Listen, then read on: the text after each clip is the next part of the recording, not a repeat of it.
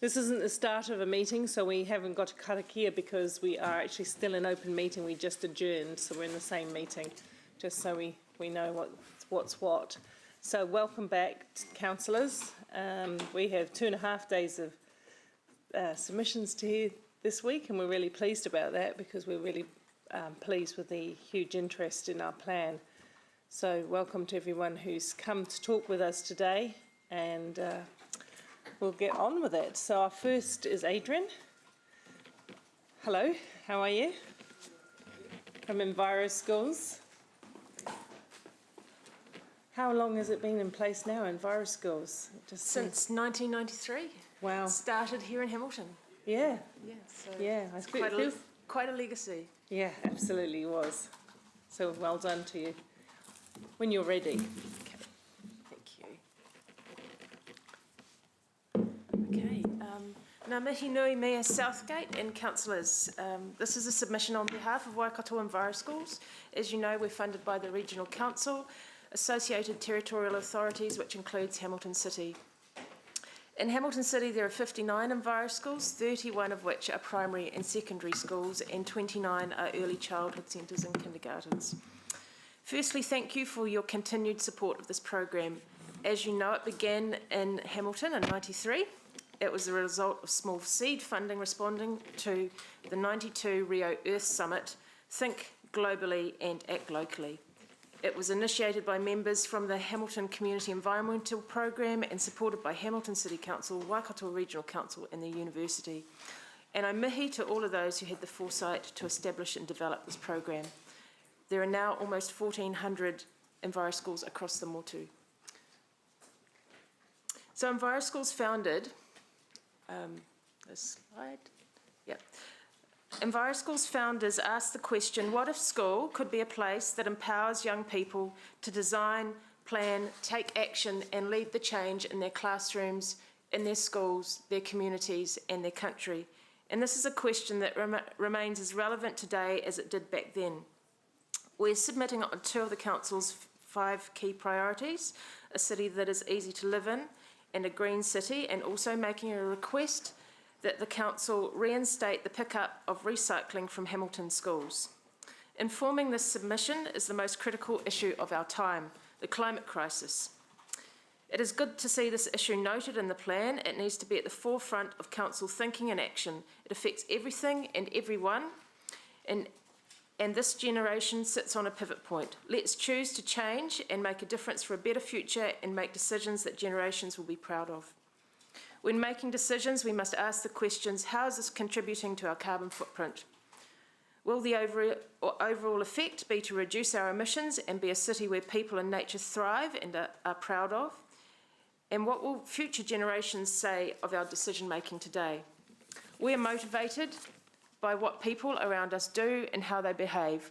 We need bold leadership in all areas to role model the right behaviour. For the sake of today's children, we must show them that we are doing everything possible to lead the change. Next slide. So, a city that's easy to live in. We're in favour of option 1, providing for safer routes for biking, scooting and skating, but would like to see this funding increased and further prioritised to support safe cycling routes to and from schools.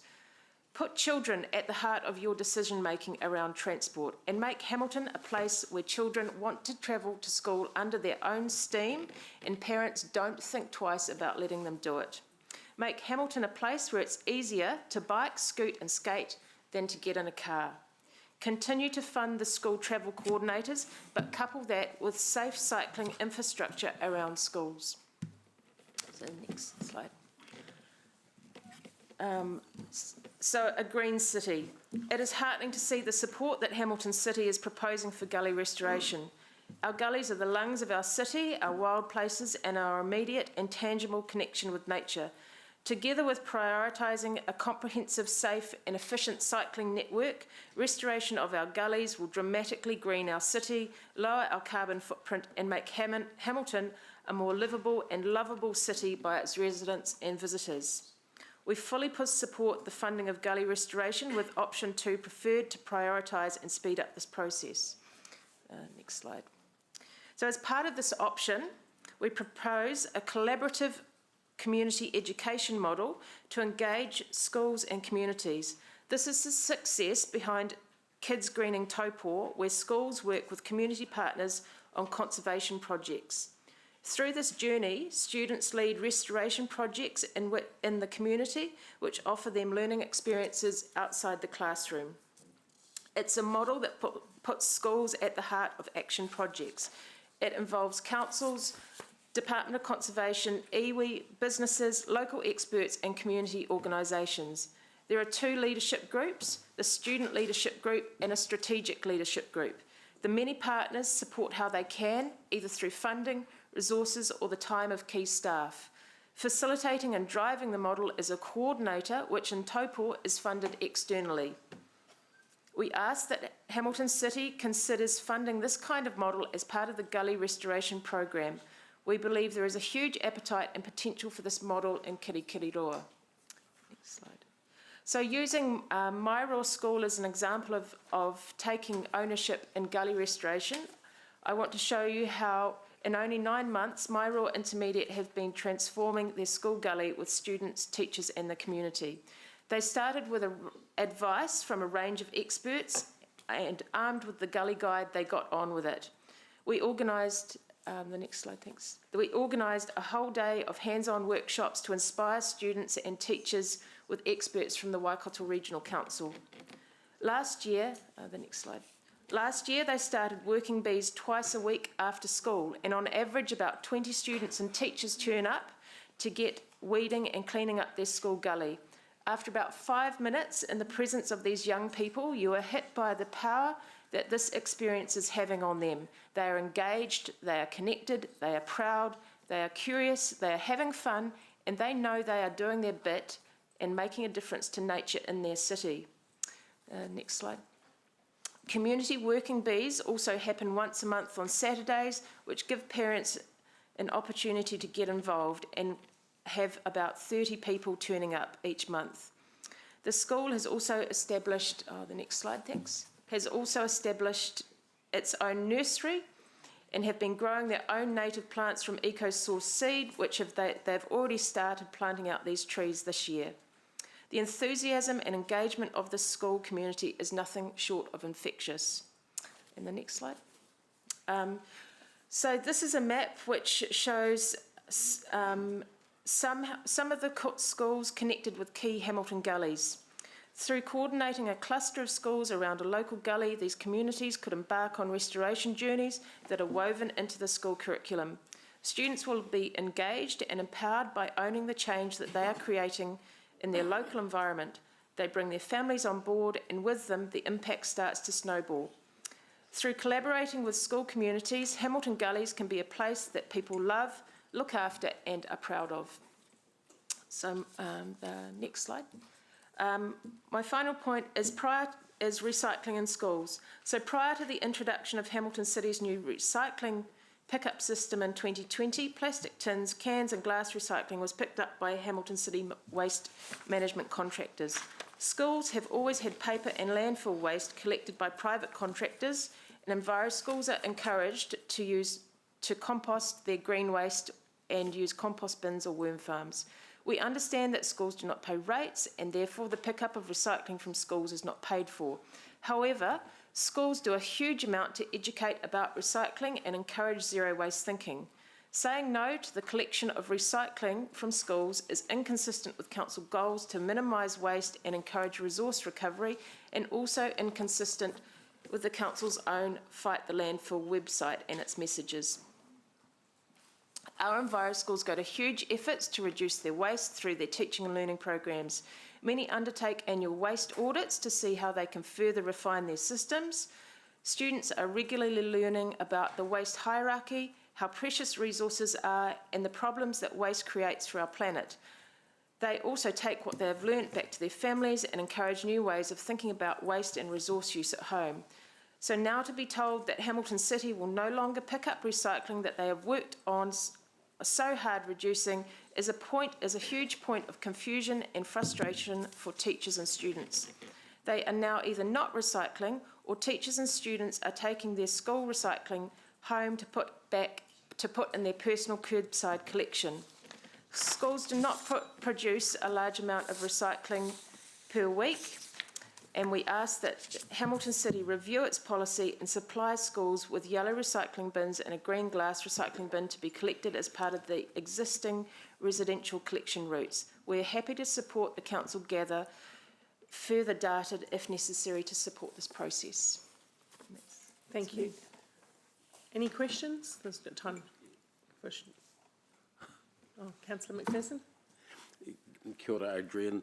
Thanks very much for your submission. And I was going to ask a question anyway on your last point there. Have you been given a precise reason by council staff as to why the recycling's not being collected? That schools don't pay rates. That's the reason. They didn't pay rates beforehand either. No, so, they didn't. But the okay. bins were collected. Yep. They were collected and out of good faith and in kind. Have you approached formally the council Yes. in a letter? Yep, Okay. multiple times. Madam Chair, could that issue be forwarded? We'll bring it at the end of the day, but No, I'm not asking that, please. Could it be forwarded to the Infrastructure Committee next week? Because I don't believe it needs to wait for an LTP decision. No, It's an operational one, really, that's got a bit out of hand. Yeah, look, at the end of the day, we wrap up with all kinds of things and it goes to the right Okay. team, so Thanks. thank you. Thanks. Sarah, a very quick question, please. Oh, Okay. I don't see, have you seen, you haven't got your name up there? Oh, yes, you have, you do. Sorry, go, Mark, go. No, it's fine. Have much recycling. That interests me. Do you know how much? I mean, when they used to collect it, was it like a one recycle bin? I guess, sort of a thing, or- I don't have the precise figures, but I'd say 3 to 4 of those green bins a week. Right. So they've already reduced, and it's just the plastic tins and glass. It's not the paper. It's not the landfill. It's not the compost. It's just those things. So you don't have any idea of the demand for recycling? Well, there is a demand. I could easily get some figures for you just by It would be helpful, getting a couple of schools to collect their waste over the week, and then we could have some data. That would be great. Thanks, Adrian. Thank you, Councillor. We're only going to take one more question, sorry, Max, because we really have got a full day. So, Councillor Sarah. Brilliant. Thank you, Max. Thank you, Adrian. Thanks for your excellent presentation. My question is with regard to the cycling and your support of that. Thank you.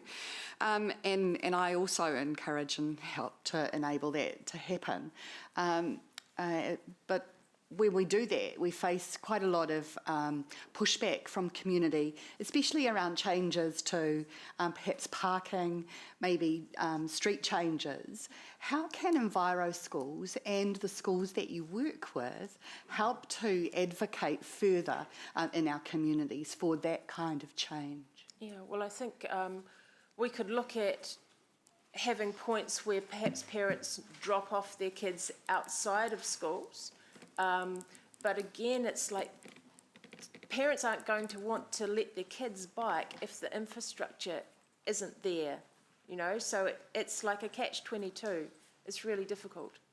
So I don't have the answers, but we will support however we can. And I guess, encouraging the kids to get on their bikes and travel, but it's going to be up to the parents at the end of the day. Kia ora, thank you. Thank you. Thank you very much. Sorry, we have run out of time for that, but thank you for coming. And your submission was very full, so that's very helpful. Yep. Thank you. We have Waikato Regional Council next.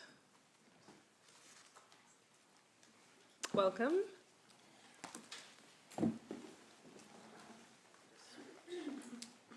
Good morning, Chair Russ. Good morning, Chris.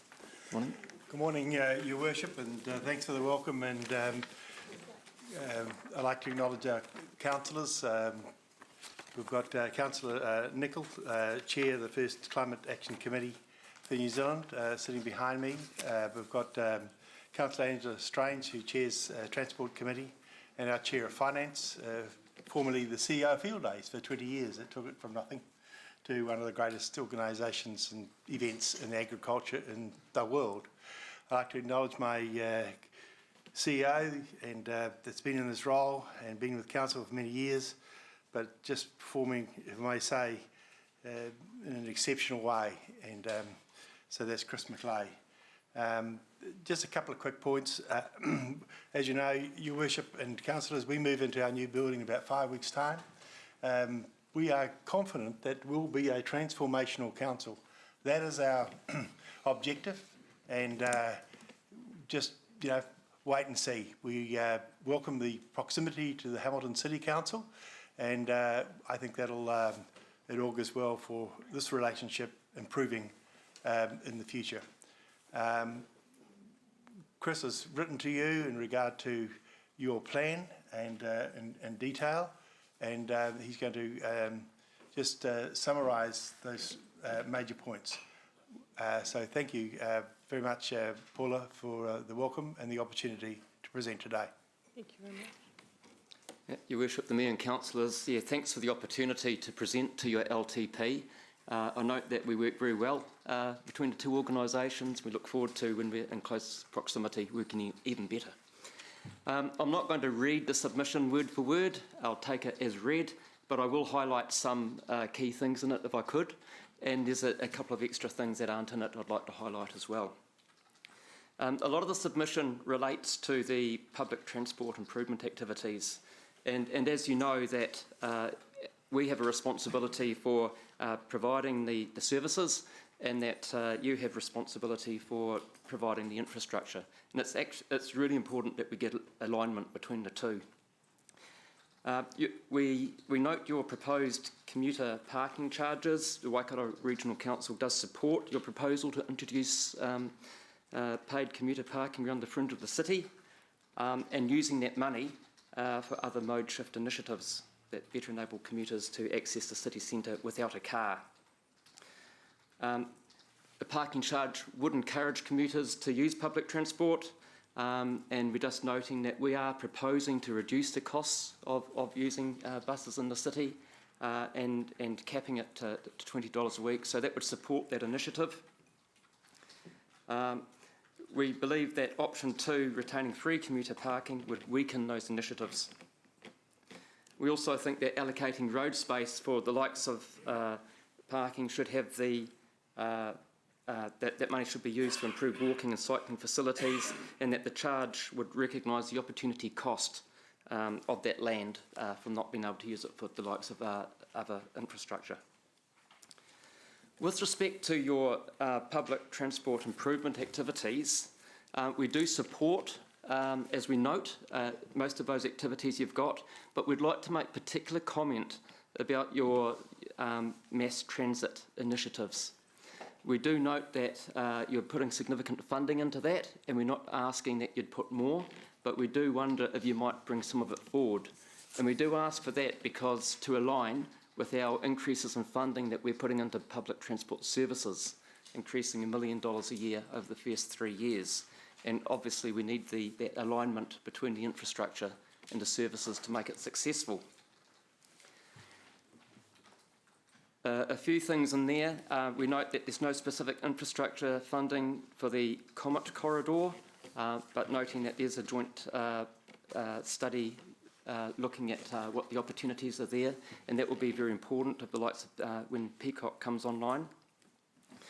We note in the northern part of the city, we're trying to get much improved services in the Rototuna in the northeastern areas. We need a mini hub at Rototuna. We understand that Hamilton City has an opportunity to purchase land that may run out at the end of 2021, and that we're not certain that you have funding allocated for that purpose. We'd suggest that you should allocate funding to be able to purchase land when you can do that, so that we can get a hub in place at Rototuna Village. The public transport infrastructure on Hospital Hill and Pembroke Street is a significant constraint, both in terms of the platform capacity at the hospital, and also there's a bit of a bottleneck for delays at the Pembroke-Haupai Road intersection. There's a need to improve the public transport infrastructure at the university for the services that we're trying to improve there. and that we're asking that you consider relocating the bus platforms at the base be part of the Rotokauri Transport Hub. As I said, we're looking to increase our funding into services within the city, and that we're looking for concomitant increases or support in the infrastructure. We're suggesting that you might want to rename the mass transit line item to a public transport mode shift infrastructure. And as I said, bringing some of that funding forward. We share your aspiration for a transport network that's safe, accessible, and that where no one's killed or seriously injured. To make active mode transport more attractive and safer, improvements need to be made to our networks, including lowering speed limits on urban roads and delivering segregated infrastructure such as separated cycleways to protect users from road traffic. We suggest that you might be able to look at the improvements you're looking at the gullies to help support that, noting that there could be safety concerns there as well that you need to consider. We're fully supportive of your gully restoration activities. We haven't been able to work out from the LTP whether we support option 1 or option 2 more. I think option 2 is putting more funding in the first 5 years. With some of the national directions on biodiversity we expect to be coming out of central government, would probably lean towards option 2. We enjoy the relationship we have with respect with Hamilton City with respect to housing initiatives. Just something I'd like to note, in addition to what's been in the written submission, we do know that Hamilton City is looking to advance affordable housing and housing developments as quickly as possible. In the past, Hamilton's put a lot of effort into integrated catchment management plans, which is how developers give effect to managing stormwater and so on. We would like to see, where possible, you put additional funding into making sure those integrated catchment management plans are in place to assist developers when they come forward with their developments. The Kirikiri Roa plan would be an example, with the potential for what's going to be occurring around Ruakura.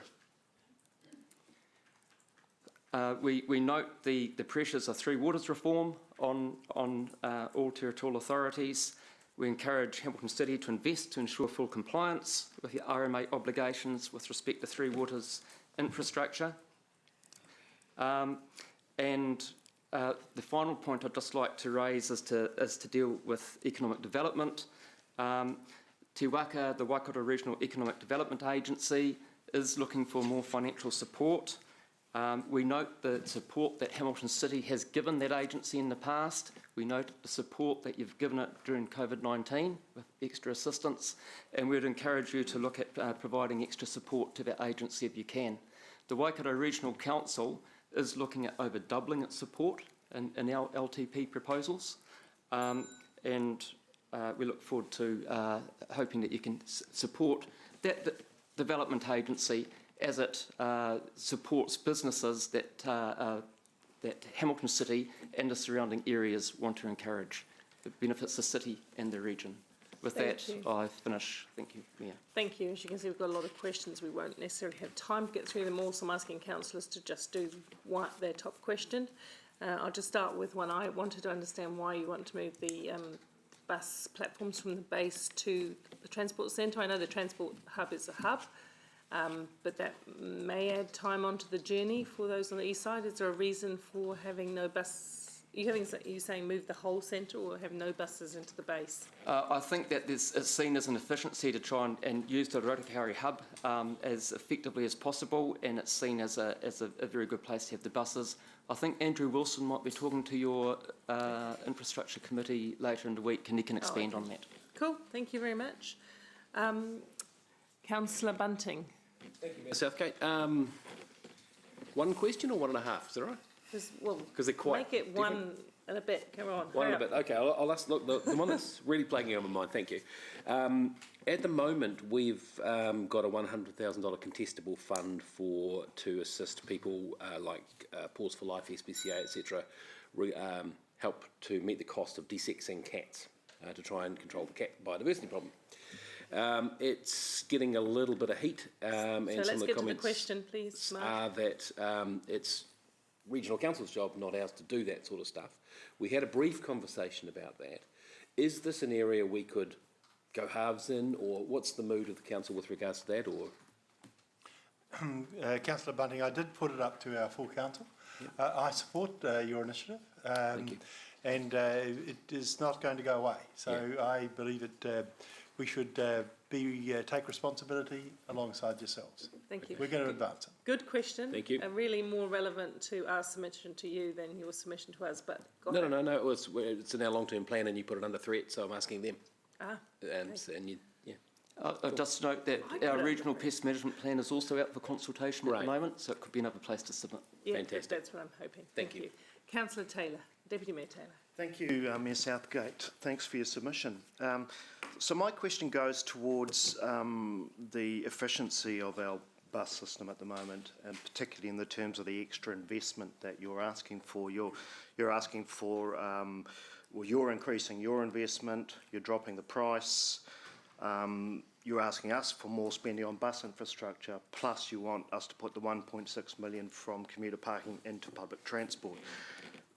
So my question is really, does the current usage of buses in any way justify that sort of investment? And as part of that, what do you expect Hamilton ratepayers to be paying for our bus system over the next 3 years per year? Is it rising, the subsidy?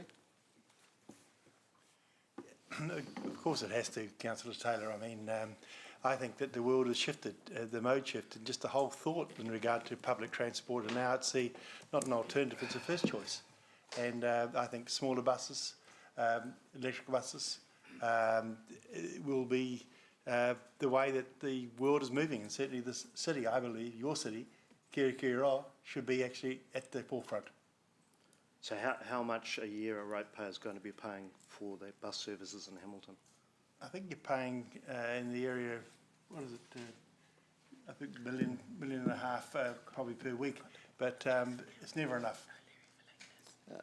We're proposing to invest about an extra $1 million a year over the next 3 years. So what would be the total spending from Hamilton ratepayers for bus services in Hamilton next year?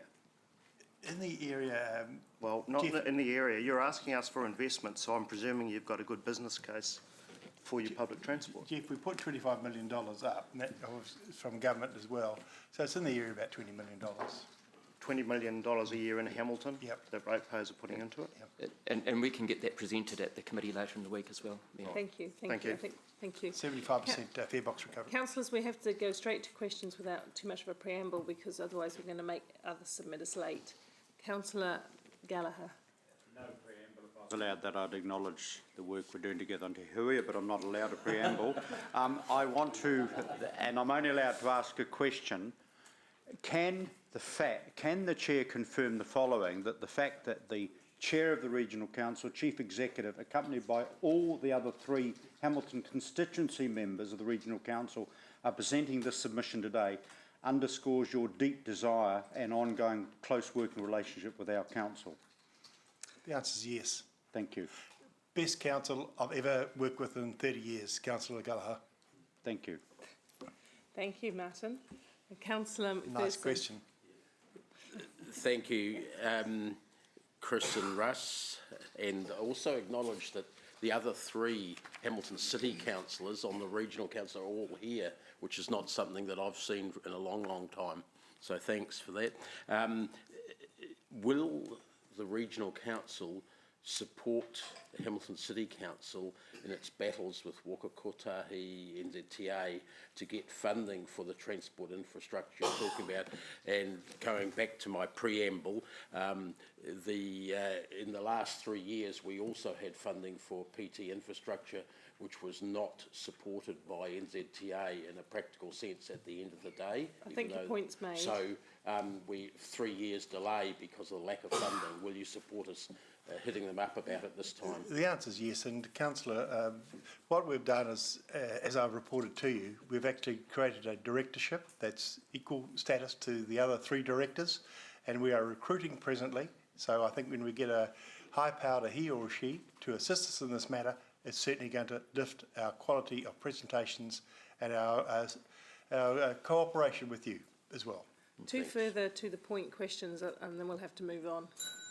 Councillor Pascoe. I'm sure my question will be to the point. Thanks for coming in this morning. Look, you mentioned about the alignment of infrastructure with public transport, and it appeared to me in the presentation you were talking about a bit of tinkering of moving platforms. But are there some biggies that we are missing out on, like park and rides and dedicated bus lanes, which might accelerate better use of public transport rather than what we're currently doing, which is trying to get people onto buses, and it's not happening? If I may, I think that the modal shifts that are happening in public transport, we're going to see that coming out over the not too distant future. Absolutely agree with your comment, and I think that that's something that we can have our senior staff between the two organisations concentrating on. But would you like to see us investing big time in park and rides and bus and dedicated bus lanes? My view that the bus lanes until the last 5-6 years have been conspicuous by their absence. All the green paint wore off, and what you're planning in the CBD area, the tension's going to be huge, Councillor Pascoe, unless we kind of improve regular smaller buses to actually get people from park and ride areas. Otherwise, just to park here is a bloody nightmare, and when we go into our new building, it's going to be a bigger nightmare because we're struggling for space ourselves just for our own 525 staff. Okay. So park and ride must be the highest priority. Thank you. Councillor Thompson. Thank you. Thanks for your submission. I'm interested in your comment around our nature in the city investment and the preference to bring some of that forward or do it faster. Is there a way that the Regional Council could support us in bringing that forward or helping us to do more earlier?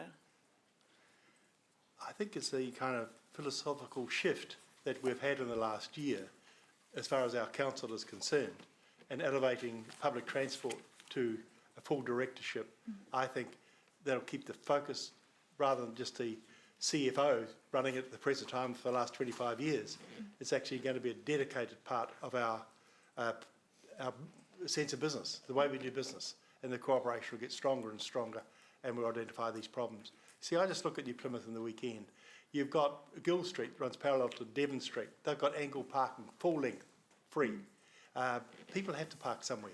So, Russ, do you have a comment on the gully work? Just the restoration of the gullies and whether there's an opportunity to partner to... I mean, can't even think of public transport. An opportunity to partner, because you've said the preferences to bring some of that forward. Is there a way to do that together? Chris has got the answer to that.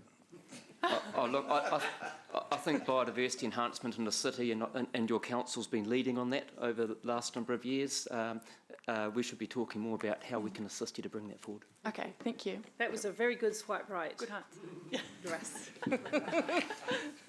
Thank you again for today. Thank you, and thank you to the team. It's good to see you here, and we need to obviously see each other much more often and get into the detail, but thank you very much. Appreciate it. Look forward to you coming into town, by the way. Automodio, thank you.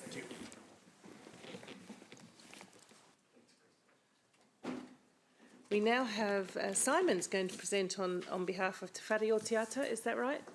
Simon, welcome.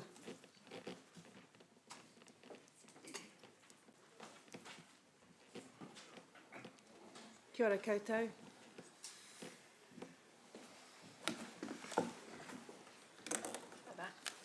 Kia ora. Morena. Tēnā koutou katoa, Hamilton City Councillors and Your Honour the Mayor. My colleagues and I from Te Whare o Te Ata Fairfield Community Centre Trust Board, as trustees, would like to provide this submission on behalf of our community of Kukutaruhi or Fairfield.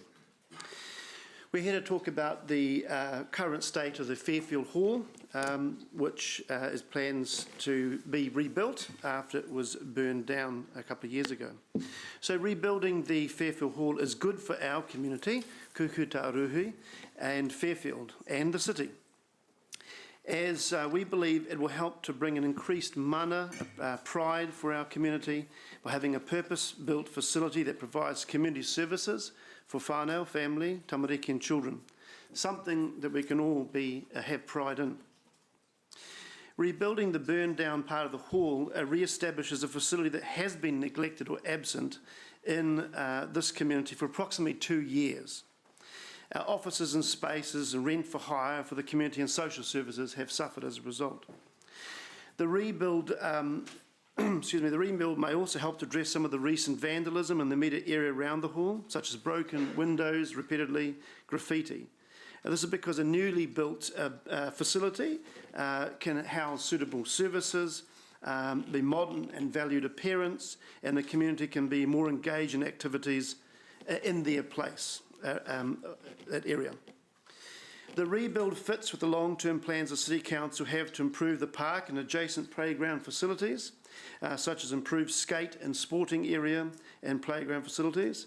This aligns with your play strategy 2019, such as ensuring unstructured play and formal recreation as well as organised sports.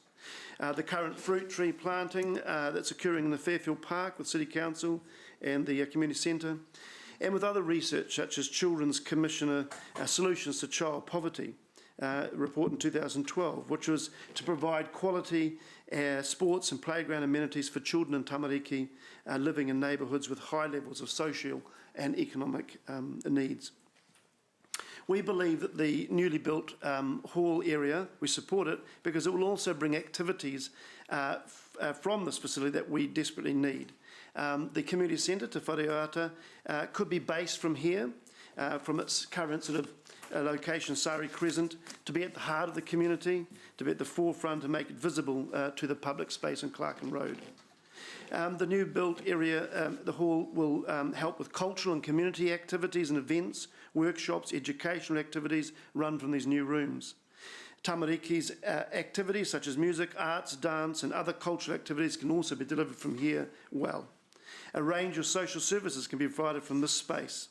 They aim to support those in need who are vulnerable in the community and provide health services that can contribute to reducing our health disparities in the community. It will also support community events such as music, arts, local festivals, celebrations such as matariki, Christmas events or weddings, etc. It provides a space for the local sports clubs, our rugby league groups like Hornets and Tigers, to provide sporting opportunities for our tamariki and rangatahi. Finally, the needed kitchen upgrade in the hall, the current hall space, will provide our current groups and their activities such as the Pacific Communities Church services, cultural and other group activities, provide a suitable space to prepare and serve kai and food during those groups. Overall, the rebuild plans at our community hall and building are hugely valuable to our community spirit, to our wairua and well-being in Hauora. The Hamilton City Council team have been great so far in terms of consulting on this matter. But while it's taken a lengthy amount of time to get to this point, we as the Community Trust Board most definitely support the current project and the funds that have been put forward by your team. We want to see this money and resource put back into the community by the council for this valuable asset and facility for our community in the city. Tēnā orawa atu koutou. Thank you very much for listening and considering our feedback. And I'll just hand over briefly to my two fellow trustees if they wish to add anything briefly if we've got time.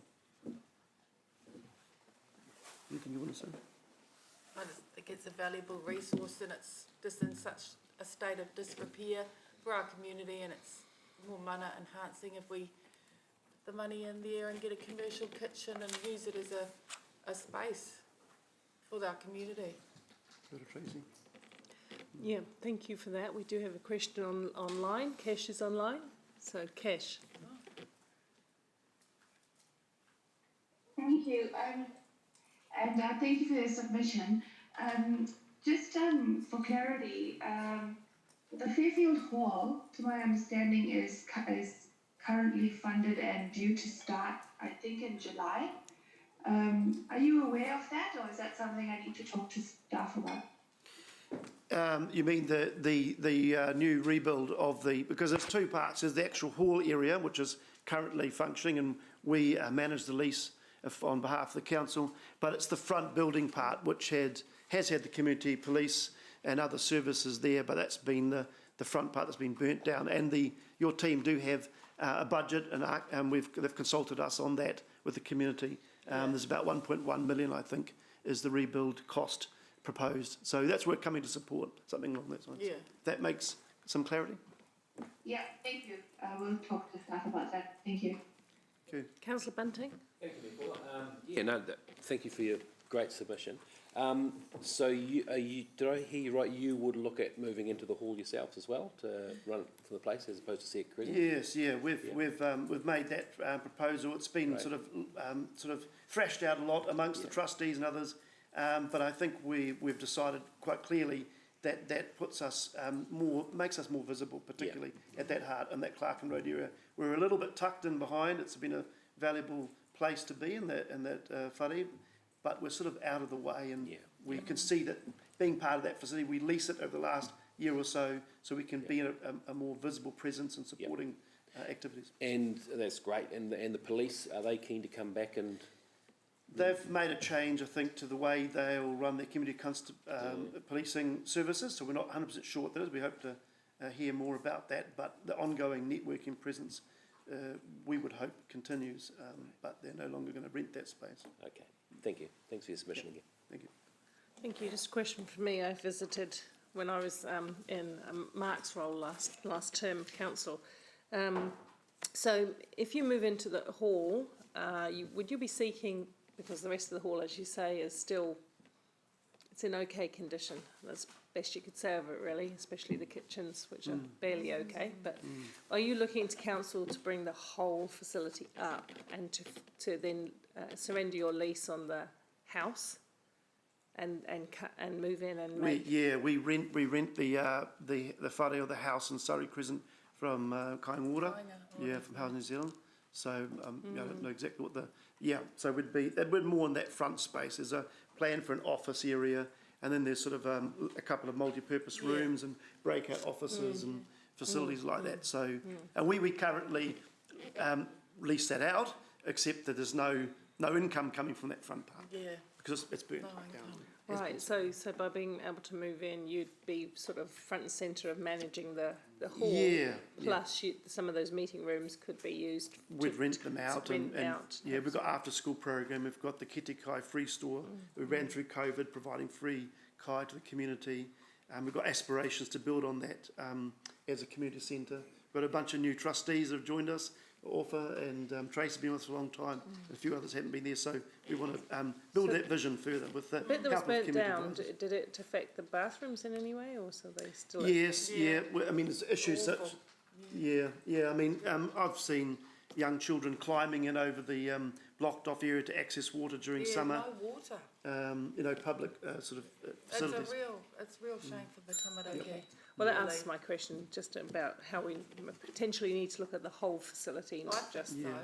Okay. We have talked with the parks team and the community development manager about that, and we've received a very receptive response.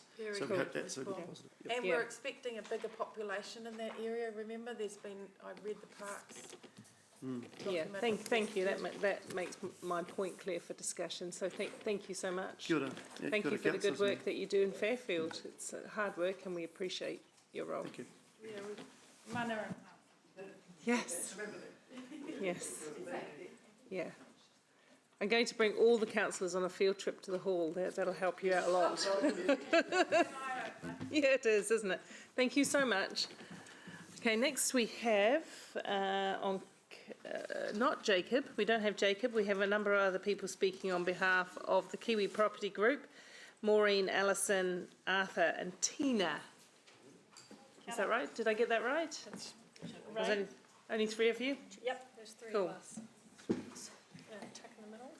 So I'm going to deduce by my fine logic that Arthur's not here. So No, you've got three wahine here today. welcome. Thank you, ma'am. Good morning. My name's Alison Arthur Young. I'm counsel representing Stride and Kiwi property this morning in relation to their submission. So we have two submission blocks here, so we'll present this jointly. As you may recall, some of you, we saw you about 3 years ago, and we'll talk about that in a minute.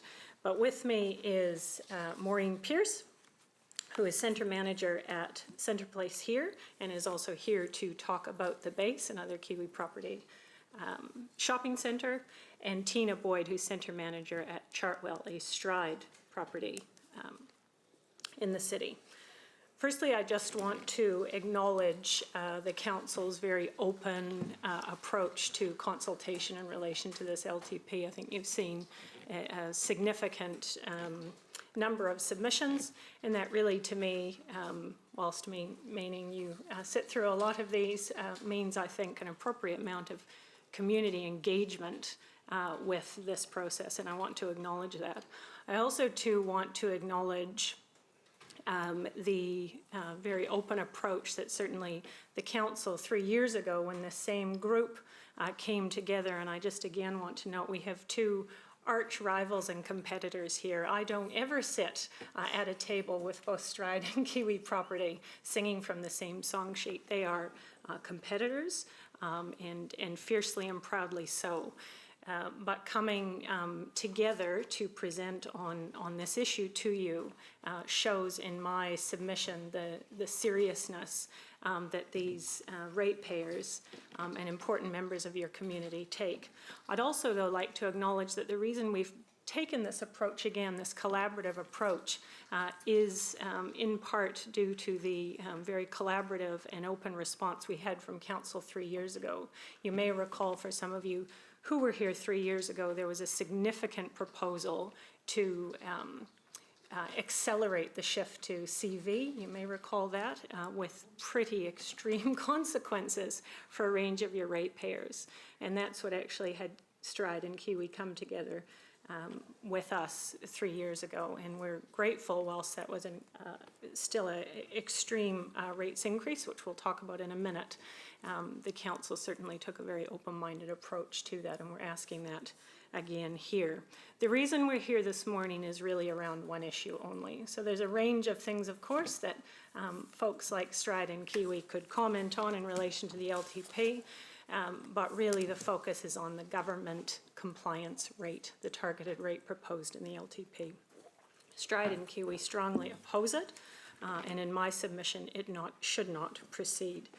The compliance rate in my submission does not in any way satisfy your statutory obligations under Section 101 of the LGA, and at its most basic, in my submission, the Council in no way can be in a position to, in any sense, quantify the costs that may be coming, particularly in relation to RMA reform and district plan reviews, and in Three Waters reform. I work quite closely in that sector, and I am, with respect, astounded that the Council thinks it's in a position at this stage to be able to scope up that activity in a way to propose the significant targeted rate that it is in this LTP.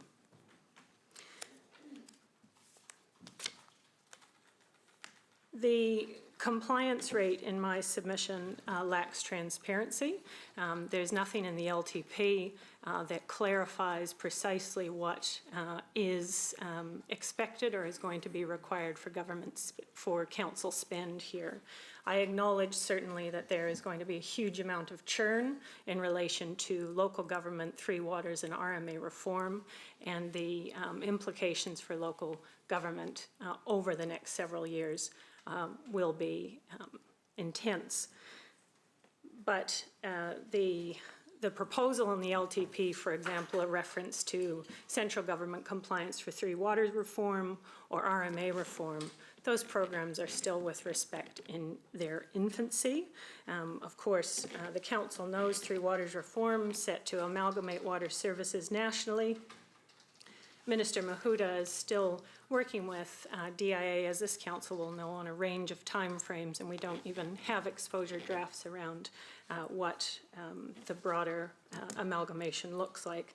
RMA reform, again, Minister Parker has indicated that an exposure draft only of some high-level Part 2 amendments, for example, will be expected mid-year. That legislation is still some years away. With respect, I cannot at all see how this council can, with any level of certainty under its statutory obligations, appreciate what costs may be required in terms of RMA reform. All we have at this stage is the Randerson panel's recommendations, which Minister Parker has indicated a high level of support for, but that legislation is still some years away, and certainly district plan reviews, combined district plans will be many years away. The council cannot possibly be in a position to quantify these costs or even scope them at a high level, given the lack of certainty.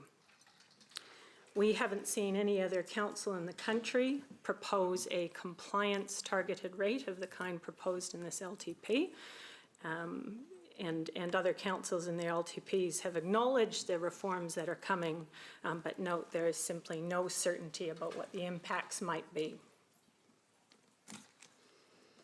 The council has acknowledged that, for example, Three Waters reform is one of the 4 key assumptions in your LTP, which has a, quote, high degree of uncertainty, along with the impacts of COVID.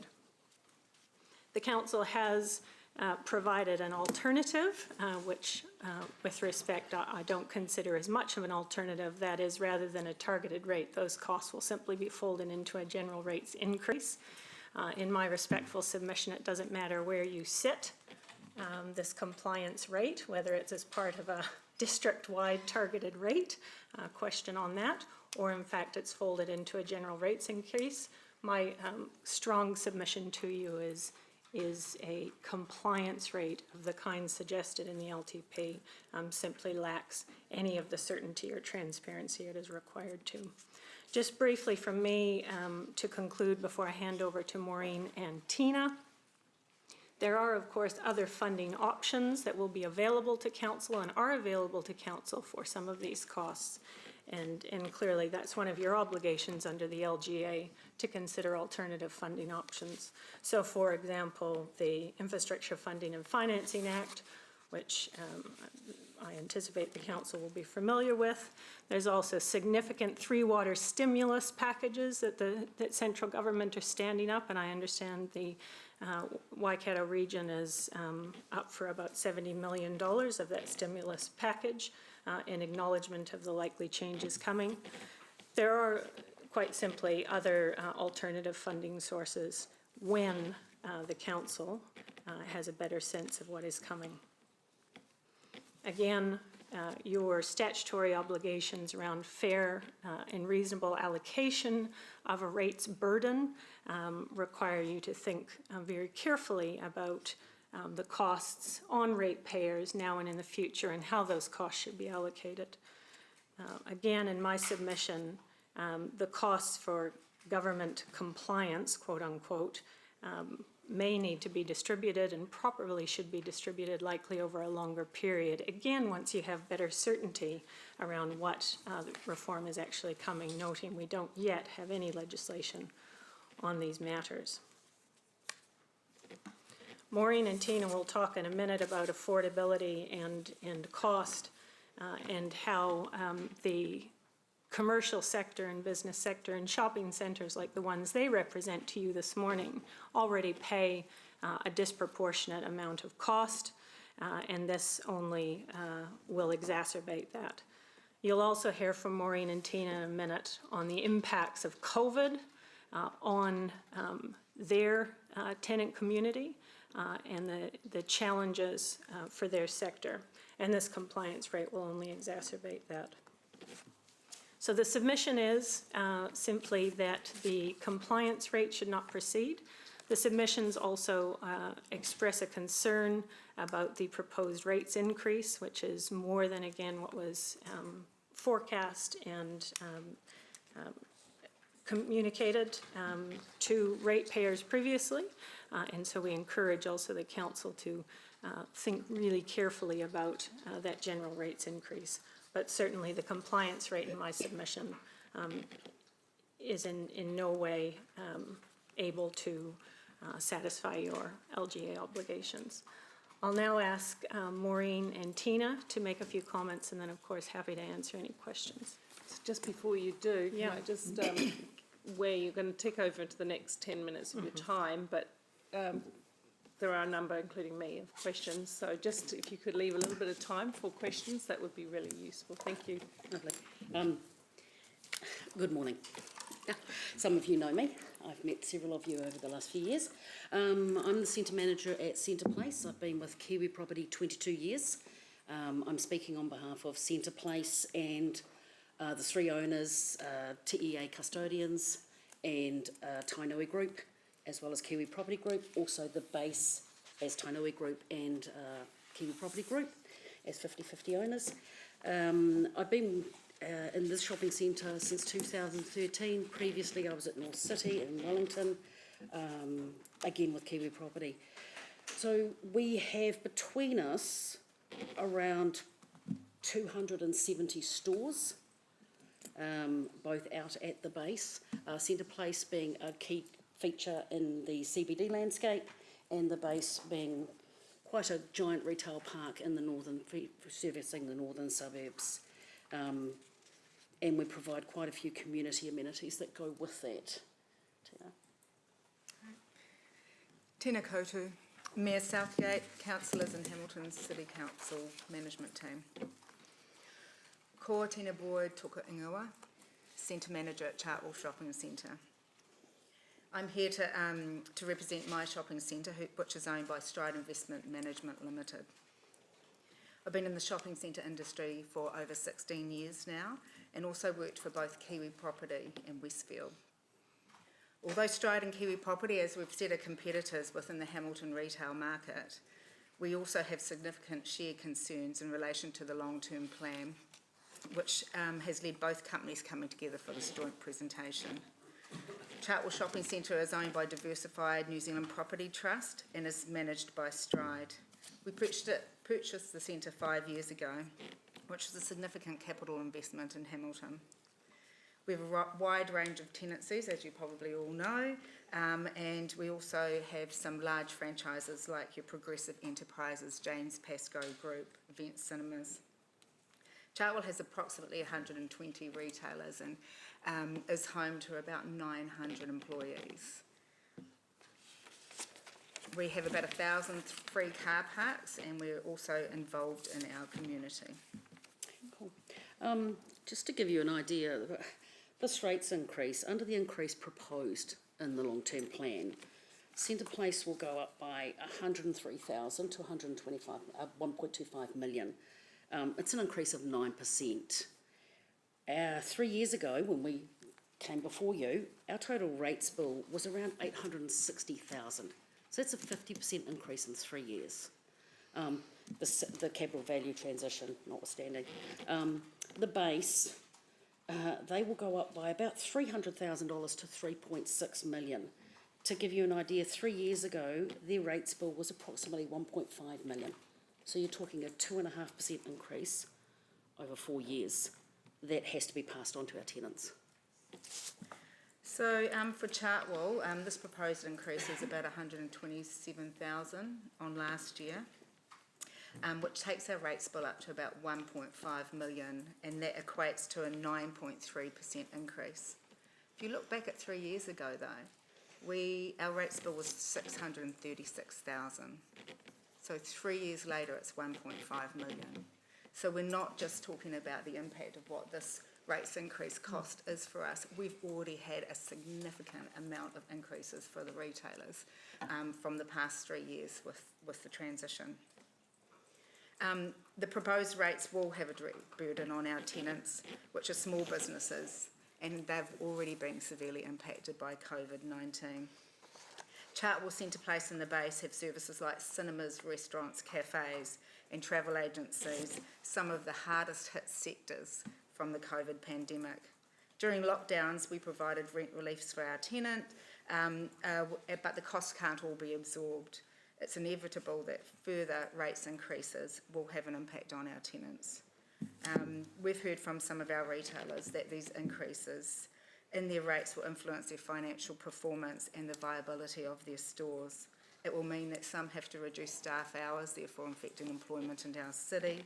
It will mean that they may not continue to trade and they may even leave the Hamilton market. Those retailers that actually have 3 stores or more in the Hamilton city are even more affected. Like Stride, Kiwi Property has made and continues to make investment in Hamilton, both through the base and centre place, as per our announcement on the 1st of April. We're entering into the joint venture with Tainui, so we're in here for the long haul. But we need to make sure that our investment is viable. When deciding where to invest, we take into account these market conditions. We need to have a bit of certainty going forward about what costs are, and so do our tenants that we're developing for. And the other thing to take into account is our centres are competing for investment capital with other centres like Sylvia Park. So we've got to compare our viability with theirs. As you know, expected rates are a significant factor in where people invest and in where tenants decide to site themselves. So the 3.8% we had factored in, we thought was fairly reasonable. This increase of 4.4 and then 4.9 from 2022 onwards is over and above. We've just come off the land value to capital value transition. Last year, 20% increase for Centre Place alone, and we thought, great, we'll be able to settle it down. This is just going to push it a little bit further.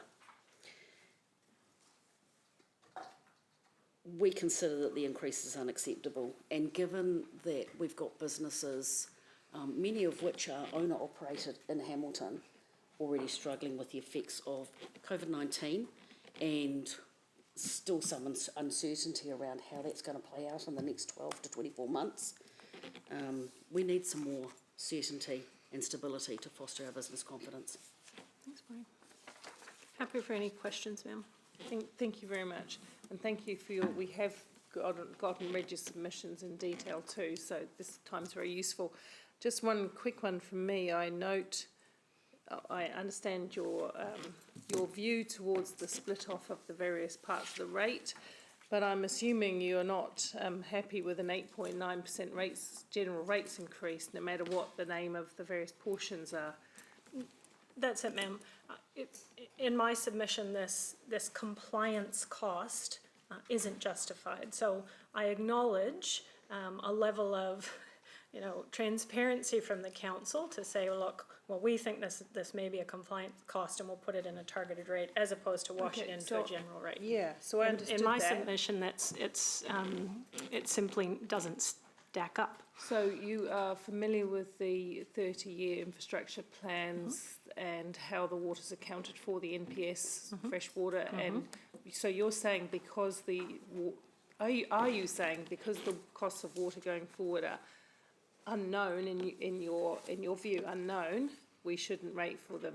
We shouldn't have because I was just a bit confused. We've got to fund water, we've got to fund the NPS, we've got to fund the upgrades that are coming our way, notwithstanding what you said that there are some alternative funding regimes.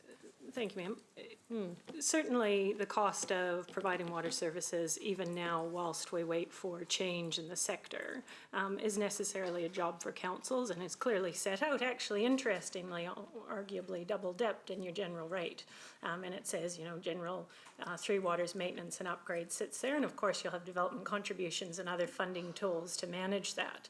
My concern is the LTP says we also, because government is making us do other stuff, we need a targeted compliance rate for 3 waters reform and district plan review. Now, in my submission, in no way can the council say now 3 waters reform is going to require us to spend this much yet. We don't know what's going on in that sector at this stage. No, and I it's understand the way you're district thinking plan about review. it now. We're not going to get into some debate about that, but that's helped me. Thank you, Councillor Hamilton. Thanks, I'll just carry on from the question a little bit. Firstly, thank you, Tina Moran, for and the work you do.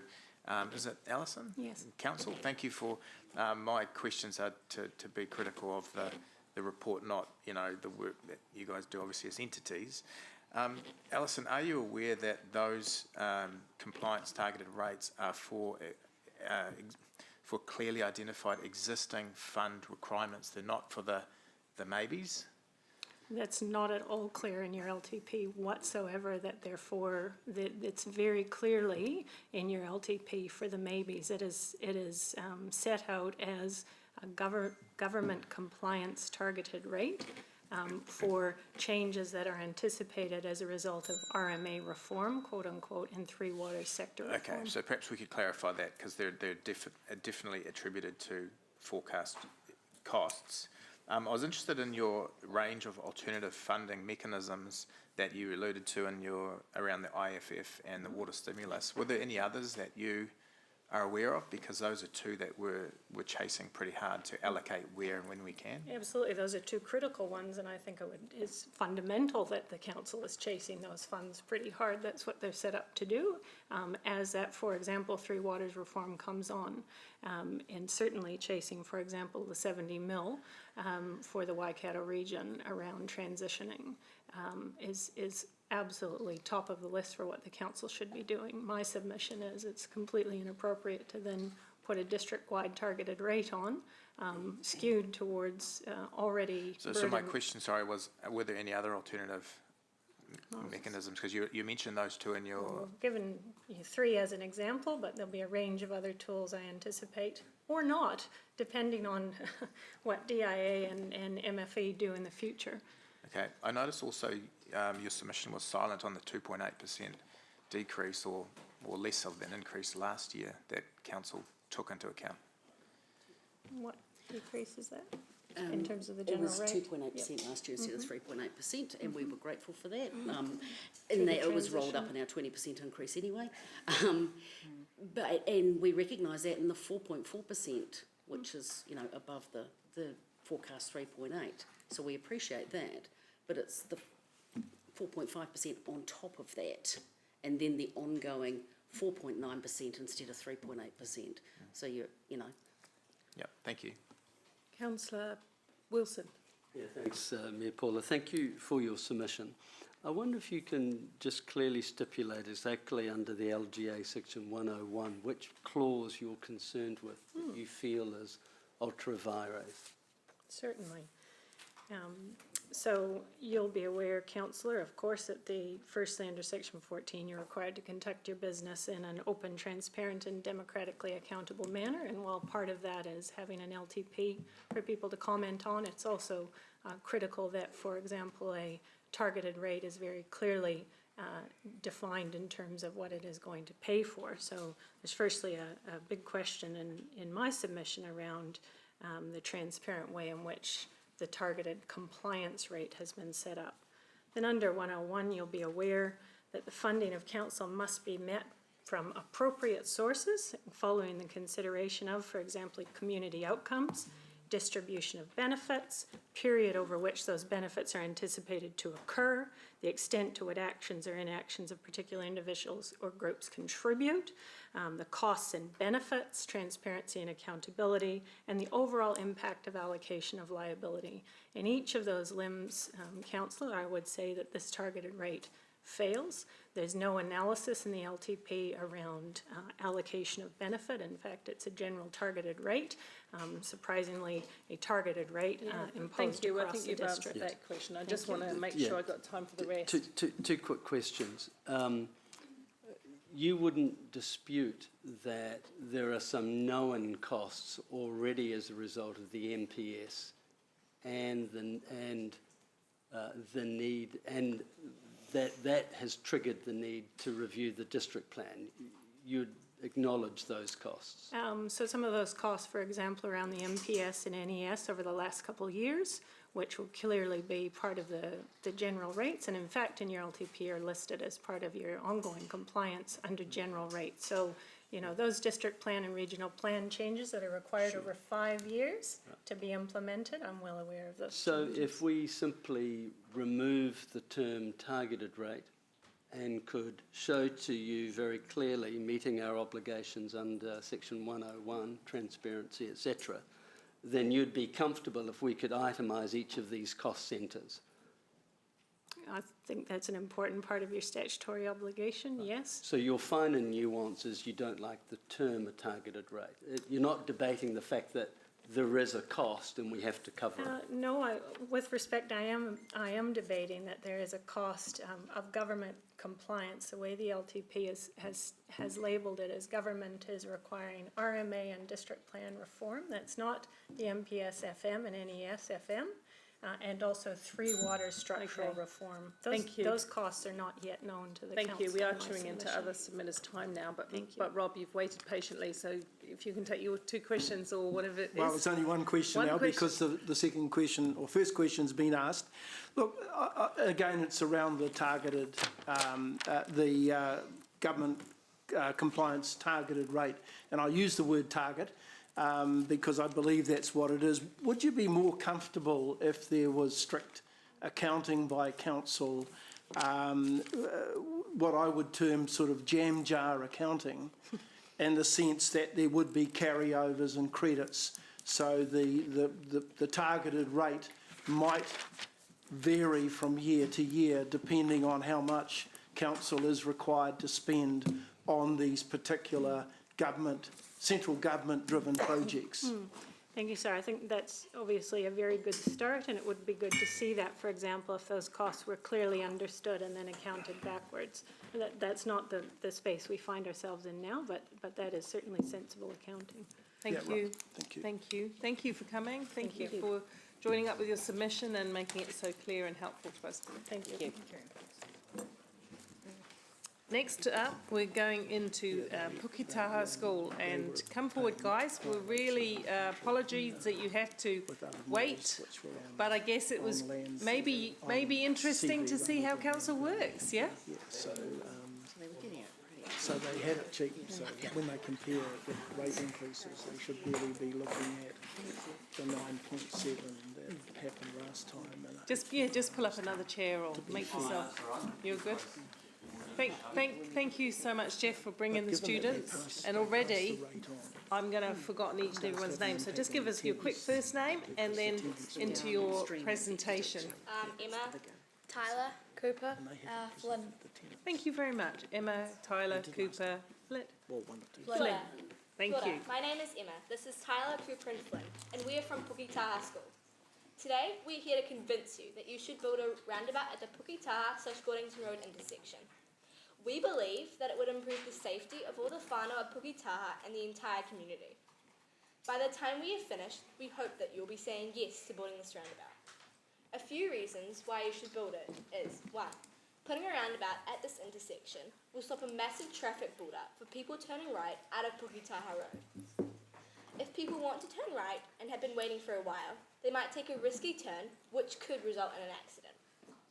Every day, I use that intersection to get to school. When we want to turn right, we don't, because it adds another 10 minutes or so to our trip because of waiting time. You said in an interview that safety is one of your top priorities. If you change this intersection, it'll become a lot safer for everyone at Puketaha School and everyone who uses Puketaha Road, especially during peak traffic periods. Gordington Road wasn't supposed to be a super busy road, so the intersection you originally built was fine. But now it's a lot busier, with roughly 15,600 cars crossing it every year. Don't wait for a fatal crash to make your decision, because for all you know, you could be the one driving the car. Thank you. Thanks, Emma. Hi, I'm Tyler, and some key points I would like to add are: with the current Puketaha and Gordington intersection, it is dangerous when you are coming out of Puketaha Road because it is difficult to see past bigger vehicles. I feel unsafe when we are coming from Wairiri Drive direction because we have to sit in the middle of the road to turn into Puketaha, as there are cars and trucks passing either side of us. At the moment, traffic builds up easily and takes a long time to move. This causes road rage and delays. On the NZTA website, it states that roundabouts are the safest form of intersection control. My grandparents come to visit us a lot, and it worries me when they are having to deal with those risky turns They are in their 80s, and I don't think they should have to deal with those dangerous situations. If we invest in this now, it will be creating safer roads for future generations, as our community is only growing. A crash at this intersection just happened this weekend. This accident could have been avoided by a roundabout. Thank you. Thanks, Tyler. Great start.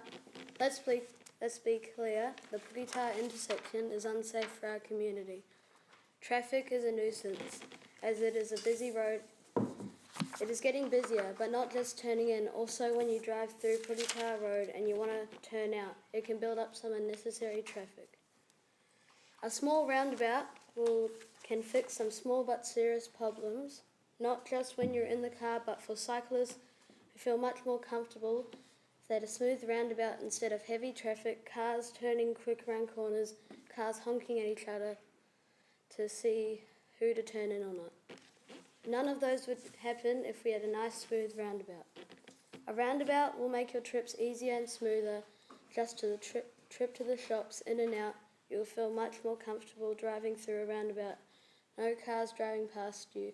No more having to wait for unnecessary traffic. All will be possible if we had a roundabout. Thanks. Nice touch, Cooper. Hi, I'm Flynn, and if I could just add these 4 more points. We need to be preventative, not reactive. We know that traffic congestion has the potential to cause issues in the community, plus add conflict either through road rage or what Tyler has mentioned earlier, potentially a preventable crash.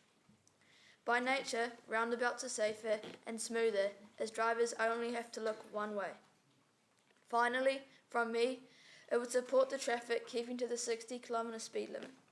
Thank you. Thank you for taking your time to listen to us today. With our community only growing, this roundabout would contribute to safer roads for future generations. If you were to do this roundabout now, it could prevent possible tragedies. At the moment, this intersection is creating scary situations that could be avoided by a smooth and easy roundabout. If a roundabout was to be put in place, it would mean more efficient turns, safer speeds, and less delays. We were here today to inform you why we know you should put a roundabout in place. As you can see, we are very passionate about the safety of our community. Please, act now before a loss of someone's life forces your decision. Thank you. Do you have any questions? We do indeed, but thank you very much for that excellent presentation so clearly put across, and you know, good on you for being leaders in your local community. Councillor Bunting. Thank you. I hardly agree with Mayor Southgate there. Good on you guys for coming in. It can be pretty intimidating, and so thank you for making your point. Hey, we've had varying degrees of enthusiasm for this project. One of the submitters a couple of days ago said, well, actually, most people using that intersection are going out of town or don't live in Hamilton City because you're aware it's on the boundary. So at your school, do you know roughly, and I might ask you this, Jeff, what your percentage or how many of your kids come from Hamilton City as opposed to out of Hamilton City? Do you got any idea? About 50%. 50%, is that? Okay. So I was actually looking at the submission summary that's on your website. So I think even, so to not talk about just Puketaha School, but there was only 300 and something people who made submissions outside of the district. The large majority of people who made submissions from the district. Right. The support is about low 50s. Right. Thank you. But I think also to that it's one of those things, isn't it, Mark, where, and I have conversations with the neighbouring council around and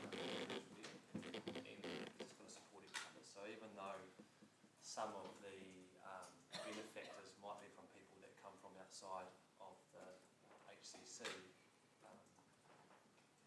they are all related and have family or are impacted by that particular roundabout. Is the boundary still there, or is it sitting now where the new motorway is going to? No, it's still there, just a little bit out further. Yeah. So short answer, 50%. Great. Thank you. Thank you, guys. Thank you, team.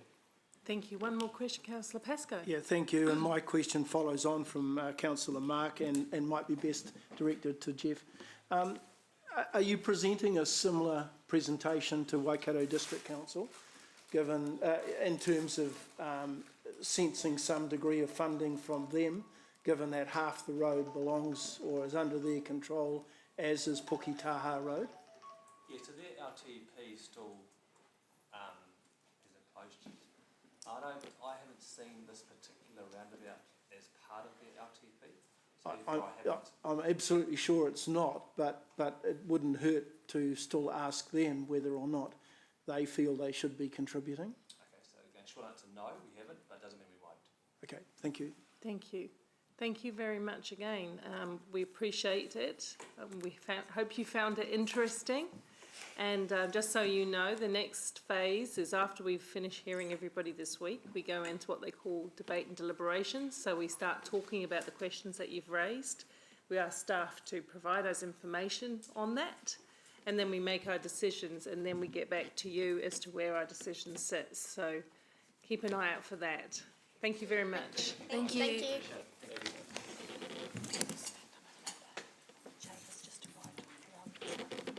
Greg. Oh, yeah, he's all right. Okay, thank you. Okay, so we haven't got, Greg has not arrived just yet, but we do have Jay here with us. Kia ora, so come on forward.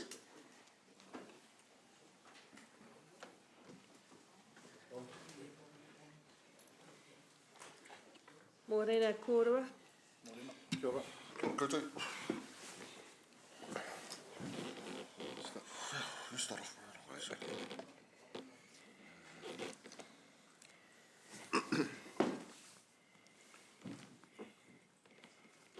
Kia ora.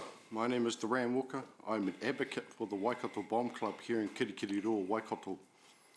I'm a representative and one of many self-proclaimed kaitiaki, or guardians of the awa, our river, here today to speak once again about the importance of this vital cultural significance. Wellington beaches are very beautiful, but is well and truly overdue for our upgrade and repairs, especially to the wharf. There needs to be adequate shading for summer and free barbecues for families to have food to enjoy at the awa, and most importantly, there needs to be steps down to the awa or river. This is a major concern, as there's been many accidents, slips and falls. Luckily, nothing too serious has happened, but it's better to be safe than sorry, and this is definitely a concern for us. The wharf is very unsafe and is very unstable, yet families still congregate there to enjoy outdoor swimming, including bombing, and enjoy family time over the summer periods at their own risk. This has been happening for years, and the awa needs to be treated like the sea or other swim areas or facilities. A proposed lifeguard needs to be there during those swim periods, and possibly a makeshift barrier to protect from drowning. This is one of the primary visions that we have, and we are focused on our people to ensure better equality and safe future swimming for all ages and nationalities. We are committed to making and to ensure this happens, to make this reality, and look forward to seeing some future developments on the Wellington Beach. Ngā mihi kia koutou katoa. Thank you. No, thank you very much. Kia ora koutou. I'll try keeping this as brief as possible. My name is Jay, and this is a good brother of mine known as Dubs. I represent a team called Drop Bombs. What started out as a father-son bombing team has now grown into a whānau collective. We also represent the Waikato Bomb Club, which is made up of various rōpū in and around the wider Waikato region. We stand there today as advocates for bombing here in the Waikato and Aotearoa. Bombing is not only a passion of ours, but it's also a way of life. We are also passionate about our tupuna, as it provides us with a place to do what we do best, but also as a place to connect with the land, the awa, and also our whānau. Young and old, whilst maintaining traditions and tikanga.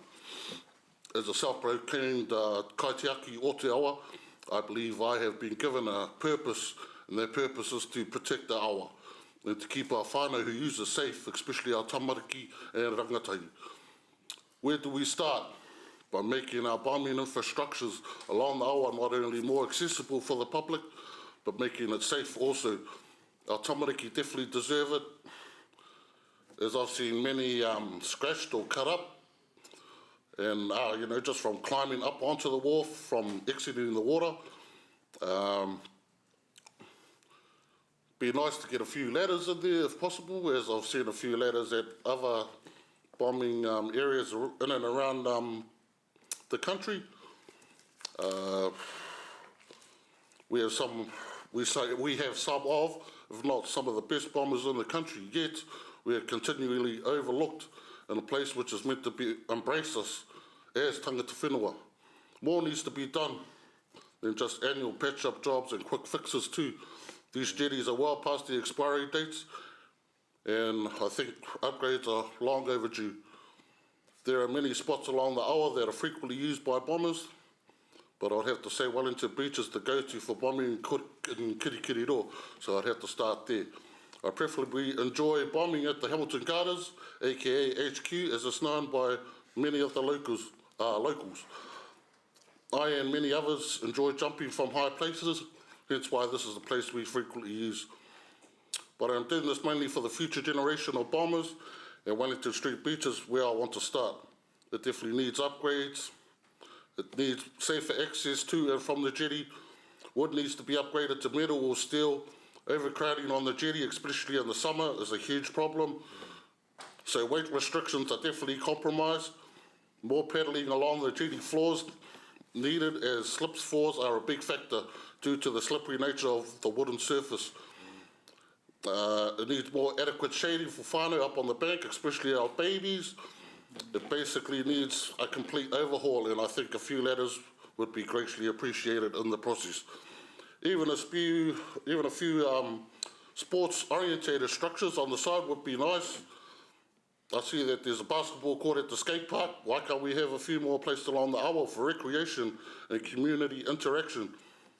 A few more barbecues like the ones at Days Park. Just a few ideas to ponder on, councillors. One thing that crossed my mind is why we don't have lifeguards along our awa. It's the same as the beach. Is it not considered as dangerous?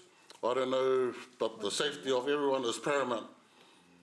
Might be something to look at in the future. I'm going to end my kōrero here, as I could go on for days about bombing and all things awa related. I don't know if anyone else has made or will make submissions for the awa today.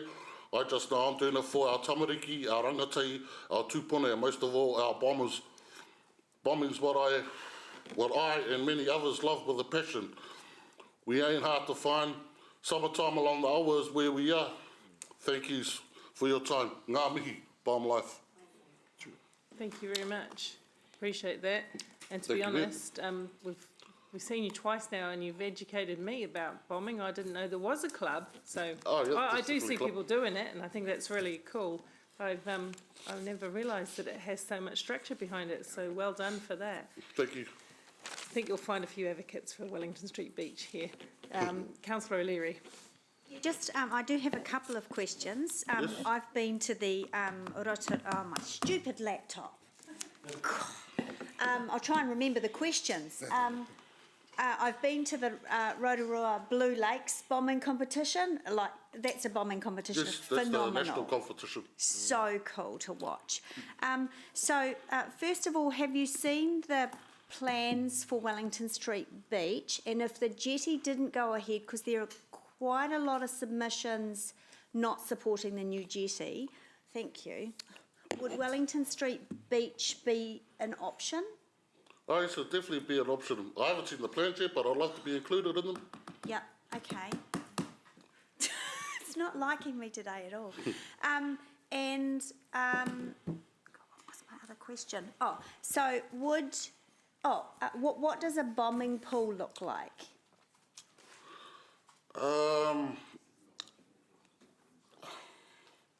guess there's a lot to it. It depends how high you want to go, how big you want to have it, the depth. So it's an actual pool. It's not like a roped off area in a body of water, like a lake or a river. It is an actual structure. Yeah, you could have it as a permanent structure or maybe Yeah. just a temporary one. Depends. Yeah. Could you then make it in the river, like with some Yeah, kind that'd of be a floating possibility. pontoon structure or something like that? Yep. Yeah, definitely. And if we had a bombing pool, would you or would your club organise big events, competitions and stuff? definitely would. Absolutely. Yeah. Yeah, okay, awesome. I love your submission, thank you. Thank you. Thank you, councillor Van Oosten. Too. Thanks for coming along. Second time I've seen you, and now I see you in person. Kia ora, and welcome. Wellington Street Beach had a larger proposal. It's been pared down to be able to fit into our budget, and really only includes the access and terracing of the area. Yep. Were you aware of that? I wasn't aware, but I am now, and thank you for that. I guess something's better than nothing. Yeah. Kia ora And for it's a that. start, so As progression. kaitiaki also of the awa, and you talked about lifeguards, etc. How would your group be positioned to be able to take up those roles and work with council in order to be able to provide that kind of formal service? I haven't really thought that much into it. Yeah. Would have to do the courses, which we're willing to do. We are willing to do lifeguard courses. Lifeguard courses, like similar to the pools and stuff like that. Just so that, you know, we can be there and, you know, we're advocates, so we can be there. I mean, it's going to be impossible having a lifeguard there all day. You know? I agree. So what we're trying to do is get the proposed time from when people swim, which is normally from like lunchtime to about 5-ish, 6-ish. Yeah. Thank you. You know what I mean? So one tiny other Have to little be tiny, because we're going to part. Sarah's time. Yeah. Sorry, Sarah. Was the suggestion that we provide a life ring? Is that something that would be supported by your group when you're not available to do that lifeguarding? Yeah. Yep. Kia ora. Thank you. Thank you. Sarah? Kia ora, really quickly. You said Auckland has well-planned bombing pools. Can you just tell me really quickly what those look like? Like there are specific pools just for bombing. Yeah. It's only strictly for bombing inside the pool. So I mean that's you know throughout South Auckland they have them. Right. And like you know in all their swimming facilities. In their facilities. And it's specifically just for bombing. Yeah. You know, Where do that's we see something that last one? Otahuhu. Otahuhu. That's something that would love to see. Yeah. You know, a pool specifically, you know, just for bombing. Okay. Because, you know, bombing is taking off. It's taking off, you know, it's really taking off now. Yeah. And there's a lot to it. So it's going to be a sport Cool. soon. Thank you. And the other question was just, we've had a group come and advocate to us before around Lake Rotorua and cleaning that up to a point where you can actually swim in it. And obviously that, you know, doesn't have a current. So is that seen as a place where in the future, you know, people would swim or bomb if the That's facilities were definitely there? something we'd look at. Yeah. Yeah, depending on how much filtration's needed on the lake, I guess. Yeah. Yeah. How clean it is. Yeah.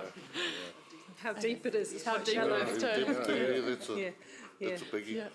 All right, well, thank you very much. Thank you, councillors. Thank you, Mayor. Thank you. Thank you for your time. Have a good day. We really appreciate that.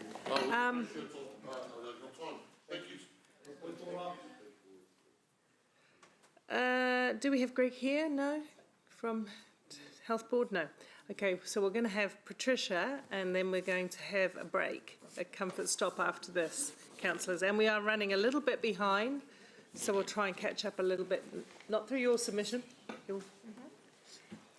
Good morning. Good morning, both. Right, Marina, good morning. I've come to, my name is Patricia O'Neill and I live in Rototuna. Now, I've come to talk to you about the proposed charge for parking at Hamilton Gardens. Now, this is something that does concern me, and I feel I've come here today to talk from the perspective of ordinary people in Hamilton.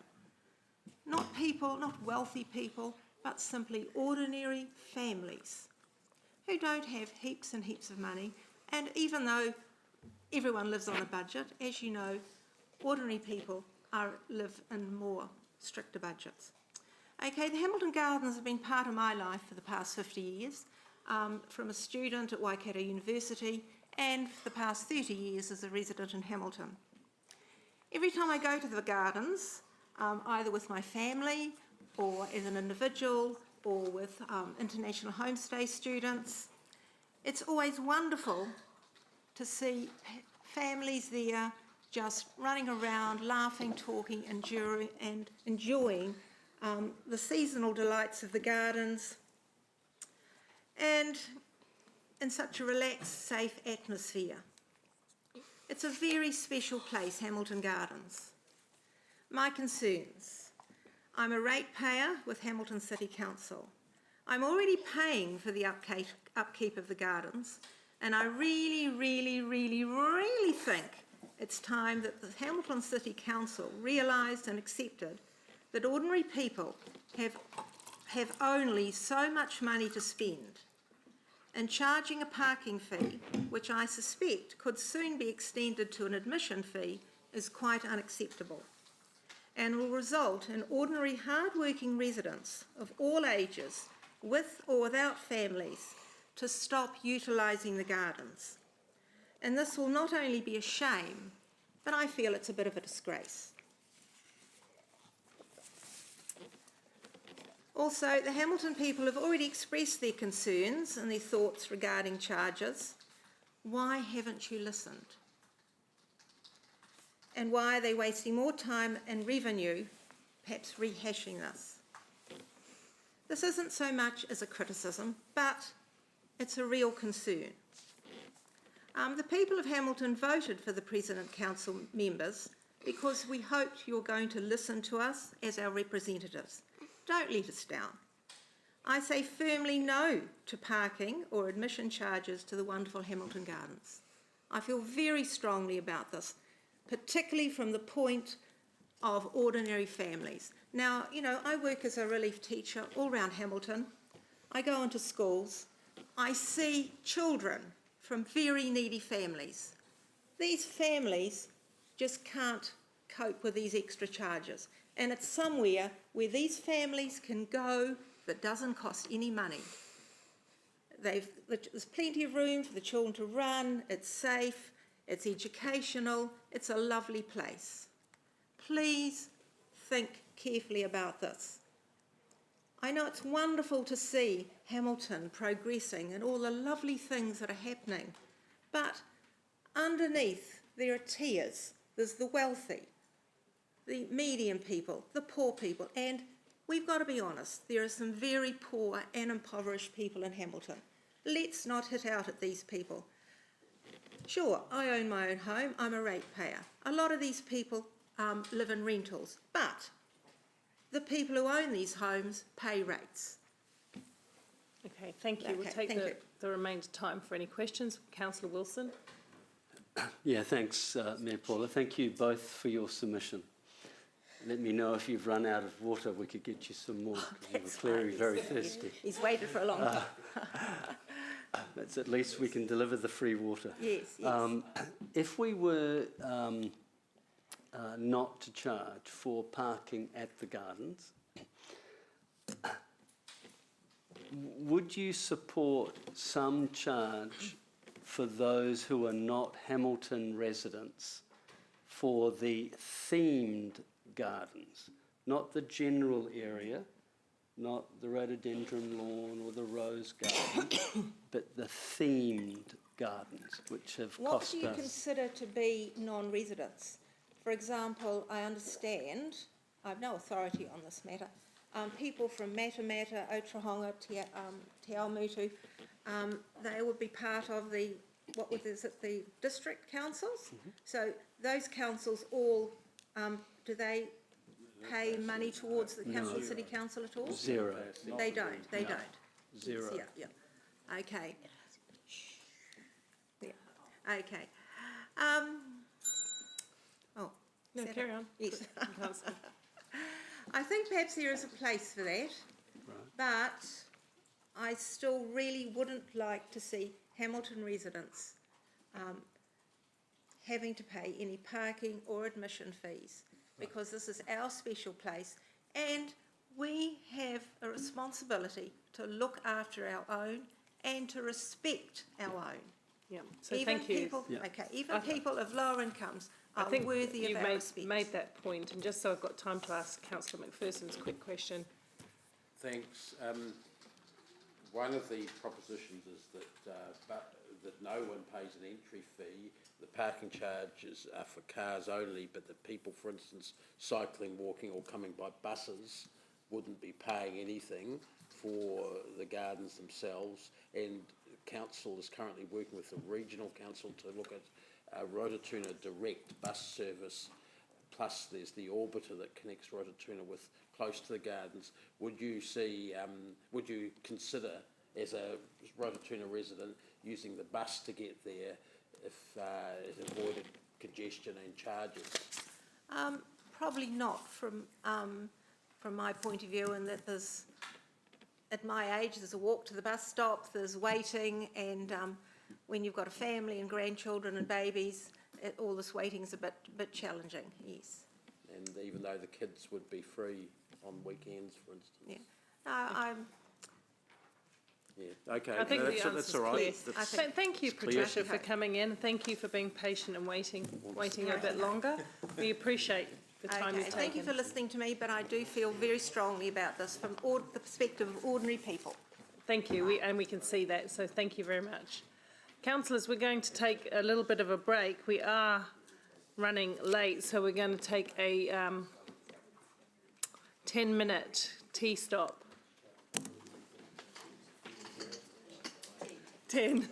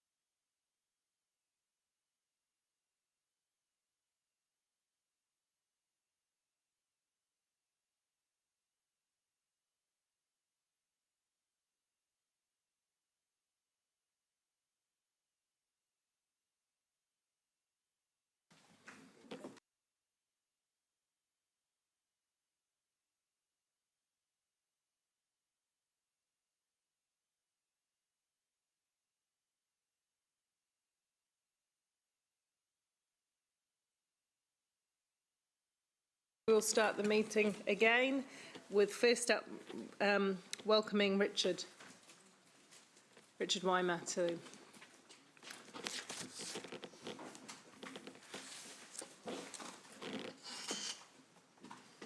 Good morning. Good morning. We have your submission in front of us, so off you go. Okay. Good morning to elected members and other people. Thanks for the opportunity to talk today. I'm Richard Weimer. I've lived in Hamilton almost 60 years and proud to be a Hamiltonian.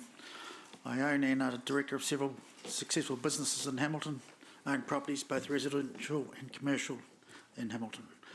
The first subject I wish to speak on is the Waikato River New Jetty. You say on your web page, a fun city with lots to do. Why don't we allow private users to enjoy the river? Why have it as an out of bounds area of the city? The city seems to be built with the river to its back, and I think it's great to see boats going up and down the river. I live on the River Road, and yes, there'll be some compliance. Brisbane, Sydney, Melbourne, many cities allow the enjoyment and usage of the river or harbour close to a city area. Yes, it may need some monitoring or time limits when there's rowers, riverboat, etc. And just like any bylaw Hamilton City or a local government introduces, these do need monitoring for compliance. Just like Bryce Street, Clearway, each night there's several council people working, standing there chasing people away. And of course you've got the window washers bylaw in Hamilton that, yeah. But the river, I think 10k or whatever, just letting people use the river for slow work and limits and noise. Hamilton Gardens, $5 charge for vehicles, yeah, good idea, but that places much as money faster than $5 can go. Go to any city around the world or New Zealand and you've got to pay for these facilities. It's a fantastic facility. I think everyone should be paying $20 or whatever to get in there. I was a ratepayer at Tauranga some years ago, and Tauranga had a card scheme where if you were a ratepayer, you were allowed to go and use the pools for a discounted amount. The wave pool, the other things. I didn't go to the gym, of course, but yeah.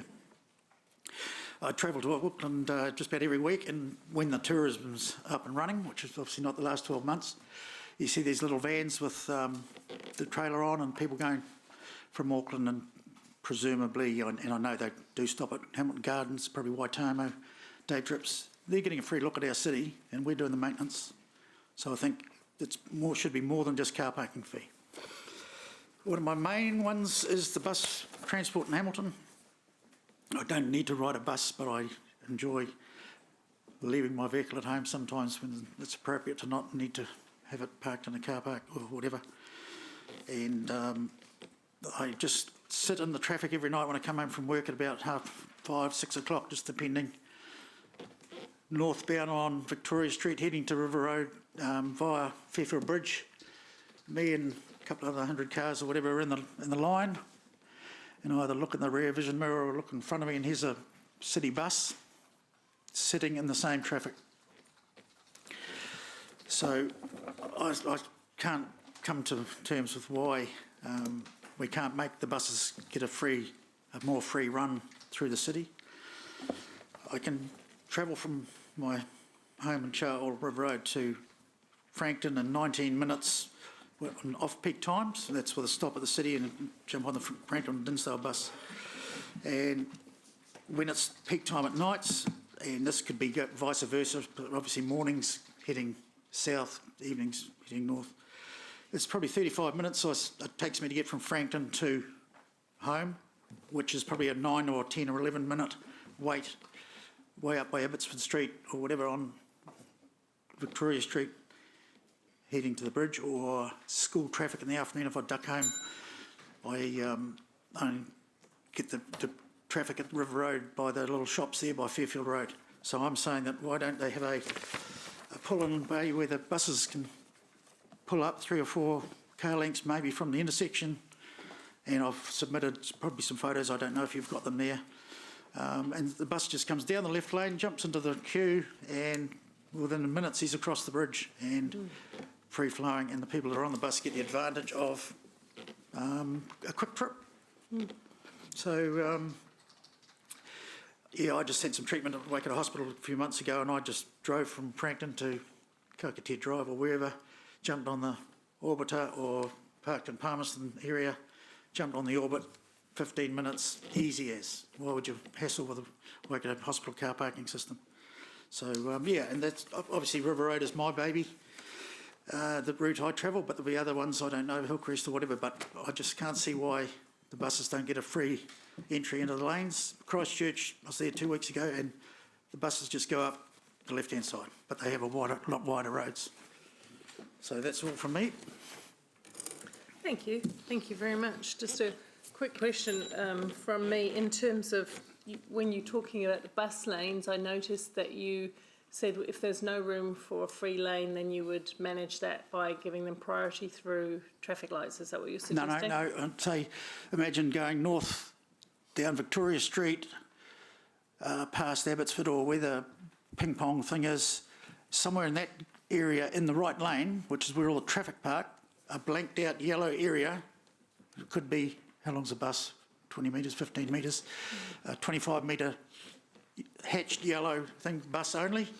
So if no one's allowed to park there while they're waiting for the lights, and when the lights go, if the bus is there, he gets first priority or early priority, and the rest of us punters, we just drive through that yellow hatched area, and when the light turns red, we stop at the back of that hatched area, and the number 4 or the number 5 bus come down Victoria, they jump into that. So they go on the left-hand lane and then... Yeah, so they use the left lane and then jump into the right lane. Okay. Like if they drop a passenger off at the bottom of the hill by that Edgecombe, I think it is, they then nose out and wait for the people to let them in. So they do hold up the left lane, but hey, you can't have it all ways. So I'd just like to see some improvements there, and I don't think that's big dollars to do it. Thank you very much. Thank you. Appreciate that. There are no further questions, but we have got your submission and we'll be getting back to you when we've had all our debate and deliberations. Thank you very much. Thank you.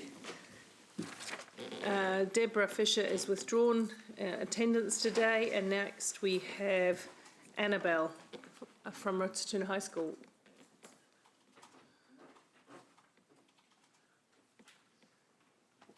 Good morning, Annabelle. Tēnā.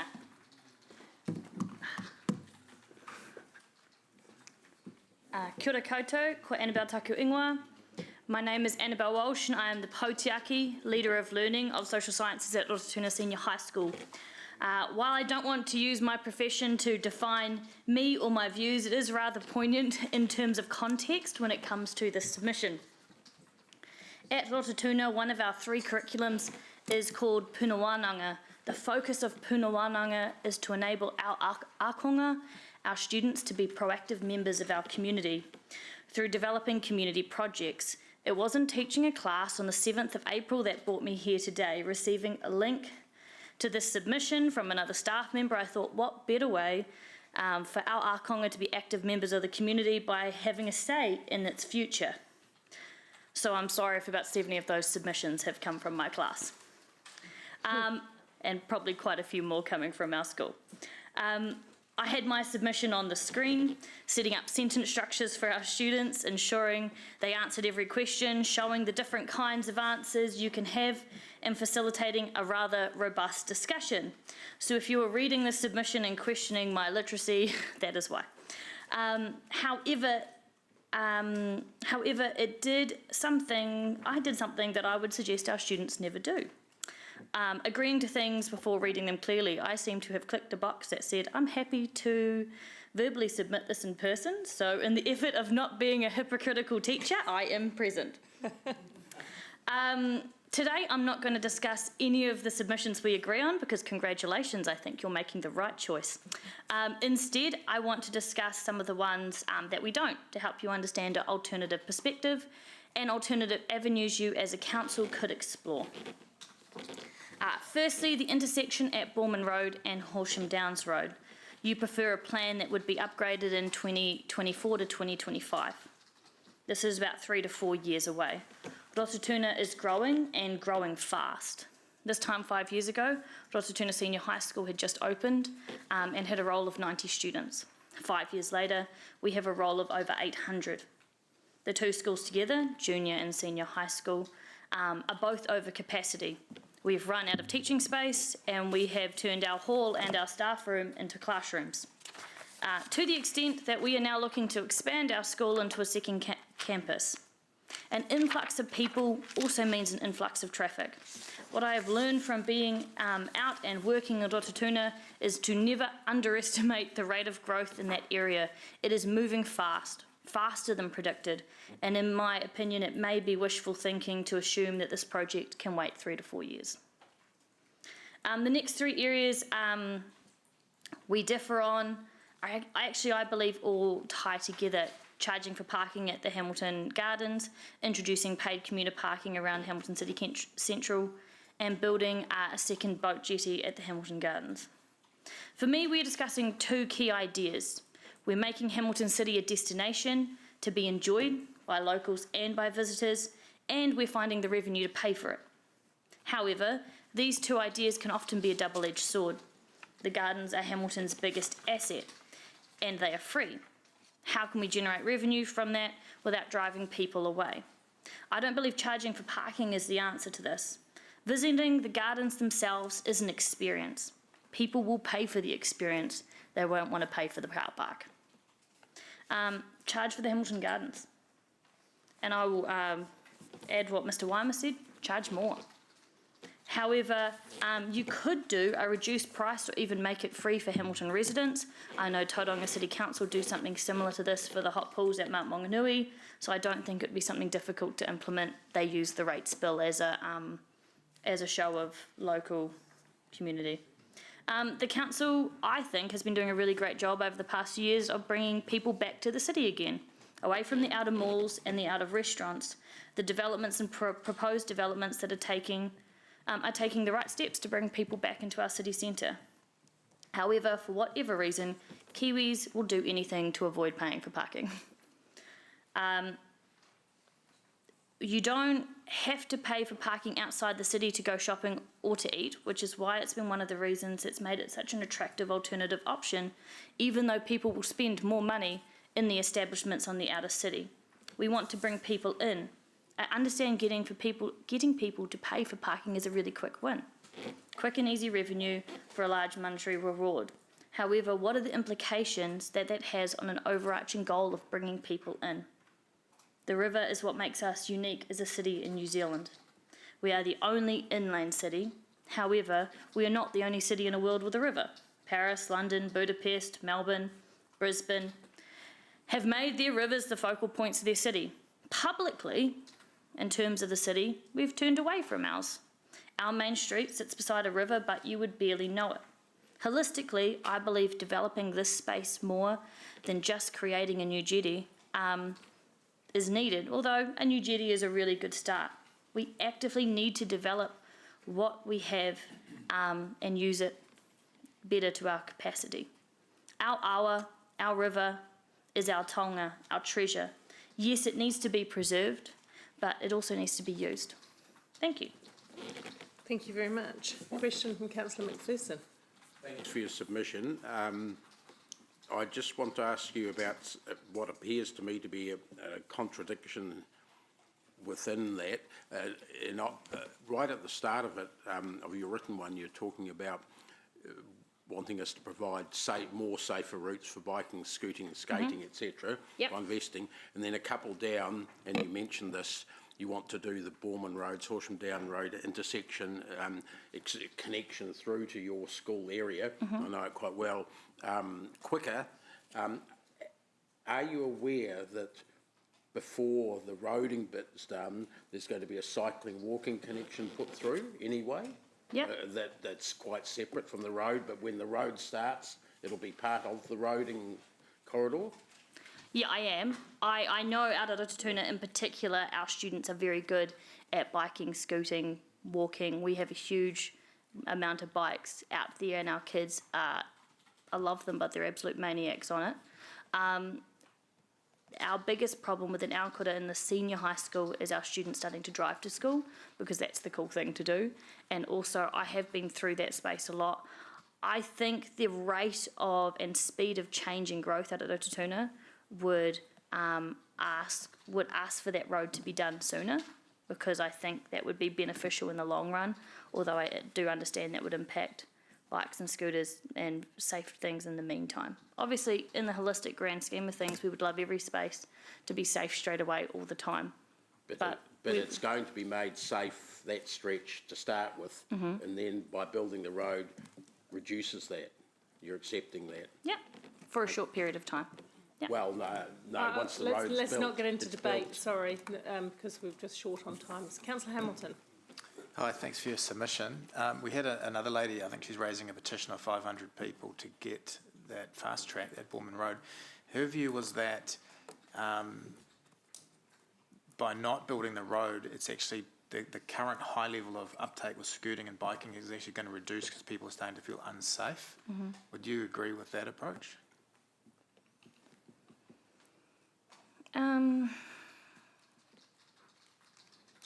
I'll put it another way. So by delaying the extension, it's actually exacerbating traffic problems and hazards on the road? I don't think it would, to be absolutely honest with you. Okay. I don't think it would. It's a portion of where our students come from. It's not the entire plan. I don't think, obviously it may impact younger students more within our local area. So I'm talking younger students, maybe year 7, 8, 9, 10. I don't think it would impact it by and large altogether at all times. Thanks. Thank you. No further questions. Thank you.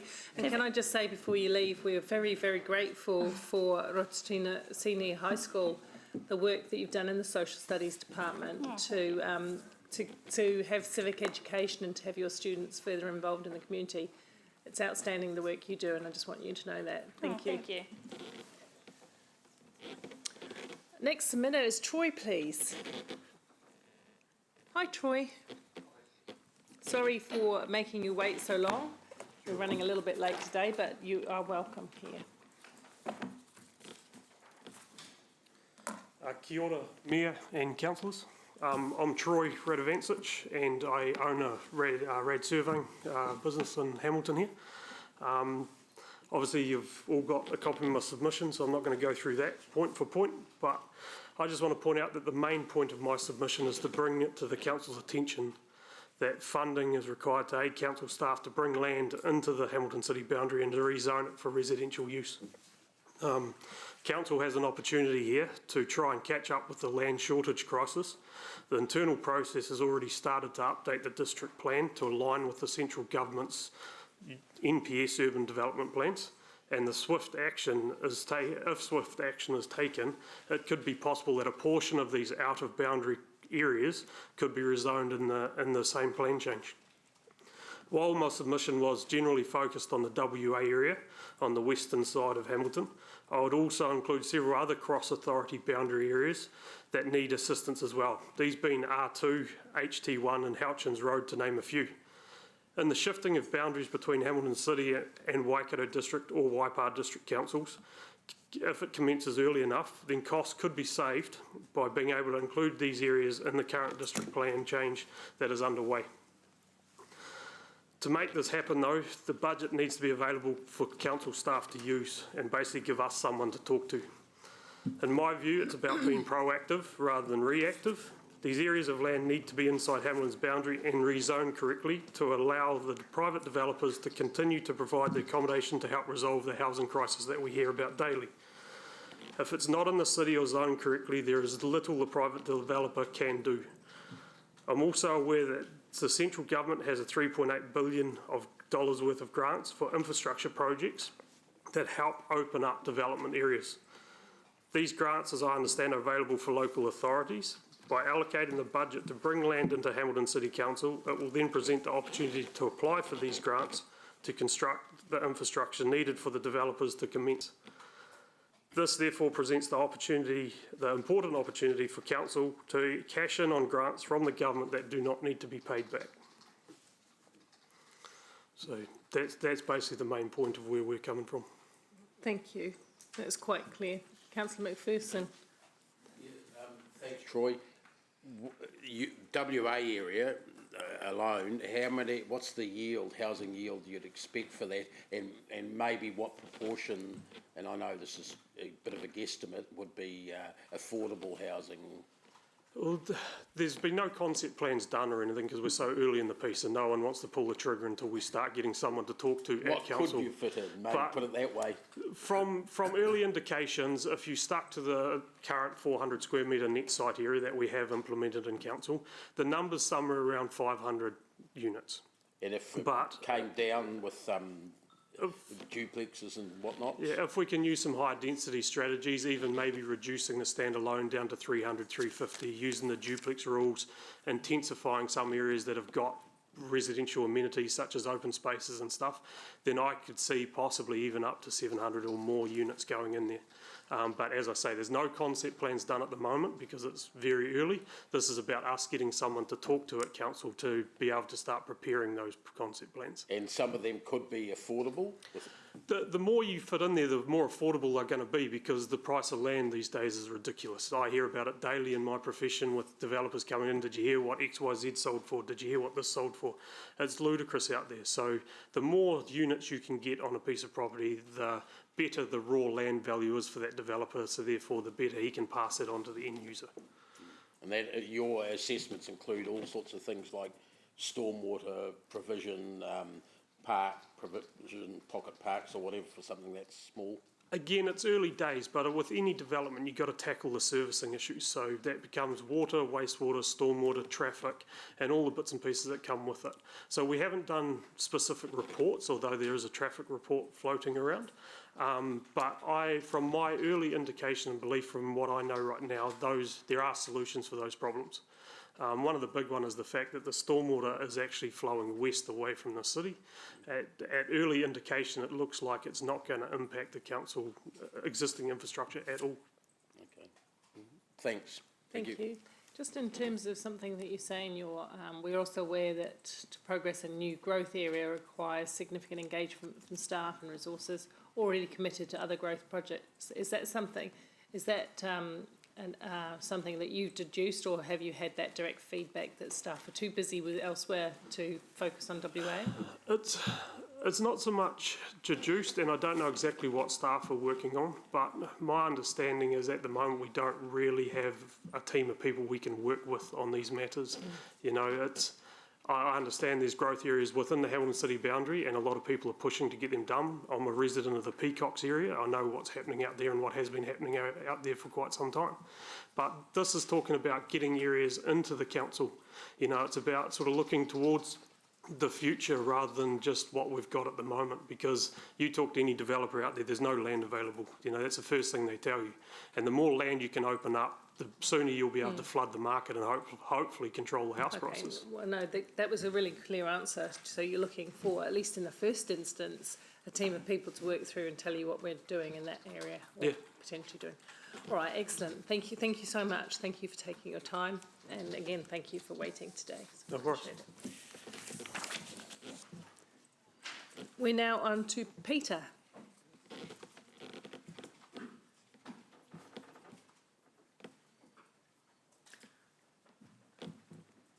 Welcome. The matter I wish to address today is to do with fundamental respect, or the lack of it, in regard to one of our council-operated facilities. There is a man being permitted to live in a panel van, one that is not self-contained, in the Hamilton East Cemetery grounds. He has been living there for over a year. His vehicle is strategically parked next to a tap, so he can conduct his ablutions there. This is only a few yards from where my grandmother is buried. The man has 2 Rottweiler-type dogs living with him in the van. Some time ago, I alerted council managers to this act of desecration. Meetings were held, I was not invited, where it was decided to do nothing. This dishonour and disrespect is so self-evident, it doesn't require comment. Every single person I have relayed this to finds it completely unacceptable and abhorrent, the President of the RSA included. It is a sacrilege of a sacred site. Do we honour the dead in this city or not? It would seem from the reaction so far from Council and some councillors that we don't. Various excuses have been proffered. I was told that the man is breaking no bylaw. He in fact is breaking 2 bylaws that I know of. Living in a vehicle parked on a street for longer than 3 consecutive days is one. Second, living in a vehicle not self-contained in a public place. If that is not sufficient to move this man on, then a new bylaw needs to be passed to stop this violation and disgrace. That there doesn't seem to be an appetite for such a thing amongst some councillors, I find shocking. This city has struggled with its image and reputation nationally. Do we want to become known as a town that doesn't care to respect its dead? If I was doing the same thing up Taupere Mountain, I would have been moved on so fast, my feet would not have time to touch the ground. All of this reflects poorly on council managers who have turned a blind eye so long, then made excuses for it to continue. It demonstrates a shocking degree of cultural insensitivity. The people of Hamilton deserve better. The dead of the city deserves better. They deserve respect. They deserve that standards be upheld. They deserve to rest in peace and not have their resting place befouled by man and dog. Thank you, Peter. Have you're aware that staff have been many evenings to see if he's staying overnight, and he doesn't appear to be staying overnight. Do you have evidence that he is staying overnight? I'm unaware exactly of the situation. It appears that he lives up there during the day, and whether he is asked to leave during the night or decides to leave himself, I don't know. But what he does is when he does leave, he parks outside the gates of the cemetery. So you've seen him do Yes, that? he's living on the premises during the day, and he's living outside the gates during the night. You've seen him outside the gates? Yes, I have. And during lockdown, when the gates were shut, he was living up there permanently outside the gates. But as soon as they were open, he was back again. So those gates are the ones that allow allow traffic to get in to maintain the cemetery in that area, aren't they? It's not a through road. No, they're the normal gates that open and shut during the day and night. Yeah. Yes. Yeah. Yes. Yeah. During the day they can. Yeah, I get that. Okay. Thank you. Deputy Mayor Taylor, I think it's next. Mayor Southgate, thanks Peter for your submission. You mentioned that he'd buy a tap. Yes. That he's parked up by a tap there, Yes. and you say he's doing his ablutions there. Yes. Is there a toilet block in that area? Or No, there was a toilet block, but there's not now. So a man and his dog has to urinate at least 3 times a day. Where is this happening? I know where it's happening. We all in this room know where it's happening. It's a disgrace. Thank you. Thank you. Councillor Gallagher. My own personal observation, we have the issue with dogs because of the work being done and going through the cemetery, just dogs roaming. Have you noticed that as well? Not just this guy, but it's being used as a bit of a dog run up there. I have not, excuse me. Yeah. But one day I decided to go up there in the evening just to check on this man. Of course, no staff are there after 5. Place is deserted. I drove up and there he was, outside his van, his dogs running around over the graves. And of course that's... I caught him out. Yeah, sure. It's a heritage cemetery, and as we know, and it was also we won't World War One. We won't go But into I'm just debate. wondering, Mayor Paula, could you explain, at the end of the day, I want to be picking this up for a special update report? Yeah, given- no, absolutely. At the end of the day, we capture all questions. There has been a lot of correspondence that council will be brought up to speed with. But thank you for, I know that you do feel very strongly, and I really appreciate that you do feel strongly for, as you say, a very important Hamilton cemetery. So thank you for coming in and sharing your submission with the council. Thank you.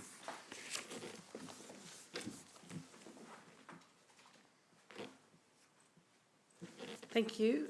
So now we have Russell.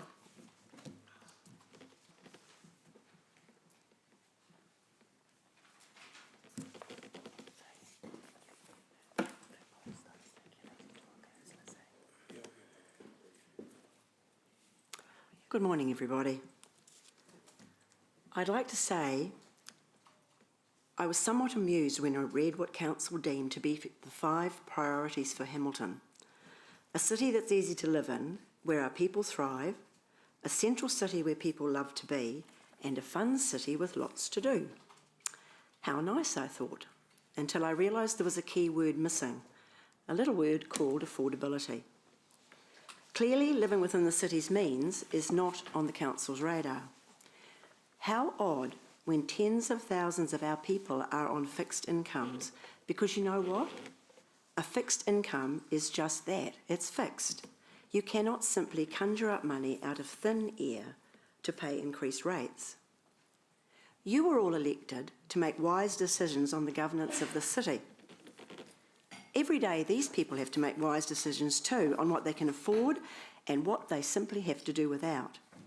Their banks would fall about laughing if they wanted to move some of their debt sideways and increase their debt-to-income ratio, and yet that's what you are proposing to do with the city's finances. You have a duty to live within your means just as we have to. The planned rates increases are unprecedented. I know other submitters have gone into that in great detail, so I'll not go there. Suffice to say, the only way people on fixed incomes can fund these increases is to reduce their standard of living. You need to remember that. I know some of you will have already popped me into the whinging old ratepayer box, so I'm going to conclude with something else that might grab your attention. Because if I'm right, it's going to mean massive blowouts in costs for the city that the city is totally unprepared for. And that is the Peacocks east-west arterial route. Council has clung doggedly to a route that involves construction over land that is essentially a swamp with highly unstable hills and gullies.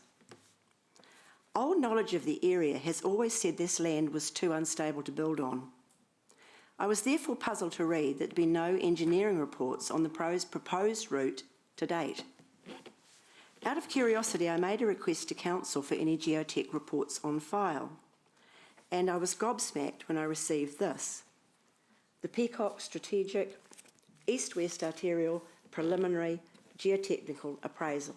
I'm sorry, I've got copies being made and you'll get it later. It shows much of the area is at high risk of liquefaction and an earthquake. And guess what? It sits on top of several active fault zones.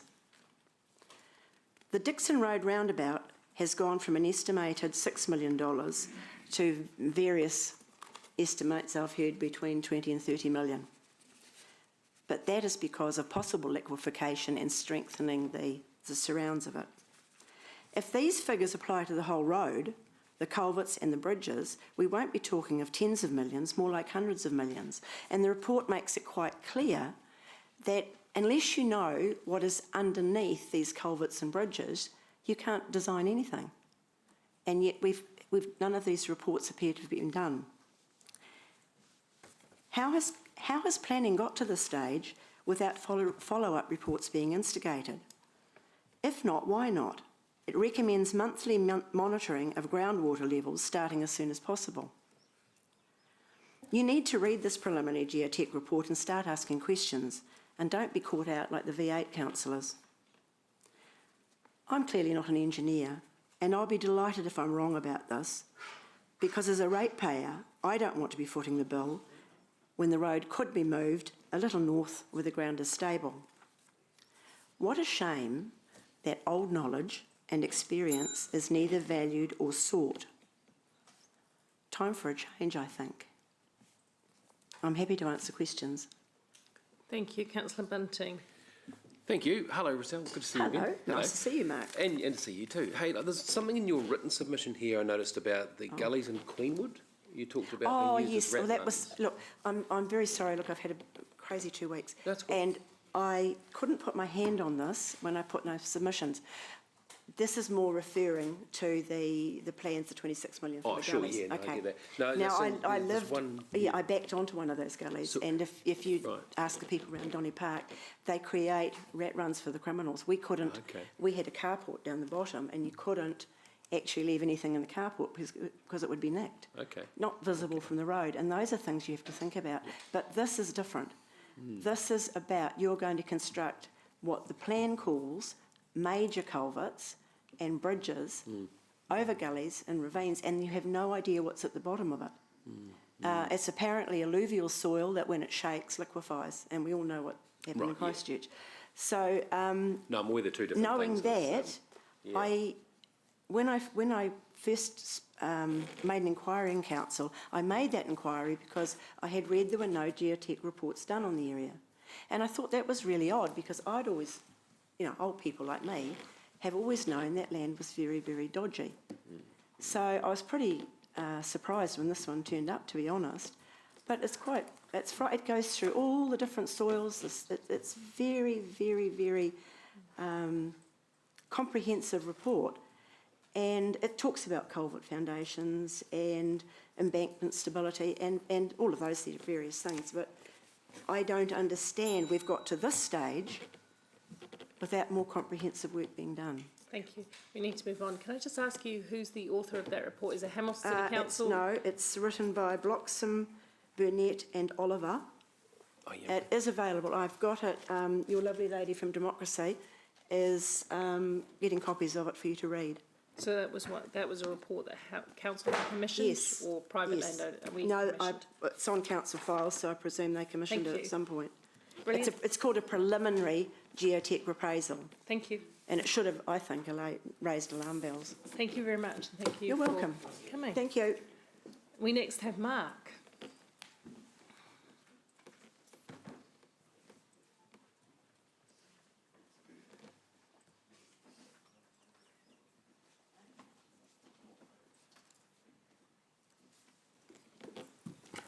Good afternoon. Good afternoon. Thank you for hearing from me. I'd like to start by thanking Council's hard-working staff for the work they do each day and to maintain and advance our city. And I think Council has the unenviable task of providing services and infrastructure to the town, and the pressure that this must place on staff and management must be tiring. They deserve our thanks and our gratitude. Excuse me, I'll just catch my breath. I've had the opportunity to review the plan before us, and there is one item in particular that I want to focus on in speaking to my submission. That point is the cost of servicing council debt.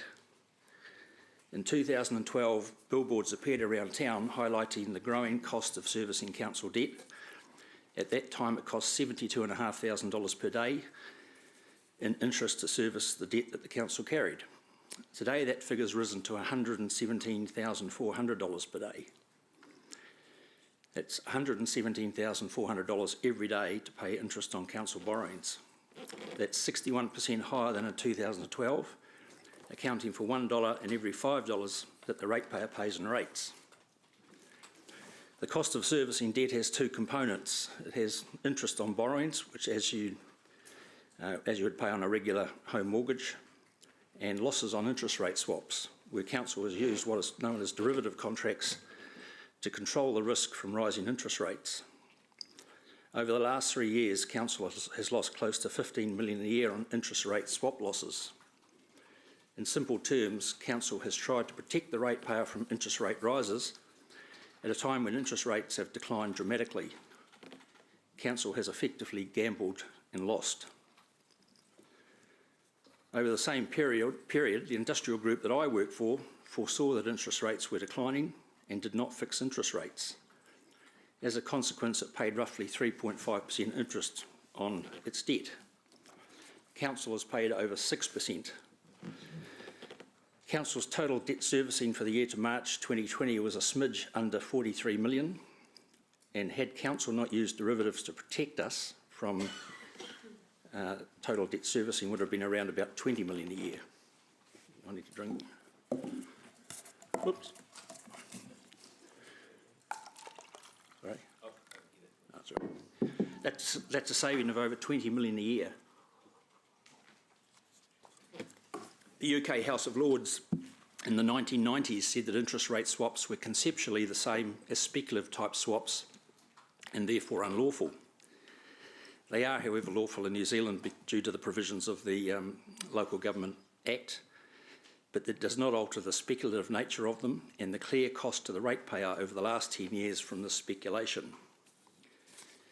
Now I see that the advice that Council has received in respect of these swaps is to blend and extend them and or defer them.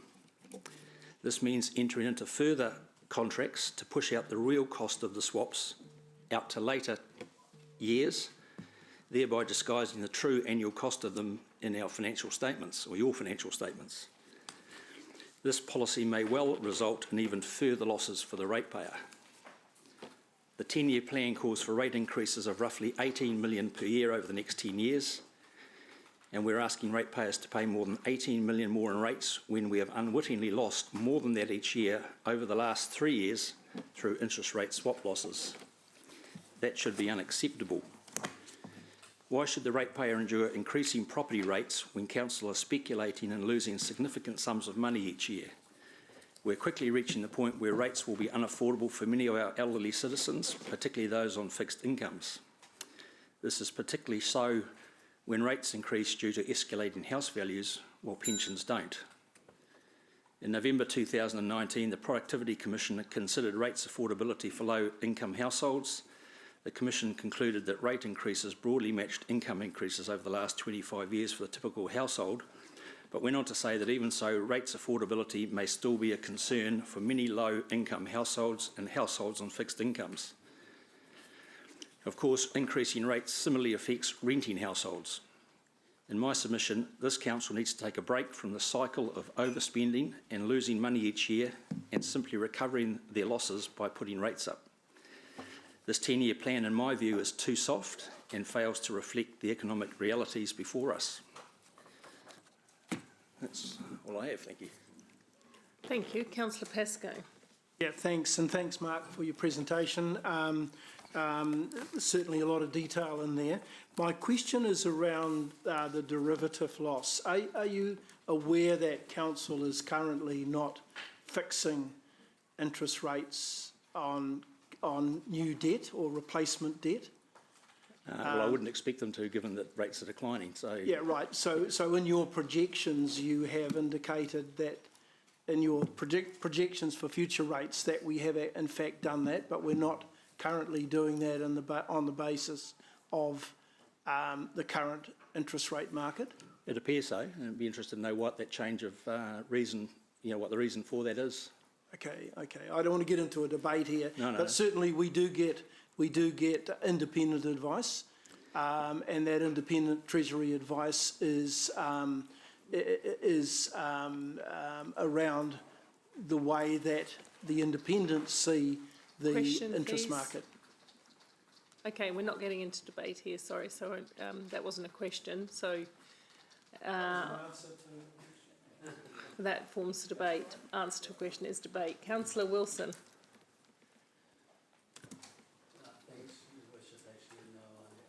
but I wouldn't prolong it. So I've removed myself from the list. Okay. But you had already spotted me, I think. Okay, thank you very much. Thank you. You will, of course, in due course, after the debate and deliberation, receive a response to the issues you've raised. So thank you. Thank you. For the useful questions. Do we have Roger here? Oh, hi.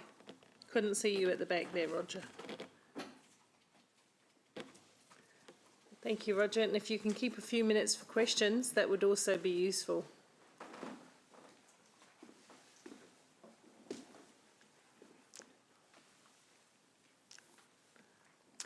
Good afternoon, councillors. My submission is basically says ratepayers here they should fight determinedly for their city. If we don't start listening to the calls for greater restraint on spending, we're going to alienate a significant sector of the community. I agree with the financial direction of this 10-year plan, and specifically I have three major points at issue. With the cycling lane that's been proposed, I'm just, from my own experience growing up, I just suspect that many parents will forbid their school-aged children from using their cycling lane over the bridge over the Waikato River for safety reasons, and that this is going to be underutilised and is being pushed very, very hard, I understand, by a sector of the middle class, a small sector of middle class activists, and that's caused me some concern. As for the swimming pools at Te Rapa, as I just concerned about putting the overhang on the outdoor pools, that will mean that, of course, that the barbecue facilities won't be available because the gases released will make it far too dangerous to use the barbecue facilities, and therefore that it will be underutilised, and I would prefer to have another major pool built indoors, and that has been proposed. The third issue is with the gullies, and I think that the gullies should be managed rather than promoted, as they can be very forbidding places to visit. When I first arrived here, within the first couple of weeks of visiting a gully, where I visited a gully in the first 2 weeks, I came from a very hilly area where we were very used to playing outdoors, up in the hills and up at the seaside. Some of you here will be familiar with the fire tracks of the Wellington area, or the Wellington Hills. And as a result, I spent 6 months undergoing hospital visits as a result of visiting the gully. So they are forbidding places to visit, and we need to manage them. When we came here, I envisaged this city to be very much an American-styled city, and I'm concerned that if we keep going with the direction we're going, we're not going to achieve that.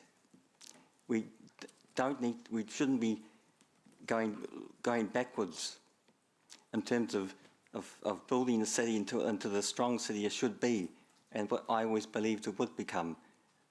Thank you very much. Thank you. Councillor Bunting. Thank you. Roger, I can't let one of your points go unchallenged, and this is about barbecues blowing up the pool covers. Can you give me an example of where that's happened or where you got that information from? I'm suggesting that the barbecue will not be able to be used because using a flame, the carbon monoxide would circulate under the enclosed area. I'm a chemist by training, and an enclosed area carbon monoxide. But you is not realise the very barbecues good. are actually outside the pool cover?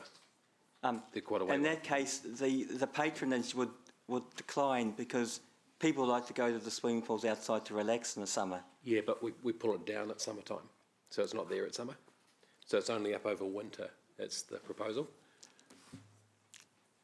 I understand that. I haven't been to the swimming pools in some years, and I understand that one of the major draw cards is the barbecue tables, where people Absolutely. would like to plan a more organised visit, and they come back and cook their sausages on the barbecue. Okay, Thank you very much. That's clear. Okay, no, Thank you very much. Thank you, you know, for taking an interest in our council ongoing, as you do. We appreciate it. Holly. Now, you do have 10 minutes as an organisation, but if you'd like to leave some time for questioning, that would be very useful. I'm not going to take 10 minutes, I'm sure. You reckon? Look, thanks first of all for the opportunity to speak. I do appreciate it.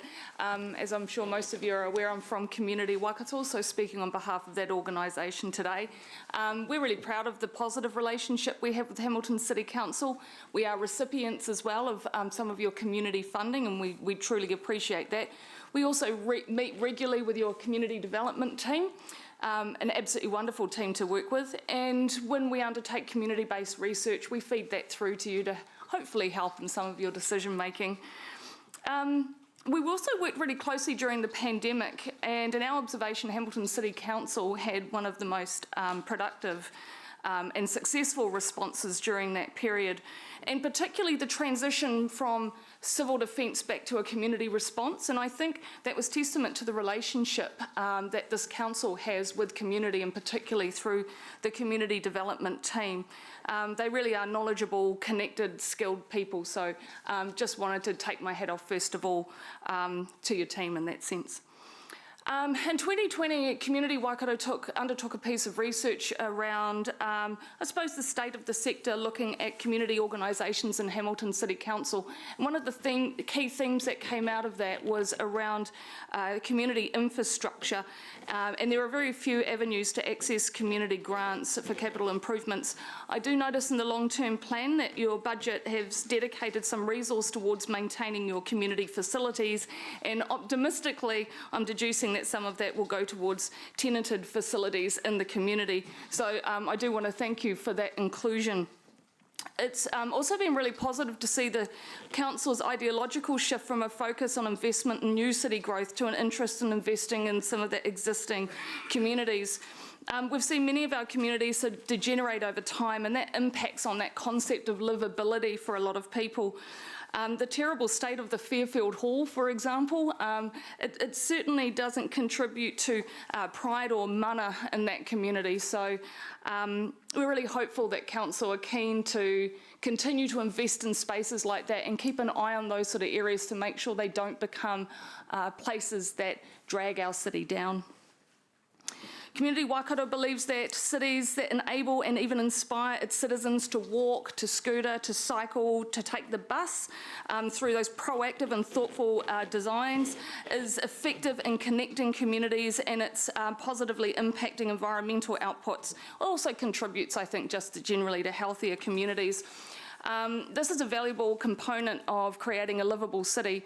Community Waikato supports the actions that Hamilton City Council is implementing to improve cycling and pedestrian safety and to support public transport. And I do note that Hamilton City Council is a supporter of the Total Mobility Initiative, and you're only one of 3 LTAs in our region to do that.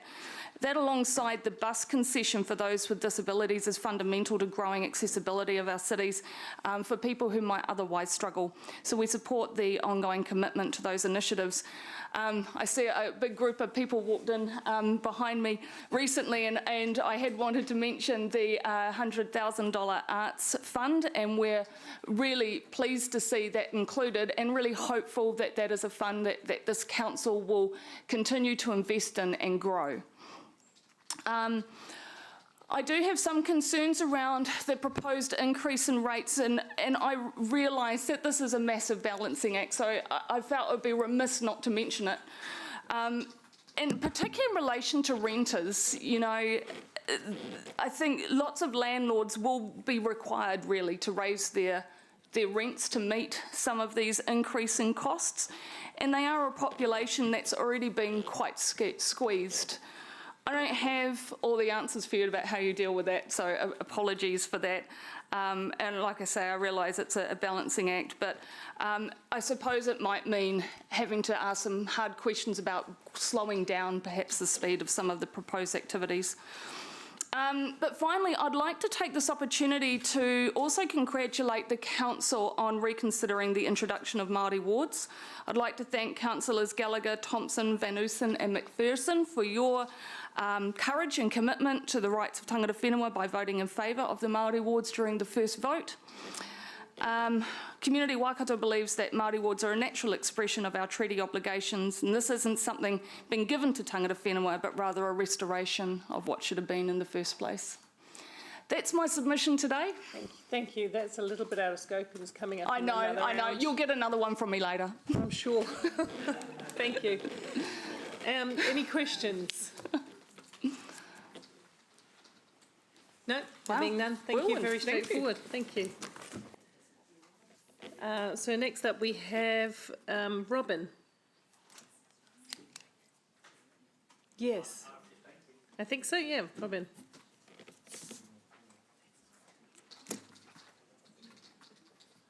Madam Mayor, councillors, I'm going to deal with a subject that is a thorn in the side of some of you.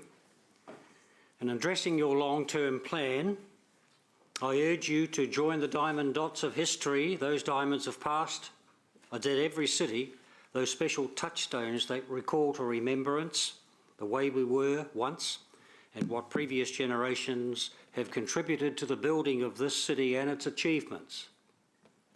In your long-term plan, take care not to obliterate all that the past has contributed and to what you have inherited. Determine wisely how you properly wish to walk the city into the future, while at the same time protecting the foresight and achievements of past councillors whose seat you now occupy.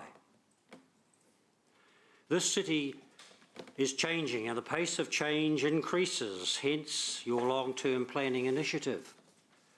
As high-density housing within the inner city increases, so will the need for healthy exercise and healthy exercise expectations to grow. As this city continues to spread out and inner city living correspondingly so, there is a rightful expectation that healthy exercise options are available to all these residents. These exercise options are many, and as the recreational cyclists have influenced the cycle lanes phenomena, so are the expectations of those whose preference is swimming in a public open-air lane pool. Te Rapa Waterworld is an indoor pool and has been a good servant for the city. It has an outdoor Lido-style pool, but already you have chosen, it seems, to cover this pool at a cost of $6 million and then take it down and then re-erect it. The Te Rapa pool services a large catchment area, as does the old Munis, and that's the thorn in some of your sides. The Te Rapa pool has hosted many international swimming and diving events, including the 1983 World Junior Diving Championships, of which I was the organising secretary, and with the full support of the National Body of Swimming of New Zealand in those days, and the full support of this city. It was astonishing the way this city responded and provided me with the supporting documentation to persuade FINA to support Hamilton's bid, and we achieved it. Not only that, but the architects of Te Rapa Pool, Gilman, Gary, Clapp and Sayers, as I recall, were materially assisted by my close late friend Jack Sanders of Sydney, an internationally respected swim and dive pool architect, and may I add, there was no fee charged to this city. It was a freebie. Astonishing. The history of the old Victoria Street Municipal Pool was the origin of Olympians, World Champions, Commonwealth Games medalists and finalists, both swimmers and divers, which I have tabled before. In your long-term planning, may I urge you sincerely and deeply, do not obliterate the old Munis and its history. Replace it as it was, but in much simpler stainless steel construction, as a cornerstone of a water quarter. And please incorporate a cafe and an aquatic hall of fame on the Victoria Street frontage. Thank you, Madam Mayor and councillors. Questions, if you have any. Thank you. Your submission was very clear. We don't appear to have any questions, but we do thank you for taking the time to come in and speak. Thank you, Madam Mayor.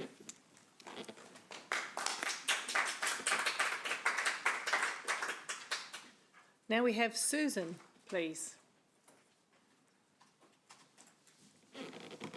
Hello. Two PowerPoint presentations there. Do you have them both? Right, thank you. Good afternoon, councillors and Mayor. I am presenting this on behalf of Judy Patterson, who cannot be here to do so.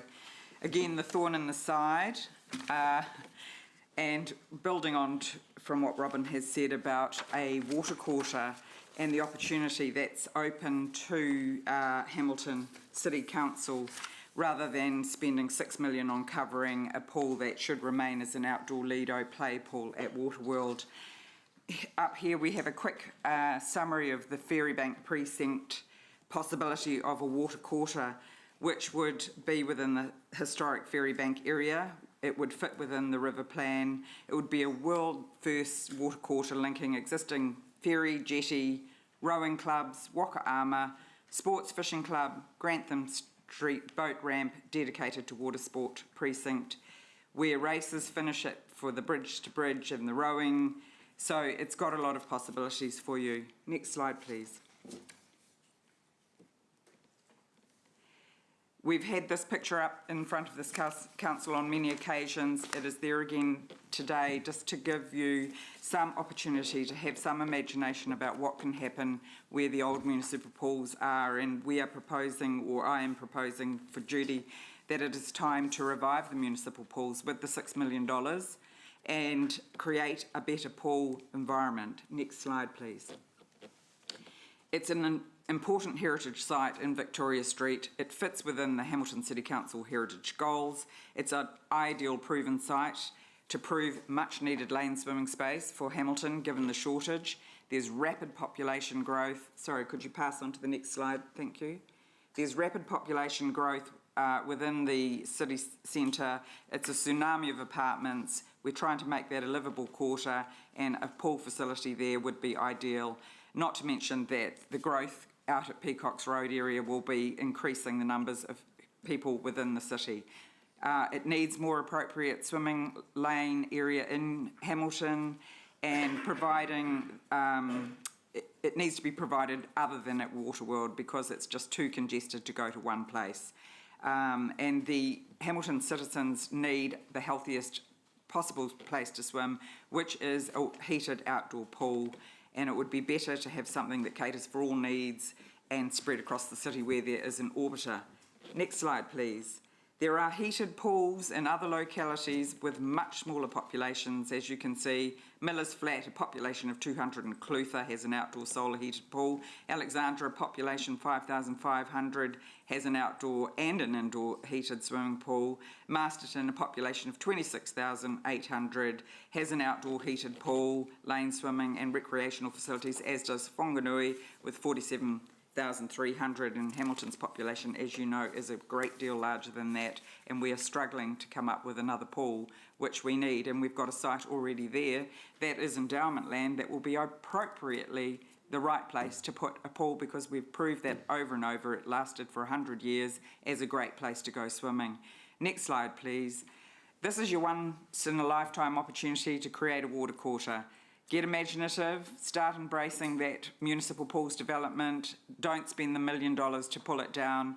Redevelop it. maintain the links with the river, the people, the communities who live and work alongside it, an existing water sports centre, including rowing, wakarama, kayaking, together with possible future developments in rafting and similar things. A culturally developed site linking the pool to the river with a water wall and river stone landscaping will tick many of the boxes that you people have imaginatively put forward.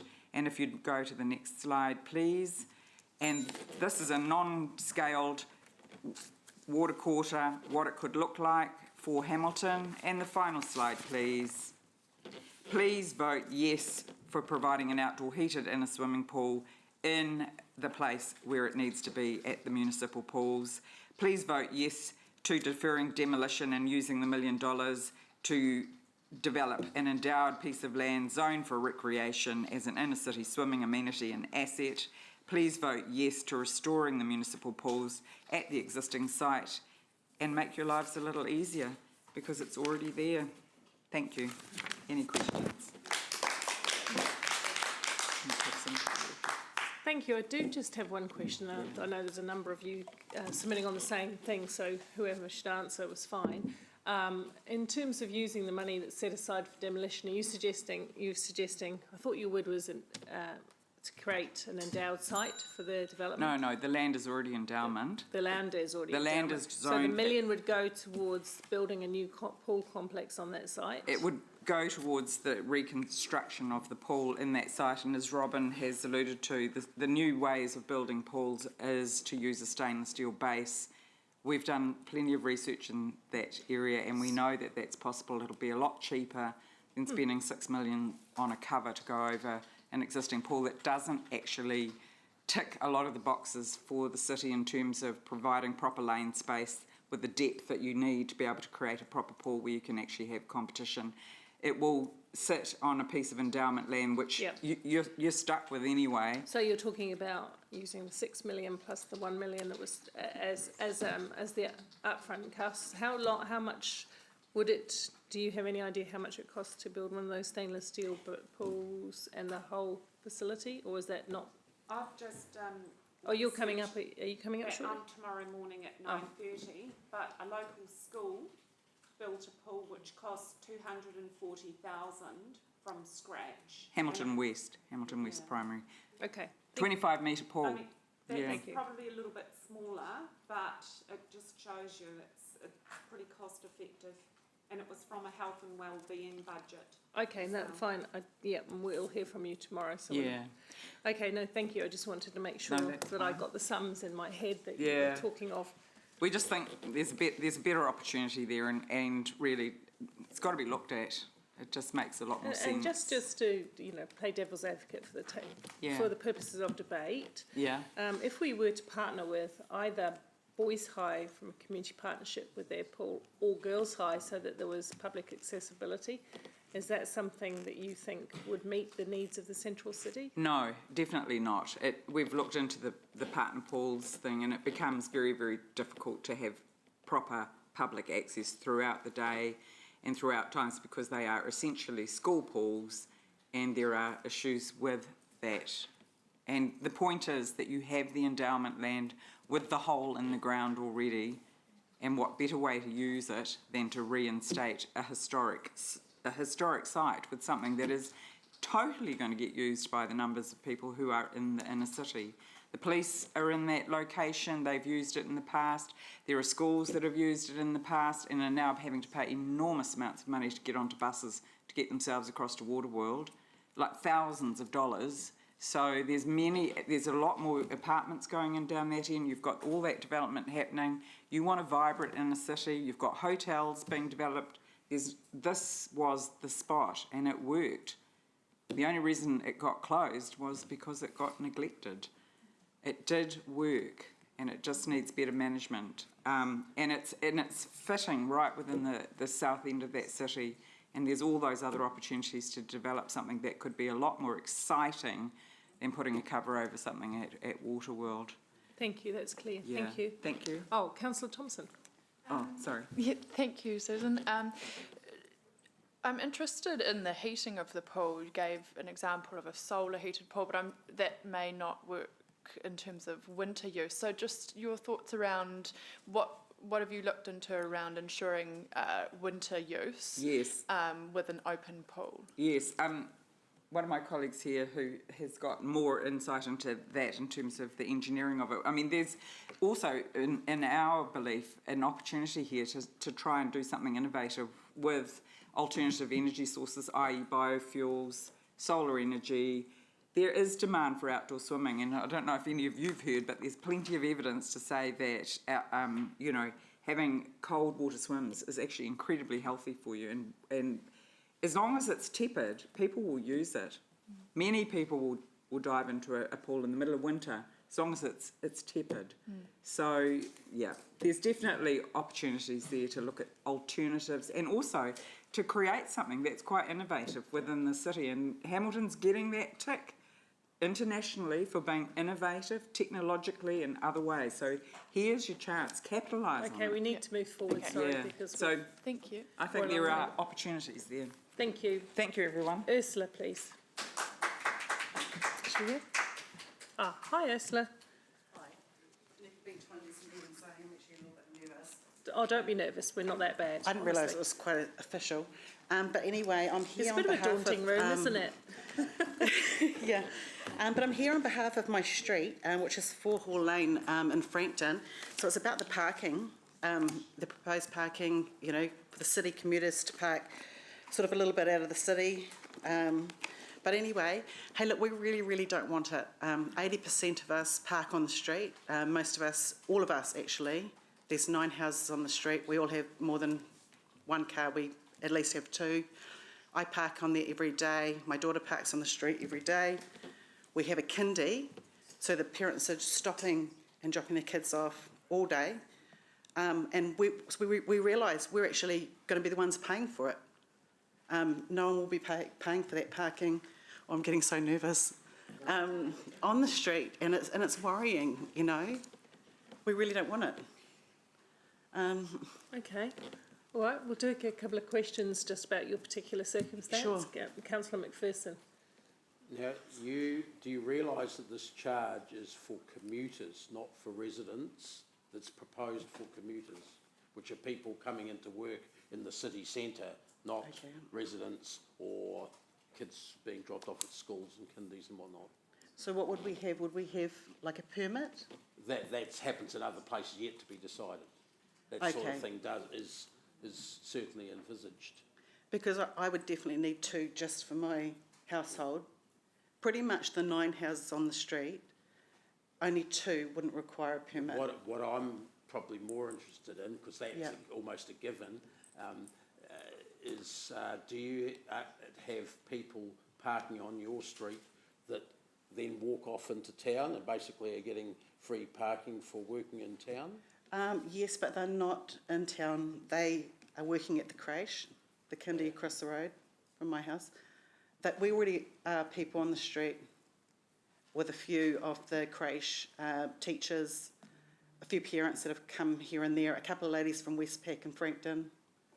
You know, so I mean there are some commuters, but we're mostly residents and the creche. That's why it's called commuter parking, because it's for people working and parking in the surrounding areas. Yeah, no, I and which understand. areas exactly haven't been decided yet. Well, I hope it's not our street because it will really affect things so much. And then I work from home, so I need to have a park available for my clients for up to 2 hours, each client, one after the other, you know, all day. So, I mean, where would they park? If they were to park across my driveway and then meter maids coming down giving people tickets, they would all pretty much get parking, you know, tickets. That's like a major concern and a worry.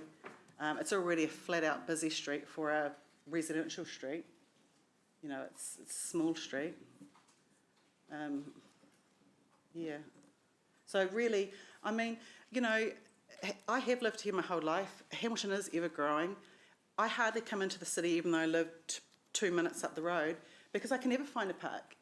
Whether I'm coming here for dinner, for lunch, shopping, whatever, I'll tend to go to the base, and that's because it's so hard to find a park. It's always been this way, and it's just getting worse. You know, I mean, we're forever growing. We need car parks lots of them in the spaces that are empty in the actual city where you can fit in 1,000 cars. So You know, like who Auckland. should pay for those car parks? Well, the city commuters, you know, people that wanted us, Okay, all of us. I think you've answered the question Yeah. fairly and squarely, so Okay. that's fine. We won't get into debate. We've got one more question though, Councillor Bunting. Thank you, and thanks for making this submission. Can I ask what street we're talking about, or? Yes, 4 Hall Lane in Frankton. So just off Norton Road, it's, it used to, they cut it off. It used to be Hall Street and then I think they cut part of it off. So it's just off Norton Road, you know, going onto the main roads.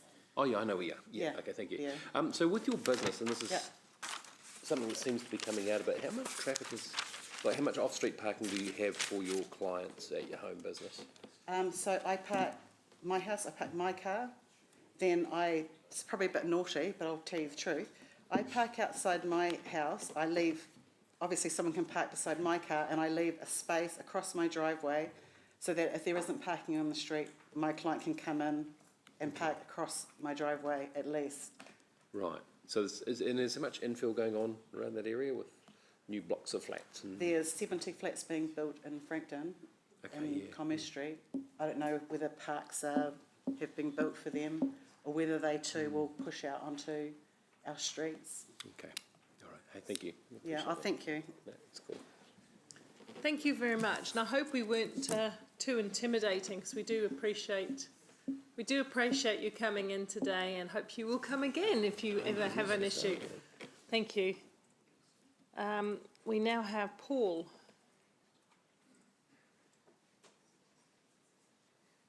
Who has support in the wider audience. I can spot it a mile away. An awesome team. Thanks, Paul. Thanks. Tēnā koutou katoa, Mayor, councillors. My name is Paul Bradley. So today I'm here in the capacity as chairperson of the Hamilton Arts Trust. You probably know us better as the Boone Street Art Festival, and also Boone After Dark, the sculptural installations that are probably visible from your windows in Garden Place. And here I'm here today just to talk about arts. Arts are awesome. Done right, we love them, and we feel like we can't live without them. In my view, everybody is an art supporter, even if you don't think you are.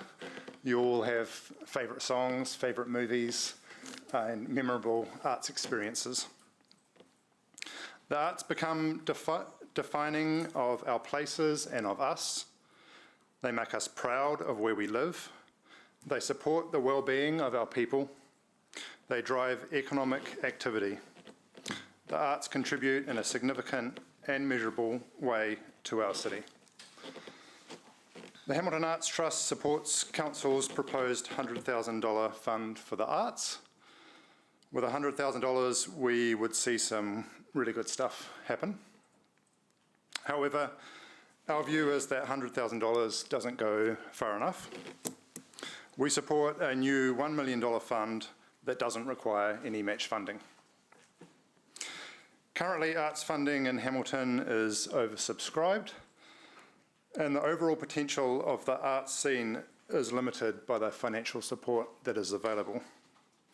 $1 million would unlock this potential.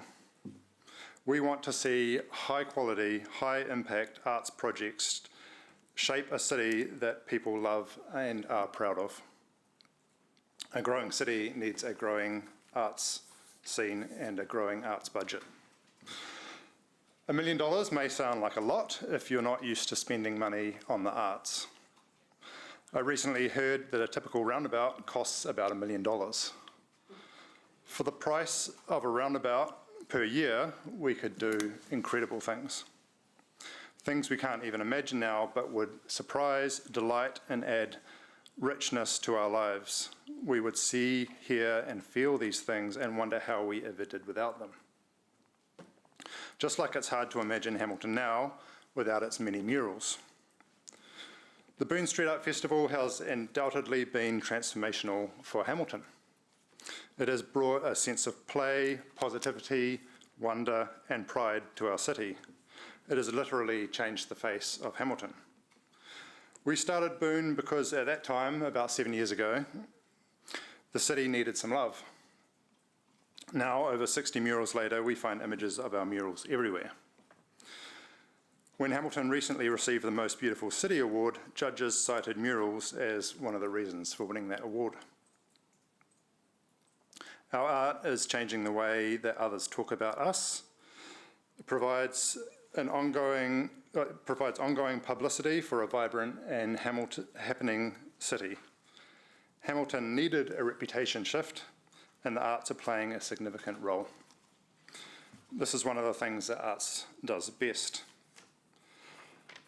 Now, I could talk about Boon all day, but Boon Street Art Festival and Boon After Dark are just two of Hamilton's arts projects. With proper funding, we could have many, many other things that could have this sort of impact. $1 million would be high impact and transformational. $1 million would help Hamilton arts practitioners and communities to create an astounding city. A city that prides itself on its creativity and its identity. You would see incredible returns on the money as creative people are accustomed to making money go a long way. And as Holly said to you earlier, I'm sure that it is a balancing act. It's very hard to choose how to spend your money, but in our view, art shouldn't be something that we try to scrap some money together for at the end. It should sit central to how the budget is distributed. The value that it gives us in terms of well-being, social cohesion, in terms of identity, in terms of financial drivers for people choosing to live and work, relocate to the city. There's an endless list of things that offer immense value to the city that I think need to be matched in terms of our city's investment. So finally, we encourage you to think big, to dream big, to be bold. The council has an opportunity to be leading the field. For the well-being, vitality and economic prosperity of our city, you can make a choice to make a meaningful investment in the arts. Thank you for your time today. I welcome any questions and comments you might have. Thank you very much. Thank you for all that you do in the area of supporting our arts as well. Councillor Bunting. Thank you, and look, we've got 4 minutes, so if you don't mind, a very short preamble. The idea of the Creative Match Fund was stimulated largely by Nancy, who came in and suggested that there might be other people who are willing to contribute as well as just councils. So bait, if you like. Mm-hmm. In your experience, how would $500,000 match funding and $500,000 grant go of that $1 million? I mean, that would certainly be a massive step forward from where we're at, so I would definitely welcome that. I mean, the reality is that we tend to try to gather money from as many places as we can because we have to. That's how we make things happen.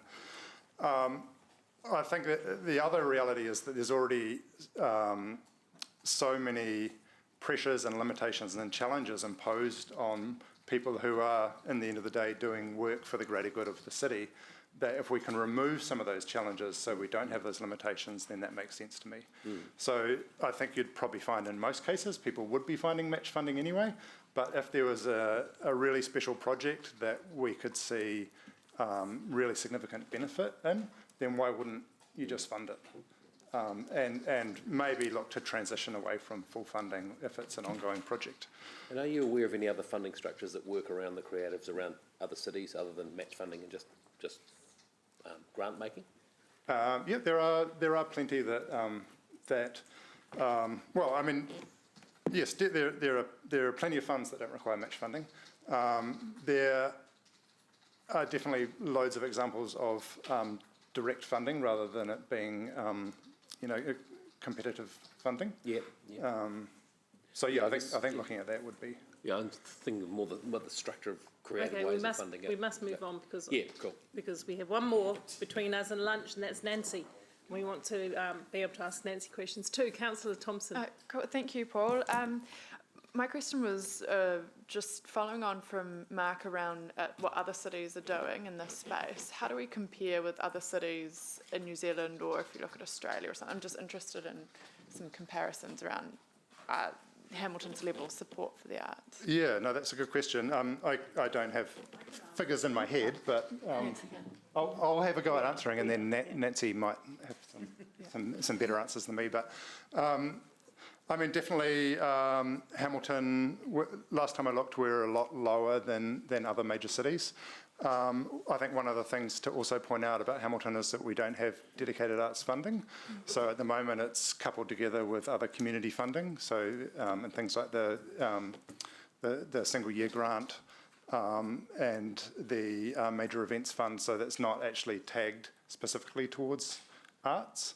And definitely in terms of like the benefits that I talked about, there's a clear correlation between direct investment or high investment in the arts and then those benefits. So when we look to cities like Wellington and Melbourne, you know, a city like Wellington, there's nothing especially attractive about it in terms of like the climate or anything like that, but it is a destination that is massively popular, and a huge amount of that is to do with its investment in the arts, which only started in the 90s, but has been massively transformational. I think you've made your point really well on that. But just one question for me, just super quick, because I know we are actually all running late as well. But Paul, in terms of this local funding, and you could have just probably said very low to the answer to the question, but in terms of national funding from Creative New Zealand and, you know, lotteries, creative funds and other stuff, how do we shape? At one stage I was told that we were still quite low in that respect as well, in terms of attracting funding. How are we faring now? And would this 100,000 then enable us to leverage some of that additional national funding, do you think?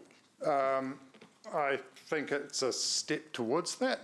I think that, well, yes, the Creative New Zealand funding is low for Hamilton. The way that we increase funding from elsewhere is definitely to have more local funding, because at the moment, if we don't have an art scene that's reaching its potential, then it's very hard for others to really see high value investment in that sector. Brilliant. So a stronger scene attracts more funding, basically. Thank you. Thank you very much. All right. Appreciate it. Thanks for your time.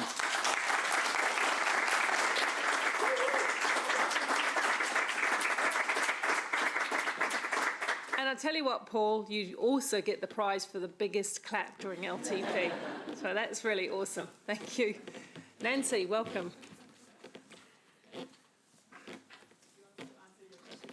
Start. So part of the reason why I started the conversation with Mayor Paula and with Mark is because I saw what other cities were doing in terms of funding arts project and large-scale arts project. So for example, in Wellington, the Wellington Sculpture Trust do receive ongoing funding from the Wellington City Council, and they have been doing this for over 20 years. And you see the amount of amazing sculptures there are in Wellington. It's not a full 100% funding, but it is a match fund. I think it's $1 for 5 or whatever the ratio, I'm not 100% sure. Similarly, in Christchurch, they do Scape Public Art, which is an annual event. It started biannually and it's now an annual event, and that also receives funding from Christchurch City Council to ensure that the event is an ongoing event in the city. The other place is Auckland. Now, Auckland Botanic Gardens hold an annual art sculpture exhibition. This is once every 2 years, and in the last LTP, they put $1.5 million towards that, which will cover the next 5 events over the next 10 years, and that's 50% of their budget. So it was on that basis that I started this conversation with council that we should be thinking when we have significant projects like this, that this is what we should do towards bringing these projects in place. So I hope that answers the question. Okay, so I've made a submission on practically every aspect of the LTP, so I won't speak on all of them, but please do read my submission because I know you've got lots to read, but please do read it. I would like to speak principally on the arts funding and, if time permits, on the Hamilton Gardens as well. So I support the initiative for the arts funding. In October last year, as Paul mentioned, we won the New Zealand Most Beautiful City Award, and all the citations from the judges talked about our murals and the mural trails and the beautification of Hamilton. So arts has such a great importance to the well-being of our city. And to all the councillors, especially Martin, I'd like to say that I and all the people in the arts sector behind me and outside here, we are all doing a great job for the city that we love and live in. Hamilton's art scene is buzzing. We are very blessed with lots of creatives, both in the visual and the performing arts sector. We are also endowed with change makers, problem solvers, and doers, people who make SH Star happen. People like May Sculpture Hamilton, Boone, Hamilton Arts Trust, and One Victoria Trust, just to name a few of the people. You know, we see that there is a need, and we just go out and make it happen. We have Wintec producing arts graduates in so many different fields of arts, and we want to keep these people in our city. We want to have a sustainable sector, one that is viable, and one where they feel that they can earn a decent living so that they don't have to go away. For too long, arts have relied on volunteer labor. And, you know, if you ask a painter to paint a wall, you don't expect him to do it for free. But if you ask an artist to paint a mural, you expect the artist to do it for free. Now, that just defies belief. Funding is scarce. We appreciate that. It's always for us, when we do projects, it's hard to know, you know, it's always hard to find money, but we still make it happen and we still find it. And there's always pressure to bow to the stereotypical response that spending ratepayers' money on the arts is a waste of money. Believe me, it is not a waste of ratepayers' money. And for every dollar that the council invests, I believe that there is probably like about $15 outcome for our city. So I think that's pretty good returns. Community funding is vital for Hamilton. The grants pool is not very large once you take into consideration that inflation is happening, population growth is taken into account, and then the funding is for the arts, for the health, for social services, for sports, and we're all competing against each other. There's such a lot of strain on each of the arts group that's trying to make things happen for the city. So I recognize that it is a balancing act, but it is about prioritization. As Paul says, you know, you could spend $1 million on the roundabout, or you could spend $1 million on the arts. And I know where I'd like to see that $1 million go. So whilst the $100,000 a year for 3 years is small, we still would like to say thank you for having listened to us and making a start in this, which is what I believe is a right move. New projects are harder to get funding for because when you don't have a track record, you know, it's harder to get sponsors on board. So having a fund where we can say, we've already got so much in hand, please come on board, then it becomes so much easier. And at a mere $1 a year per ratepayer, it is a no-brainer, and I hope that you will not be derailed by naysayers. I'd like to know also, to some extent, this is a question that you can come back to me, as to how you would consider the success of the trial. What criteria are you using to determine whether it will be continued, increased, or cancelled? What is its sustainability? Because for me, if you then later on say, oh no, this is not working, we're going to not have that again, what are you using to do that, so that we in the sector can know how much reliability that fund will be for us? I heard the bell ringing, so I want to leave you with this thought. Now, Paul's asked for $1 million a year. I want you to think on the longer term. I want to propose that you set up an arts endowment fund, say 5 million or 10 million, and then the earnings from this fund can be then used for the annual funding of the arts. Perhaps we could set up a named fund. Perhaps we could use Arts Momentum Waikato, whether we could do that, where council put in half the money and we find the other half of the money for this endowment fund. So that's the thought I want to leave you with on that.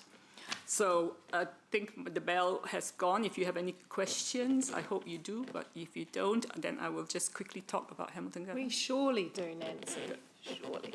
Councillor Gallagher. Certainly acknowledge the work you and many people do in terms of our creative sector, obviously, you. assure you of that.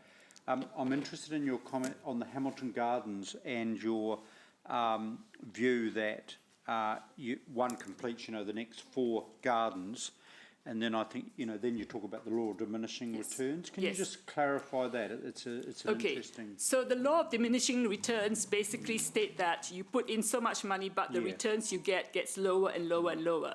So we've got a world-class garden. We've built so much already, and each addition that you put in do not give you additional more than what you put in. So the garden's got to a point where, you go in and you just go into this part, and then all the new parts, because it's so convoluted now to get round, it doesn't get seen. If I bring a visitor through on the day, it's not possible to go through all the gardens. So I feel like, we have spent so much money on the gardens over the years that it will be good to be able to prioritize the funds that would have gone into the gardens after the next 4 to other areas of the city that needs funds, because we've already put so much money into the gardens and it's not going to add any extra to what the garden's already delivering.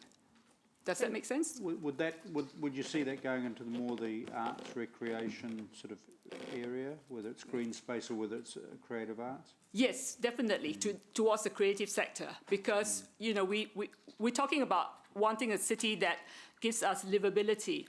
And it's not just about going into the gardens. Livability has to do with interacting, and we want to have a CBD, a city that's really thriving. So we want to do more and more, but we can't do it with limited funding. Thank you. Thank you. Councillor Bunting. Very quickly, thank you, and thank you, Nancy, for all the good SH star you do. Very much appreciate that. The endowment fund you're talking about, now that's something that Momentum are also quite interested in. Have you talked with them about that? I've kind of started conversations in the past with Kelvin, but not yet specifically. But I think that that's something that, I'm big on sustainability, because if you do something once, then you need to find the money again. But if you do it in a large pool and then use the earnings from that, then that's sustainable. So if we can think long-term in how we can set out this endowment fund. I mean, I would challenge you to match fund me $1 for 10. If I put money in and you put $10, I will personally put money in. Right, thank you. All I'll right. be keen to talk further with you about that. Thank you very much, and thank you for all that you do, and and the Mesh Trust as well for the arts. We've got true champions. You're all sitting there. And now let me see if you get a bigger clap than Paul did.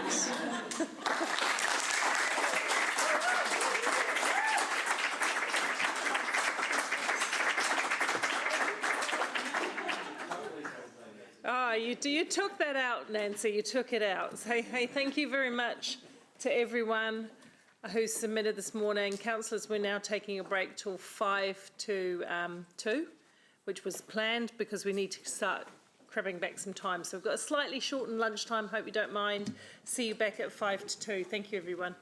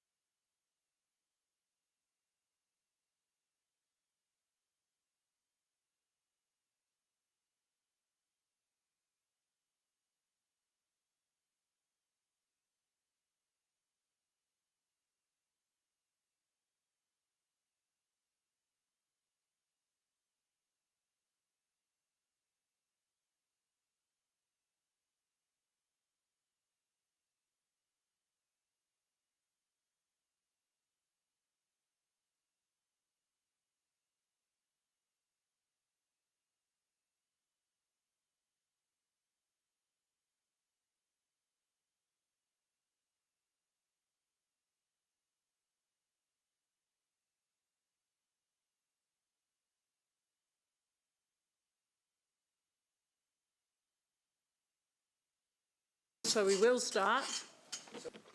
Otherwise, we'll be running really, really late. We were talking shop talk. No, it's all good. So since you're here nice and early, Peggy, can you step up and go? We'll give you a minute to...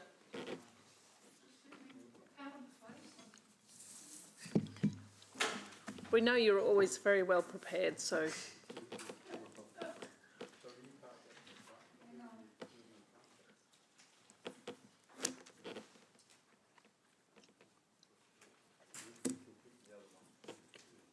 Welcome. Right. Brilliant. Thank you. So we got your submission that we received and have read, so focus on what you want to focus on, that would be good. Okay, thank you. Good afternoon, everybody. I have seen most of you before, and you can almost guess what I'm going to talk about, but, you know, sometimes we need a bit of repetition. So, this time I am representing Hamilton's Age-Friendly Steering Group, which has, in the last 4 years, gained Hamilton the honour of being New Zealand's first age-friendly city. We did that by writing a 4-year plan on how we could raise awareness about older people in the city and also some improvements in our facilities. We're now working on the second plan, and I will be arguing the toss, I think, at your August meeting also. But today we wish to submit with respect to the 10-year plan. And I will also include those people who are concerned about disability, not necessarily in my talk. But first, to give you a big thank you. We would like to congratulate you, the Hamilton City Council, on a very readable consultation booklet. It's just marvellous, and I would have to say to you that I've read several other local bodies, more voluminous, but not so clear. So thank you for all the time that you have put into that. I acknowledge the presence of Nick Chester behind me, who works with me on the age-friendly group, but we can assure you that he, as a member of the council, has not been involved in writing this submission, okay? In fact, he comes to hear what I'm going to say. Thanks, Nick. So I'm going to make 3 points. And my first one is, while we thank you for this very good consultation document, where are the older people in the 10-year plan? And that's my first point. We have 19,000 of them in the 18 census, which you know was a little bit out, but that was 11.8% of Hamilton's population. Let's say in 2018, that was about 19,000 people. In 10 years' time, it will be 29,000.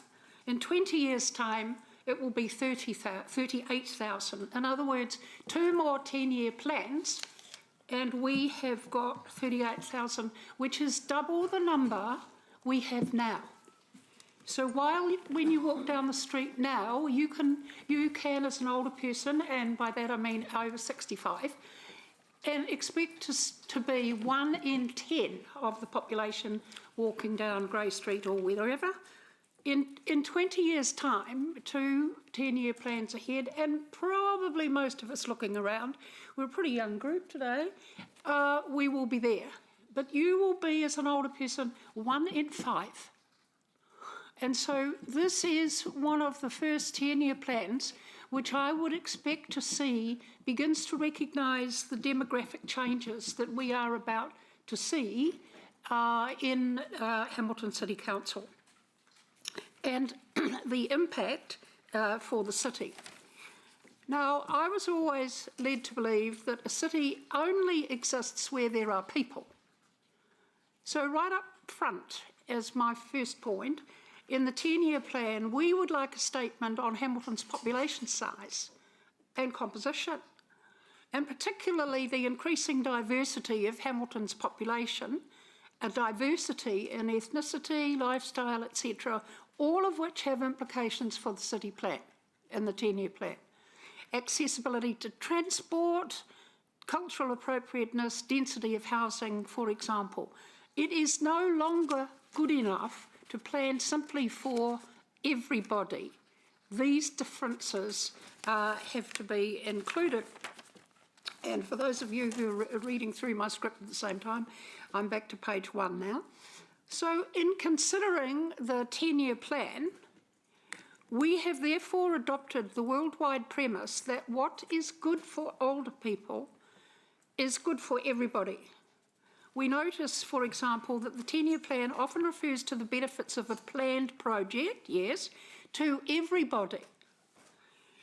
We also notice that the older people are a very diverse population in themselves and represent not only frail people in the population, but also disgustingly fit people, some of our over 65s, and then we have in the middle. And so we would like to have the Hamilton City Council simply apply the lens. Is it good for older people in those 3 areas? If it is, then it will be good for everybody.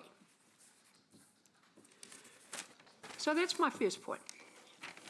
So the second point is a series of smaller points on the specifics which you asked to be commented on in the submission form. We would like to give top marks to the Hamilton City Council libraries. They are superb, and your plans for the future are also well worked out. We would like to remind you, however, that when somebody pulls down something or puts up something and you want a commemorative plaque, which I think would be a good idea, a little bit more in Hamilton, they only need to go to the library and ask for the information, because over the last few years they have been tapping the memories of older people to record the history of Hamilton, be it the bank or the railway, etc., and you have access to that. So top marks to the Hamilton Council on the library. You're obviously doing a bit of forward thinking on that. I've got 3. The second one is on the new walking and cycling bridge across the Waikato River. Please can that be a future standard for shared access? Cycling and walking, please can we have directional lanes on it, maybe a speed limit, maybe some seats along the way. The sky's the limit. You only have to look on the website for age-friendly cities, and you can now, because you are one of the accredited World Health Organization people, you have access to that information. If you want an excuse to go to Australia next week, I suggest you visit Mooloolaba, if I'm saying it right. Mooloolaba, got it. Is you know it, excellent. Well, there's an excuse to go there because it's an excellent example for age-friendly, accessible city. Okay?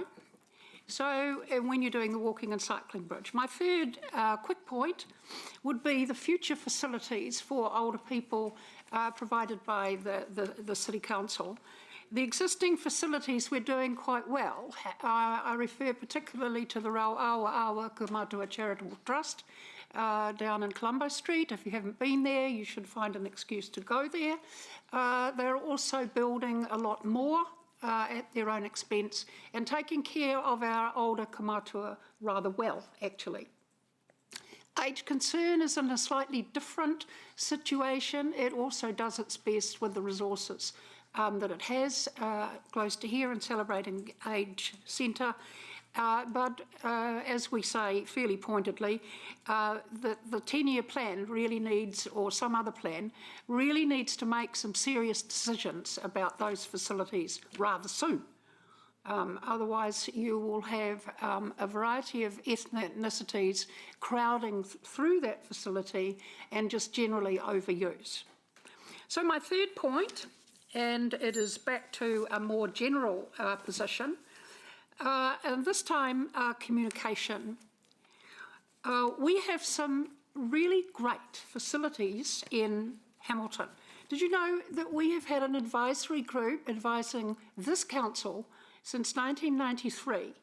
We must have had some either inspired older people on or near the council, or some people who were really good planners, because we benefit from them now. And one of the things that older people appreciate more than anything are all the parks and the gardens. They also appreciate the intergenerational playground, and if you haven't been to the one at Innes Commons, I challenge you to go there and then play with the big Maori guys, soccer in the grass just next door. And to see a 5 and 6 year old playing beside one of these, shall we say, larger lads, is just fantastic. So the parks and gardeners, the welcoming bus drivers, we have a rather nice big tick for.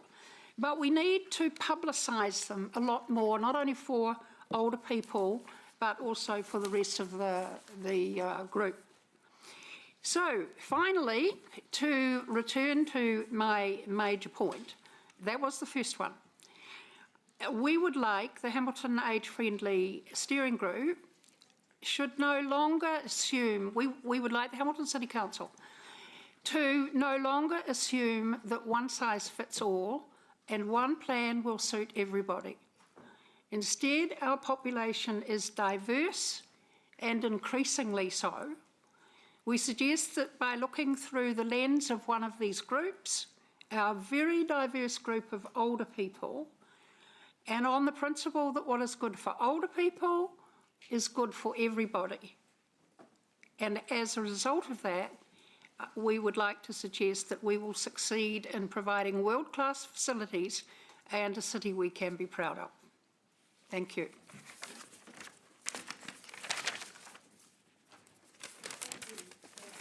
Thompson. Thank you very much for your submission, Peggy. I'm interested in your comment in your written submission here around older people are becoming frightened of using riverside footpaths because of, and you talk about scooters, bikes, particularly, I guess, electrified ones. Yes. Have you had quite a lot of feedback on that? And the irony of my situation now is that I am experiencing some of that myself as an older person. When I first started talking to city councils, I was at the Christchurch City Council and I was only in my 30s. Now I'm experiencing that. And there I am just walking humbly along and wham comes one of the scooters. Yeah. We suggest that bicycle bells become compulsory, as some of us knew when we were kids. We suggest that we might have some directional lanes in places so that you keep to the left. And I can't remember the third thing, but it's in the book. Yeah. Okay. Thank you. Older people actually expect it. You don't have too much problem in having a rule. Yeah. Thank you, Councillor Thompson. Councillor Gallagher. Much younger people like myself also have that fear in terms of the lanes along the river. Yeah. I just want to zero in. Popsis picks up later in the year about and go to Jeff's CBD committee around the river plan around directional, because bells are okay subject to hearing. You talked about Mooloolaba. Yeah. Have they gone for more the directional sort of walkways or bicycle scooter dedicated walkways, and then because at the moment we have the Oz Road share with Care, and I don't know if you have versus more designated separate lanes. Right. Well, if you like to send me to that city, that would be good, because I've never been there. But by the look on our friends here at base, he may be able to answer the question for me. But you've been there already? Some time ago. Okay. Yeah, no space. Well, one of our members was a frequent flyer, so to speak, and often been there, hence my reference. No, given the location of Mooloolaba, which I've just rediscovered, it has a certain appeal, but... Yes, yes. No, but it's in a serious way, you're saying that particular shire or city council is a good role model in terms of some of Yes, that and definitive stuff. by getting access to the World Health Organisation website, which we can now do, you can do it as a member of the council because you sponsored the plan, or you helped us with this. We can look up any city in the world to find out the accessibility, and we have. Okay. The Mayor won't allow me to make comment, which I'd never do. But even with scooters in the CBD area, the multimodal challenges of multimodal transport and pedestrians. But it's something that we will certainly. The Mayor will allow me to ask this further at the end of the day. Thank you. But I would remind you that even the simple walking stick with 3 prongs can be tripped over. You know, some older people themselves are a bit of a dangerous object. So I'm in the business of saying that to a group of older people and say, you know, keep it, don't have your walking stick out here, have it a little bit more closely. All right? No. A couple of questions. I see in your submission that you've asked to be involved working alongside the regional theatre about accessibility for the new theatre. I think that was in paragraph, can't remember, somewhere, 7B. So is what I asked you, there is a small advisory team to work with the trust, the building trust. Yeah. So do you need us to broker that arrangement with the trust? Well, that's the first time we've actually put it, we've thought about it, and I have to say that having been in the Claudelands, and some of the best seats in Claudelands a few years ago used to require almost 500 watt light to get to because they were in a dark spot. Now we've solved that, but my view, our view, would be there are already a host of people advising the people doing the theatre. It might be quite useful to bring through somebody in a walking stick, somebody in a wheelchair, and then some, you know, you can think that one out. But some people who are music lovers, and you know, if you're going to keep those ones away, your, you know, income pool might decrease too, actually. Some of these people have actually put in quite a lot of money for the theatre. So another question, just in terms of the shared walking and mobility devices of whatever sort, scooters, mobility scooters, skateboards, whatever. Does it make a difference with the ageing community how wide those footpaths are, or I think you said directional lane arrows? Yes. So you're suggesting that part of walkway cycle shared paths have a part dedicated to pedestrians and a part dedicated to people. Is that what you're suggesting? Well, I think so. That I have noticed, particularly with the tourists that we have now, they don't quite know which, even if you're walking down Grey Street or whatever street in the centre of the city, they don't quite know which side of the street. They've already come from right side driving, and so here we are in Hamilton. Is it the right side or the left side that we walk? And it just seems obvious to me that if you're going to build a new bridge, you would actually put a line down the middle, indicating with a few arrows one way or the other. Okay, thank you, that's clear. Thank you very much. Any other questions? No? Thank you very much. All right, thank you. And the good thing is, Peggy, we know that you won't let us get away without giving any attention to this, so we appreciate all the work that you've done over the many years to get it to where it is. It's a pleasure to go and test something, and you wouldn't believe the number of cafe people who are scared of me because this chair doesn't have an arm on it. And if I'm talking to the cafe owner, I give the demonstration as to, because I'm older now, as to how I can get out. And I say to them when they don't believe me, I said, if I fall out of this, the health and safety regulations will get you. Ooh, I get attention then. So Sarah over here gets my recommendation. Thank you, people. Yes, they are very lovely over there. All right, so No, I was confused about Sierra, yeah. Thank you very much. We're now, I don't see Jane here yet, do I? No, or the next one. Or Nolene. Jason's here though. Are you ready, Jason?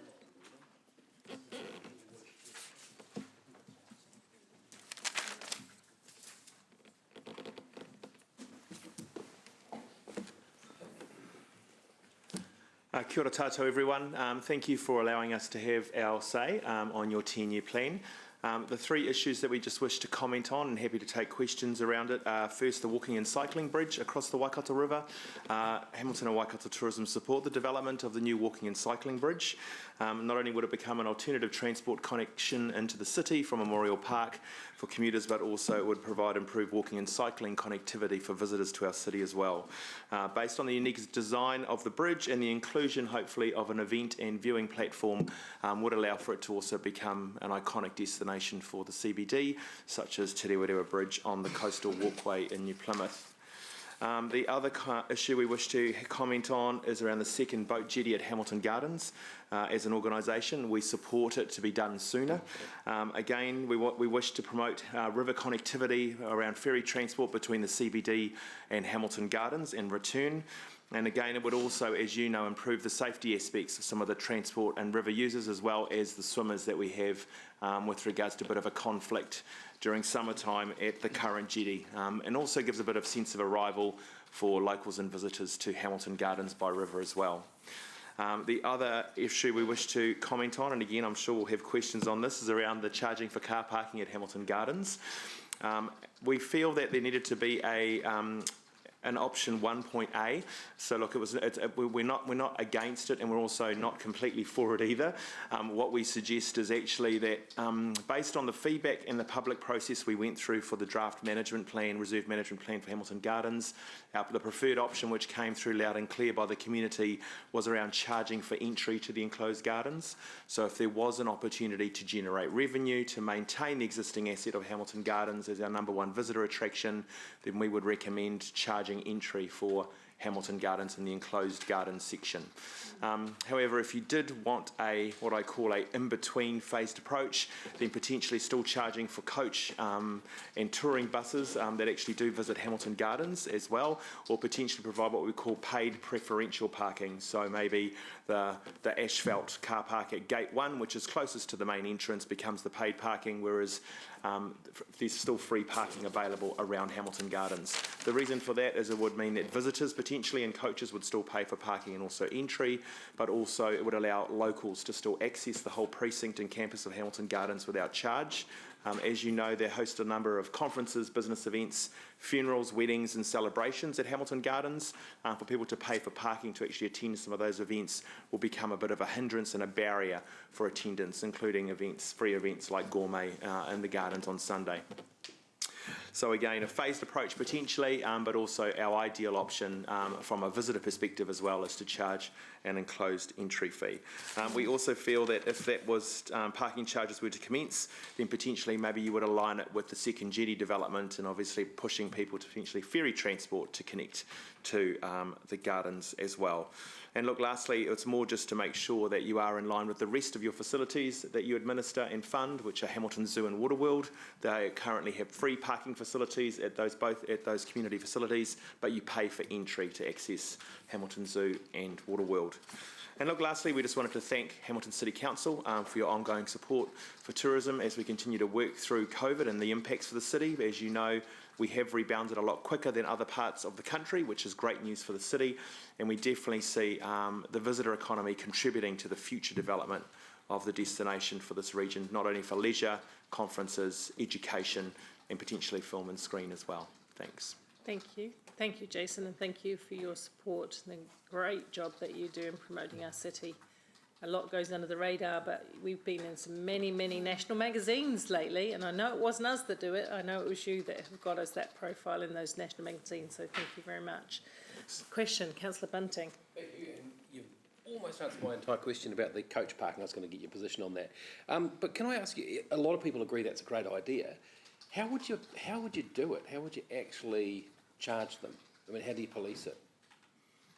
So that's not my area of expertise. Well, Nor mine, that's why I'm again, asking look, you. for most visitor attractions, if I look at Te Puia and Rotorua, there is a barrier entry into the car park, but obviously there is a payment system for those coaches to depart. Got it. Also allowing those taxis to still have free access if they're doing pick-up and drop-offs. That's something else you would need to consider.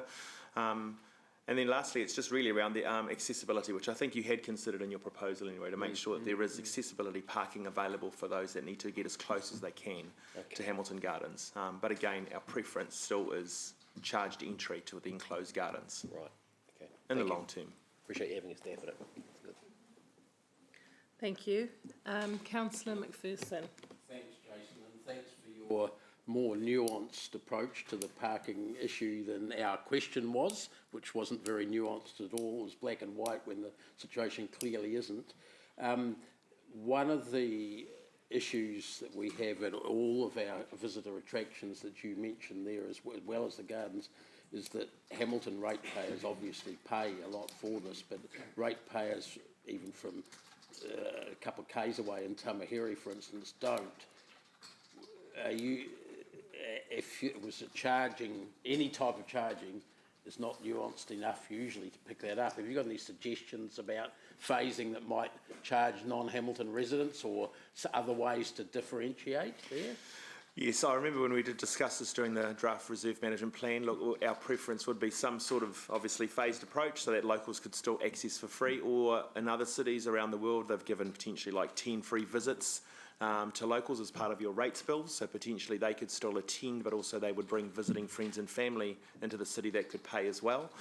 With regards to what I would call wider Waikato access to the Hamilton Gardens, that would be up to council to decide on whether you would do a differential rate, so potentially people could obviously prove with their rates bill, or you'd issue some sort of Hamilton Gardens loyalty card where people can actually have that discount or return access to the gardens. So again, I'm not saying it's an easy fix, as we all know, but again, we have seen the potential with your new visitor centre to try and control what I would call, and it already is now, controlled access to the enclosed gardens. So you do have an opportunity to funnel all entrants through one entry and egress area, and to make sure that you do implement some sort of charging. So you're not philosophically opposed to a differential system? No, if absolutely it was only not. Hamilton that was paying for it. Absolutely, and I feel that, look, as we all know, it's a legacy infrastructure that our city forefathers and you have all built as councillors for the city, and we want to make sure that we have enough funding to maintain it, and potentially also put funding towards development. Okay, thank you.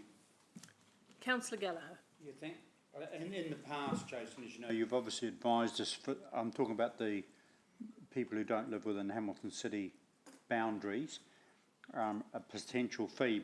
But in the past, you've talked about the critical mass, when it gets to a level where people will pay an entry, non-Hamiltonians will pay an entry fee. We've had the suggestions as it should be once the next 4 theme gardens are finished. When do you think is that magic point where we could charge and still get significant revenue? I feel like it's now. And look, and the reason being is we are a domestic destination. We already were before COVID, but now our international borders are only open with Australia. Even more than ever, you've got domestic travellers coming into our city and visiting Hamilton Gardens. Because I don't know how many years ago it was, because you that's significant you've said that, because previously you haven't, but you've now said that magic point has been arrived at. Absolutely. Look, you can talk to the gardens and find out a bit more around the actual numbers of traffic coming into the enclosed gardens. You know, donations are up. Again, it'll be interesting to know how many of those donations were gifted by people from outside of the city. I know I've had family and friends visit literally in the last 3 months, and all of them have given a donation because they feel it's an asset they would normally pay to access in any part of the world or in New Zealand. So This pricing, I mean, I noticed, this is just only a question, but I've noticed on weekends and hot summer days, it's wall-to-wall people in the theme gardens. If you had a sort of an off-peak rate, Tuesday, Wednesday, whenever, for your other experience, does a pricing point help in regulating that or not? Or does it not make sense? It can. Obviously, if you look at theatres, they're another example of offering what we call off-peak Tuesday nights, Monday nights. So when theatres are not normally full, they would offer a discount rate. So again, you would do the same sort of thing as well if you want to. It depends on what sort of pricing model that would allow you to be flexible. That would really be the key. But again, you could still offer deals and packages, we call it, which is what Hamilton Gardens have done during school holidays. They've done half-price guided tours around the gardens during what we call off-peak, when we actually struggle to have a lot of visitors during walking tours. So again, there is already that flexibility within the model to look at different pricing. No, thank you, thank you. Thank you. Just a question for me. I noticed you talked about the gardens, you talked about the pedestrian bridge. What role, to what extent do you think the Hamilton Zoo Waiwhakariki add to the tourism proposition that is Hamilton? Well, Hamilton Zoo is our second visitor attraction for the city with regards to visitor numbers after Hamilton Gardens. We know Waiwhakariki obviously adds that what we call the conservation experience and the natural and native wildlife experience compared to Hamilton Zoo.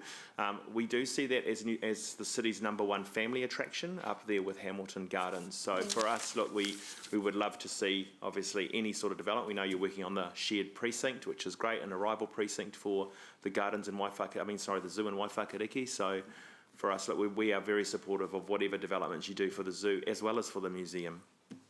Cool, thank you. And when you say #1 family, you're not thinking just Hamilton families, you're talking about domestic tourism? All families. So when we have families come to visit the city for events such as Balloons Over Waikato or attending Disney on Ice at Claudelands, we know that a bulk of those families also stay in the city and then go to Hamilton Zoo as well, pre and post the event.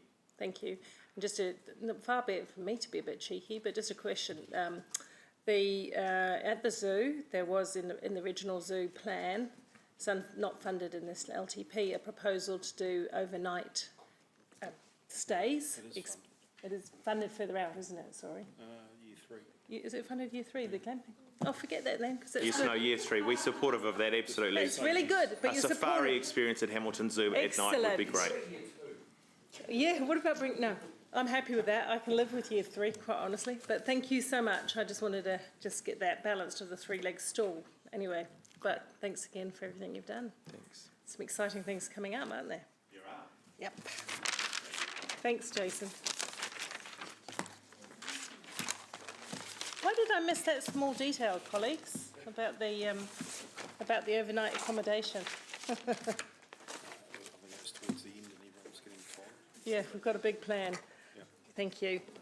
But good news is good news whenever you get it. We now have, do we have Megan? April, on behalf of Megan. Thank you. Welcome.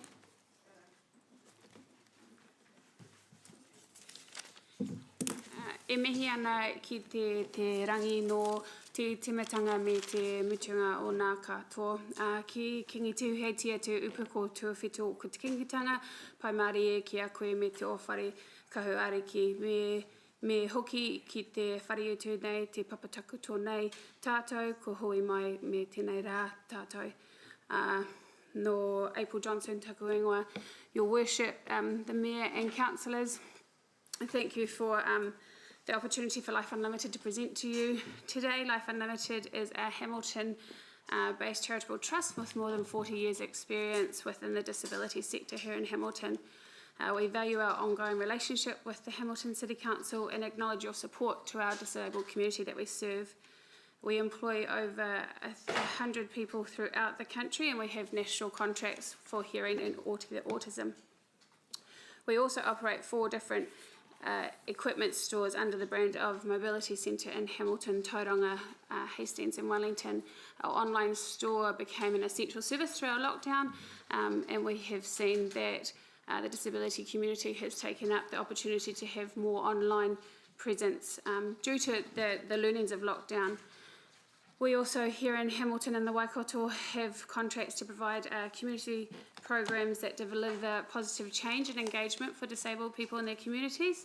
These include Ngā Mara Ātea Marae-based program in partnership with Kirikiri Marae, which is a day-based tikanga Māori program for people with disabilities, and came out of the deinstitutionalisation of Tukunui, where we understood that people didn't have a Te Ranga Waiwai anymore.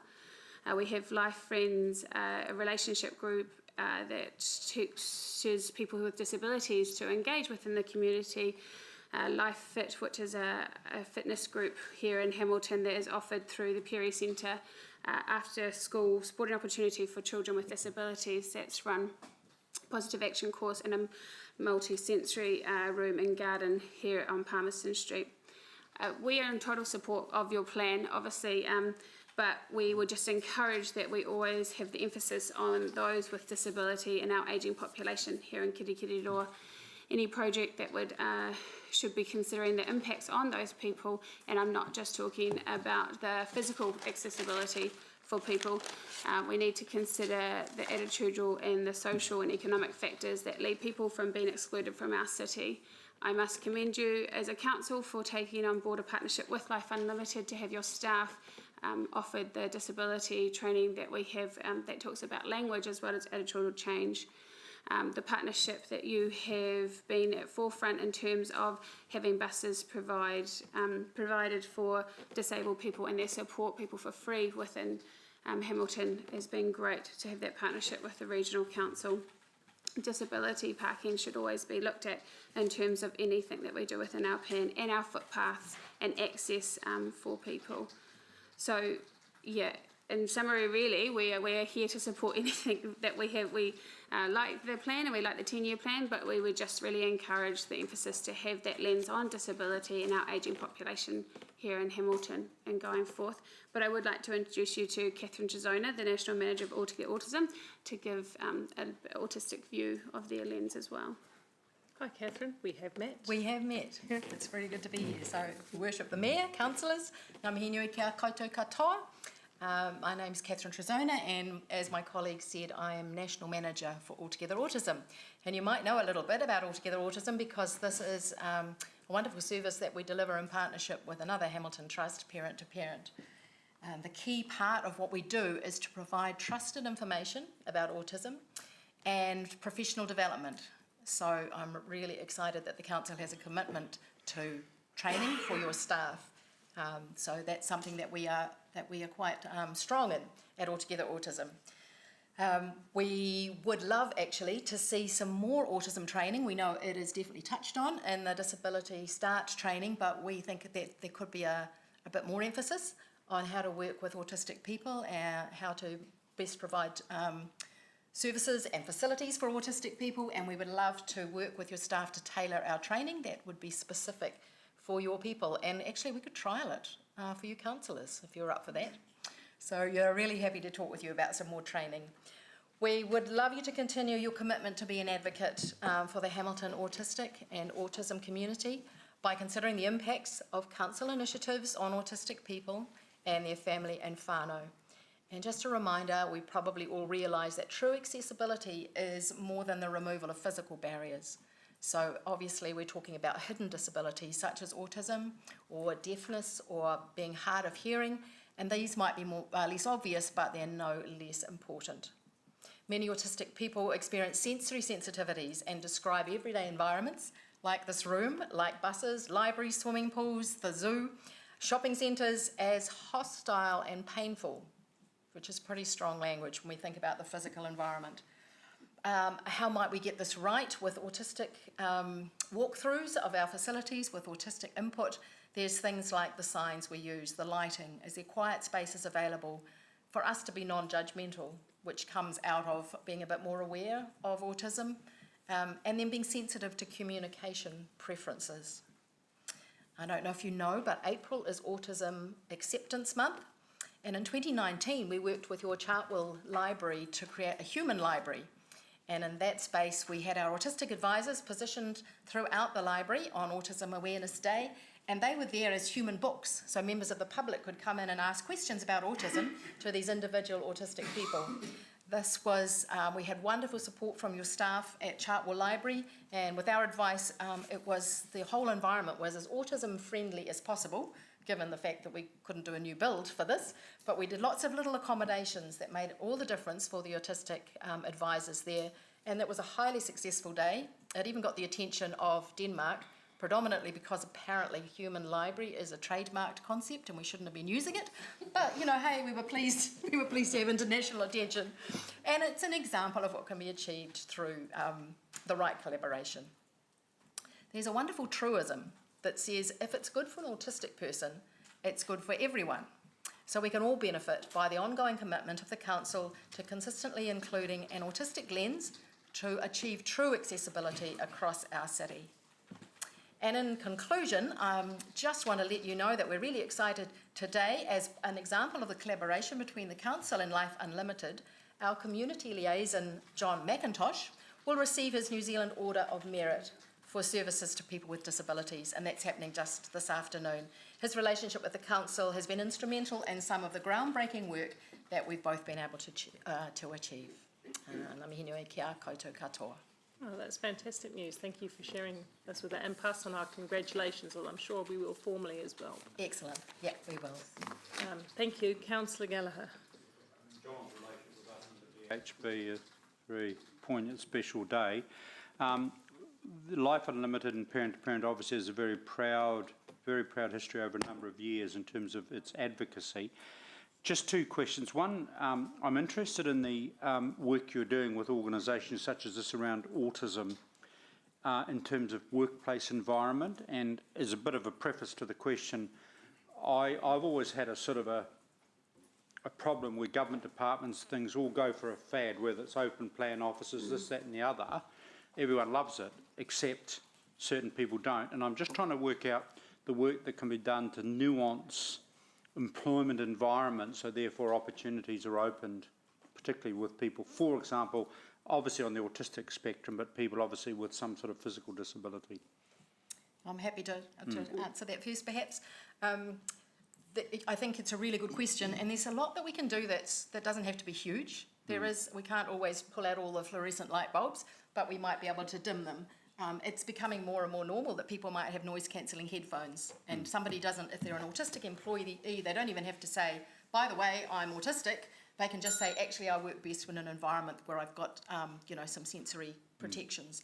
So it can be baby steps, but you're in a position as a council to maybe make some bolder moves. And if it means the success of an autistic person to fully contribute to be a successful employee, it's well worth investing in. Yeah, and we're happy to give advice on that at any time.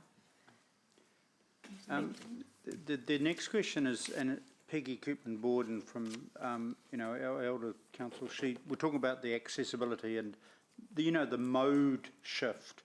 So, for example, me, even as an ordinary pedestrian, walks down the street, nearly gets wiped out by a scooter. I'm not saying send the scooter away, but I'm just wanting to work out that whole sort of evolution of transport, and if there's sort of work that with you and others we can do, particularly around the ability of particularly people who've, say, got mobility issues, and making our city more friendly.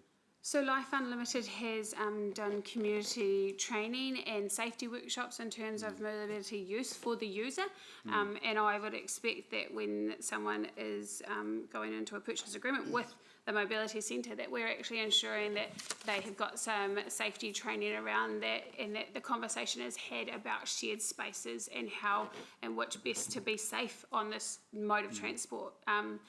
And then also I think it is that we need to offer it more. We did have some offerings at different regional councils where we had mobility scooter training offered out into the public on certain days in some regional places around the North Island that had a really great success rate actually.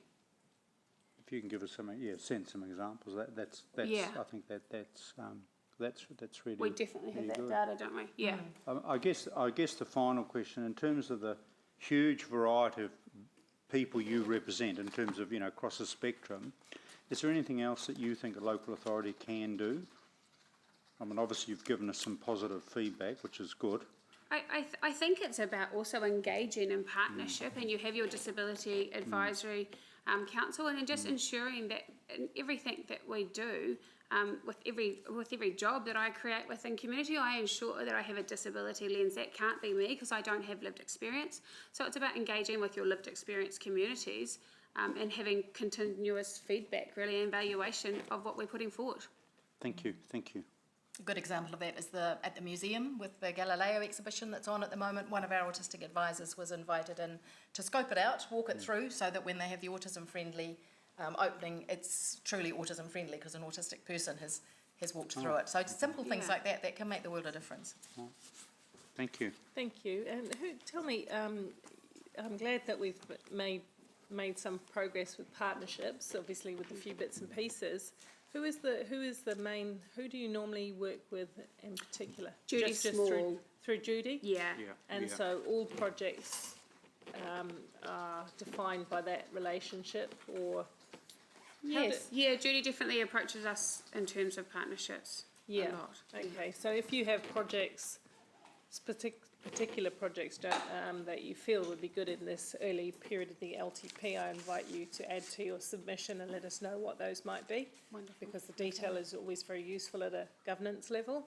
Yep. Thank you. Okay, We appreciate thank that. you. Yeah, we appreciate the Thank you. opportunity. Thank you very much. Thank you for your time. We don't have Jane nor Nolene, but we do have Rawiri. Kia ora.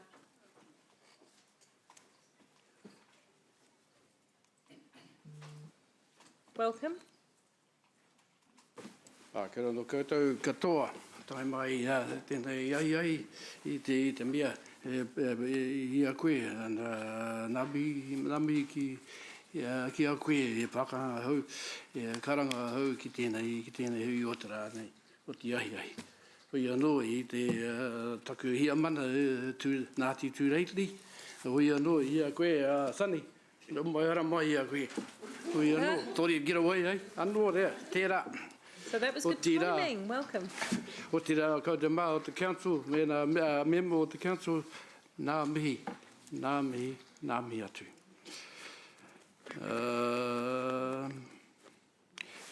Thank you for inviting us to make a presentation this afternoon, Miss Mia. I would like to just quickly run through some of the issues that I've pointed out, and then leave some time for questions. And if you go through, I presume everybody's got a copy of the. I think he's number one there. Yeah, that's pretty clear. In that, I still think less is more, which is probably a lot of what I'm talking about. In that, in that, there is history to be commemorated. There's kōrero to be added to the city, the beauty of the city. It started with the gardens, as our friend just before was talking about, and it's going on to the Waiwhakareke and the zoo and all those other lovely plans which we've got in our projects of the long-term plan and whatnot. And the biking one is another one. That's clearly one of the major places there where the beauty of our city could be again immenced in, to give us some sort of identity, to give us some sort of equity, to give us some sort of label, like the prettiest city in the country and all the rest of it. You know, and that's an aspiration which we should probably aspire to. And that's what I'm talking about there. Number one, number two, number three, around the Gordonton Road. Yes, needs to be done. The Borman Road. I'm talking about there with the Borman Road one. It's very much like Redamu and his Resolution Drive on the corner of that roundabout. Now, here's another opportunity.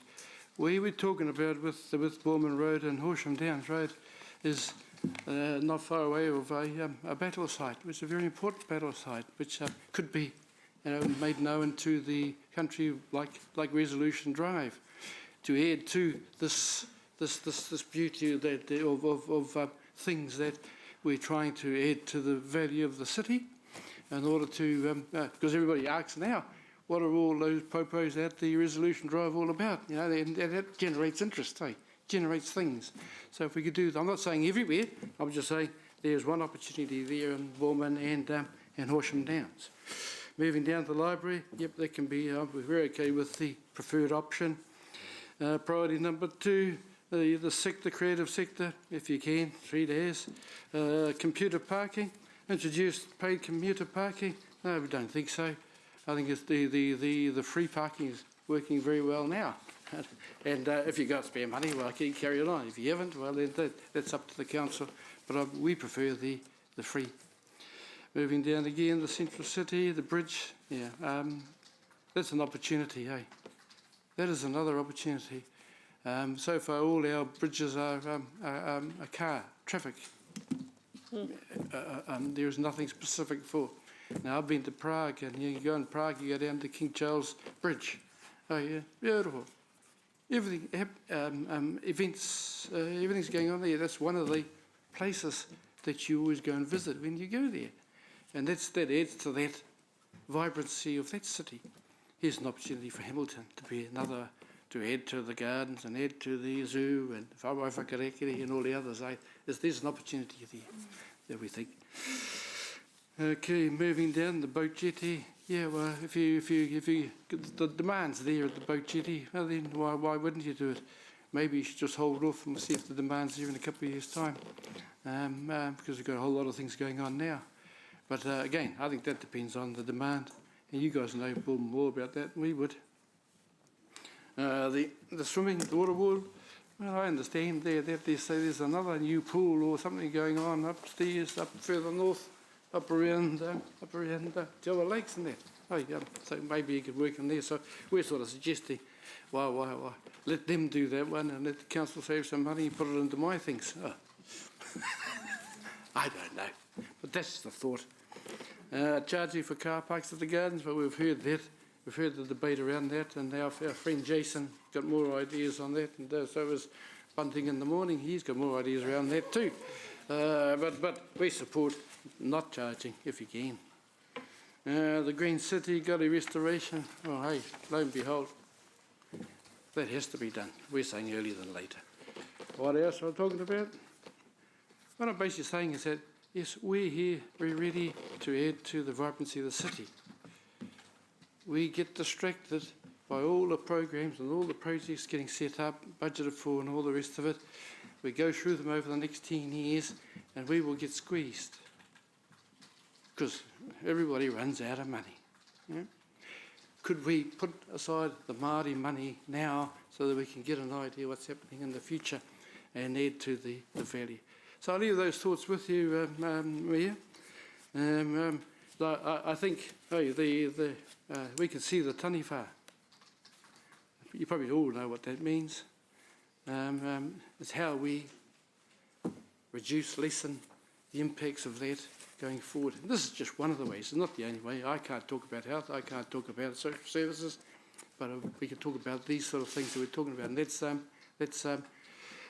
bringing to life the history and the vibrancy of Hamilton City to add to the identity of it and the country and the support that could be provided to it.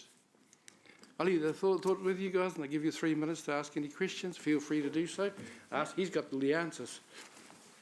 Sonny, do you want to add anything? Was there any particular point you would like to? Not particularly, except I guess for the last 150 years, we've got 150 years of history to catch up on. And if that's not provided for in any other forum, then if we can display that and share that with the community, then let's do that. Thank you. Councillor Thompson. I've got two questions. One is in regard to the biking micromobility one. You've suggested slowing it to be able to get make sure that we're telling the right stories and things through that infrastructure and it goes past important sites. What kind of conversations have you had with our staff already around that? A lot. Yeah. We've had a lot of conversations around a whole lot of different issues to get to the end where we get squeezed out. Yeah. Because there's no commitment to it at the time, and you can't blame the staff for that. They get their project budgets, like you're saying now, for the next 10 years. By the time you get there, all those funds are already taken. Right. So yes. Okay, so are you referring to, say, Eastern Pathways and that project there? Yes, up to a point, yes. Okay. we understand that's the LTSA or NZTA or something is walking on that one. But again, those issues can be resolved if it's known earlier. Yeah. But we always tend to get known that advised at the end of the game. Okay. And it's quite annoying. Okay. But so it stops us from being able to add to or follow through on that desire to add value to the city. Yeah. Okay, thank you. So the key point you're making there, tell me if I'm interpreting this right, is that you would like Thorpe to be involved earlier in the formation of a project around the thinking, rather than to have a mostly formed up project and then being asked to feed in at the end. Is that what you're saying? And then potentially being squeezed out as a result? Yes, you are. Yes, ma'am. That's basically where it gets to at the end of the day. And I'm just putting it on the table so we can consider it and work on it. I remember 2 years ago when we met at the Kirikiri Marae when your predecessor was there and we were too late. We never had an opportunity to say anything. So now we're just coming back to there are things that can be done. There are things there which we can offer to the city in these projects. There's a whole lot of them in there, which we'd like to be a part of. We think we can be a part of. Please don't leave us out. Yeah, no, thank you for that. Do you think that Hei Pō Manawa Ora might be one conduit to strengthen that relationship at the beginning of projects, given there's 32 odd actions or something in there? Yes, Mayor. That is a part and parcel of it, but at the end of the day, there's that's going to happen at the end of the year, and then it'll be the implementation will be worked out over time. So we're talking another couple of years to get around to sort something out there. All I'm sort of saying here is that there's an opportunity to pick up on these projects and do them better than what we are at the moment, given the experience which we've just come from over the last 4 or 5 years. Okay, thank you. That's very useful. There are no more questions, but yep, shoot. Very quickly, you talked a lot about telling our stories and history and catching up on telling that. One of our early submitters talked about having a more interpretation and signage along the awa. Your thoughts on that? I see in one of the points in here, the interpretations and have been shelved. Yeah. Right. So those sort of things that you see, which makes our desire to contribute wane, for want of a word. And we've had many promises that these will happen and that will happen, and we don't see them come forward. And that's probably all got to do, and nothing to do with staff, it's probably all got to do with the thing called paper at the end of the day. And you can understand that. And that's why I sort of suggest that at the beginning, you're better off to if we plan for it at the beginning in these projects, say what it is, and then we can work with it thereafter. Thank you on that. Okay, thank you. Thank you for all the mahi that you do on behalf of our city. You're a great source of support for us. We do appreciate that. And supplementary to your submission, of course, we invite you to be, you've been specific in here about a couple of projects, but anything else that's on the books in the next couple of years in the long-term plan that you would like to be at the front end of, then it would be helpful for us to have oversight of that as well. Love to be. Because I'd hate to get 3 years and find that you've been dropped we know off. we will be. Mayor, we know we will be, but it's what commitment the staff or the council come with. Wow. And I think that's all we're trying to get to at this point in time, because you're not going to get everything done every year for the next 10, 50 years. No one's going with that. It's how we make our commitment, how we get in there and assist the process and do better for the city. Thank you, that's very clear. Thank you, Yeah. Ngā mihi All right. kōrua. Anything else? Thank you very much. Thank you, Ms. Yes.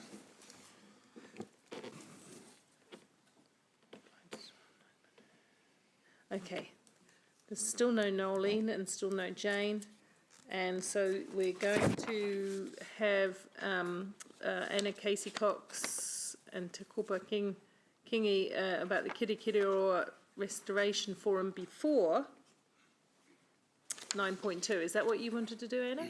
Wanted to change 9.3 to first and 9.2?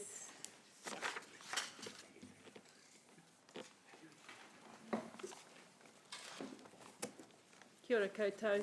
Good to see you here today. Kia ora, Werama. Tēnā tātou katoa. E pai nei kua hui tai nei, ki tēnei hui ngā o tātou. Ki te whakatau, i ngā whakaro me ngā kōrero, kua puta i a tātou, ka nui te mihi. I te kaha o tō tātou tautoko i a tātou, ki te aro mai. Me te whakatika me wānanga, i ngā kaupapa me ahuatanga me take. E hāngai ana ki tēnei.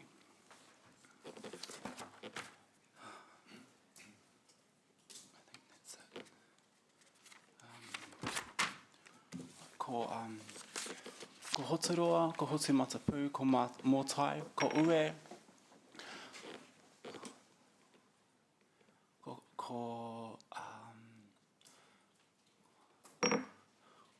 Hoturoa, ko Hotuope, ko ko Rakamāmā, ko Kākati, ko Kārota Whao, ko Hānui, ko Haumi, ko Hānui, ko Haumi, ko Atutahi, ko Tikitiki, ko ngā Murika Tawa, ko Takiao, ko Pariwhakahau, ko Korako, ko Karangatiti Aho, ko Whawhato, ko Ngārangi, ko Te Tipi o Te Whenua, ko Inuwai, ko Puna Ngaiti, ko Kahuwhareki, ko Nāraka Moor, ko Te Raiha Moor, Rawa Hamua, ko Mere Te Ana Moor, Rawa Hoa Rangatira Te Tai Tāwhiru Rāpana, ko Anaru Puhipi Rāpana, ko Rawa Wahine Hoa Rangatira, ko Mary Ormsby, ko Mere Jane Rāpana, ko Grace Rangi Ohu Iketone, Rawa ko James Tāpapa King, Oku Maswa Tupuna, ko Wally Wharemanuka King Toku Papa, ko Barbara Dawn Karepe Mare Stroud Toku Whaia, ko Te Kopa King Toku Ingoa. Now I just wanted to say thank you for having us here today. I wanted to talk specifically about the environment and about the restoration that's happening around our gullies, and that the association with Waihi Tapu and Urupa need to be acknowledged and protected. They're a taonga of ours, and they're part of our history, and they need to be uplifted, because over time, a lot of those places, they have been marked with a park name. Like on Urupa, for example, the Waitā Whiriwhiri Urupa next to the Fairfield Bridge. In history, when Hamilton was being developed, a lot of ko iwi were found and they were just dumped there at the Urupa, which is now Milne Park. So that is something, you know, I think I'd like you guys to help us maintain that the heritage of ours within Hamilton or Kirikiriroa. And also the past sites along the Waikato River, which go right from Puketekete Pā, which is at Pukete, and go right to Nukuhau Pā. So there's a lot of them. I think you know where they are because I've seen them in your drafts, and even of some of the iwi that occupied them in the past, like Ngāti Kaura, Ngāti Wainganui, Ngāti Ruru, and even Ngā Murika Tawa, and Hānui and Haumi and Ngāti Te Ao. So, and a lot of us still exist today from those iwi. So, we might not be on these corporate organisations that you get, to acknowledge as mana whenua, but we're here, and we'd like to be acknowledged for that. And also, at the moment I've created a restoration project called Manga Waita Whiriwhiri Kaitiaki. We're looking after our stream at the moment. We've pulled out a lot of things. I'd like to thank all the restoration projects around Hamilton. They've been very supportive. Even I think it's Parks and Reserves, Alistair. He's been very helpful as well. So, Kia ora. Yeah, and just to tautoko what Te Kopa said really, we're speaking on behalf of the Restoration Forum, which is a collaboration of different gully groups in the city, and really here to say that we really want you to invest into this work. It's vital for our future as a city. But as Te Kopa has said, it's also part of our history, our whakapapa. And there's, so in terms of the investment, we really do want to see that history acknowledged as part of the restoration efforts going forward. And yeah, Ali and the team have been very supportive thus far, so it's really just to encourage that direction. And we did have a slide show, I don't know where that is, but of beautiful pictures of our gullies just to inspire you. I'm sure that you have been in some of these spaces as our councillors, and we do want to invite you to engage and come and visit. Yeah, if we can just quickly run through them perhaps. We've got Tui 2000 and Riverlea Environment Society here to tautoko this presentation because we are a collaboration. We do support one another in our restoration efforts. We know that we've got to get above that 2%. We've got to get to 10% in terms of our Indigenous biodiversity coverage for the protection of our species going forward. We can just keep going through the slides. Can I do that or no? Just give her a twitch or a nod. Twitch, okay. That's Hammond Bush at sunrise, amazing. Transformations from the roots up at Hillcrest Stadium. Keep going. Manga Onua, very much a collaboration with the Ngāti Hoa Mahi Trust there. So the diversity of participation that we're really looking for.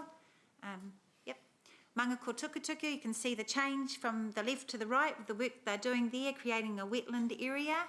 It looks a lot more thriving on the right.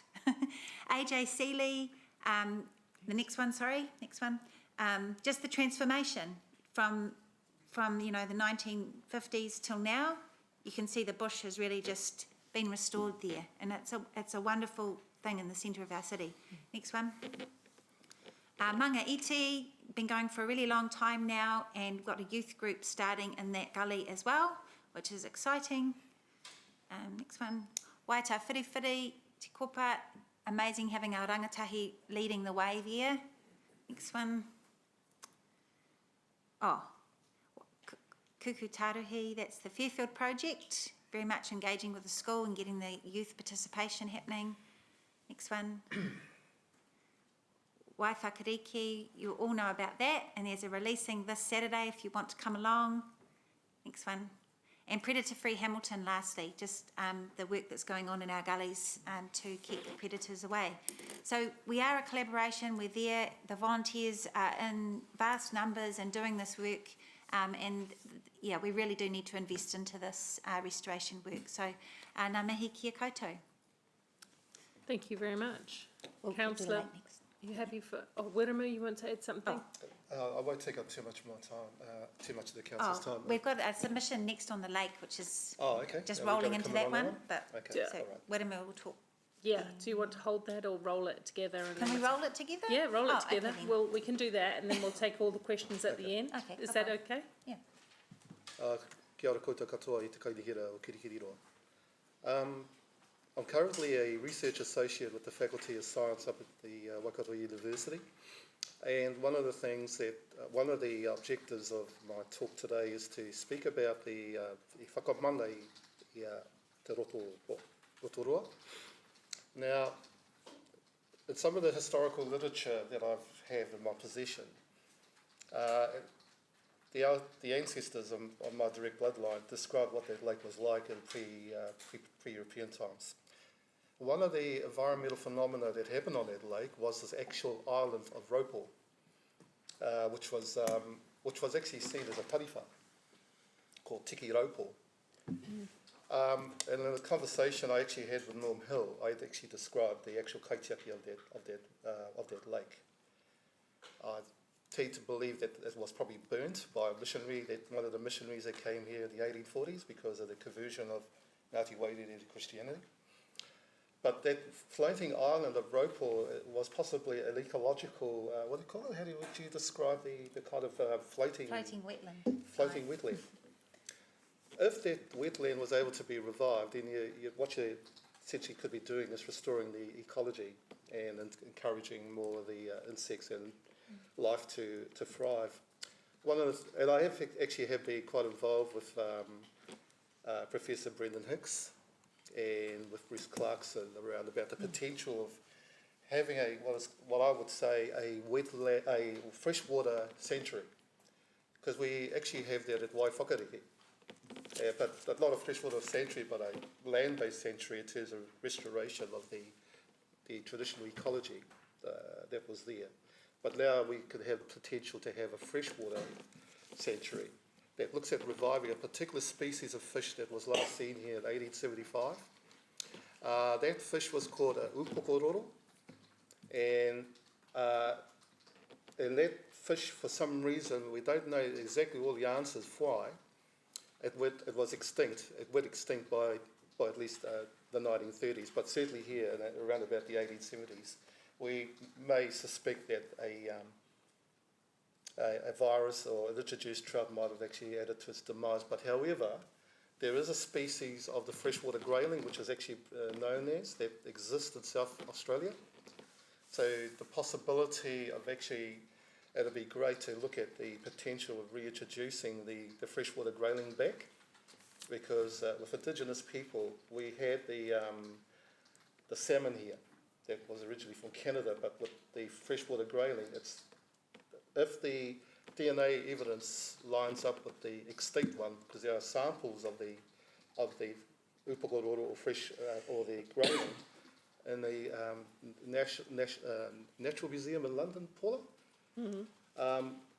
So if the DNA results actually show that species of freshwater grayling in South Australia is the same, then there's the possibility of actually be great to reintroduce it back into the lake as a project. Mm-hmm. Also, that it's an opportunity to better use of the lake of Rotorua as a outdoor classroom, to teach water sciences, but also to use Mātauranga Māori as well. I see endless potential here around the types of science-based research projects that can actually happen, and what does that actually mean, and the benefits it can actually bring to many schools as well. Sarah? Yeah, so just I guess tautoko, the investment you're looking to make into the lake, in particular the wetland that is currently funded in the proposed long-term plan. So because as Weramu said, it's actually again part of the whakapapa of the lake, it's to have the floating repo, but the work needs to be done around where the wetland would actually go, as I understand.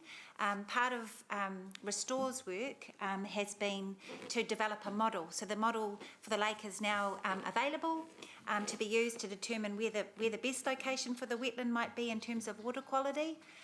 So again, this is a contribution made by largely volunteers into the space, and it's awesome to see the council investing into the lake, because it is such a central, pivotal, ecological space for our city, and very treasured by our local mana whenua, obviously. So that's us. So any questions, I think?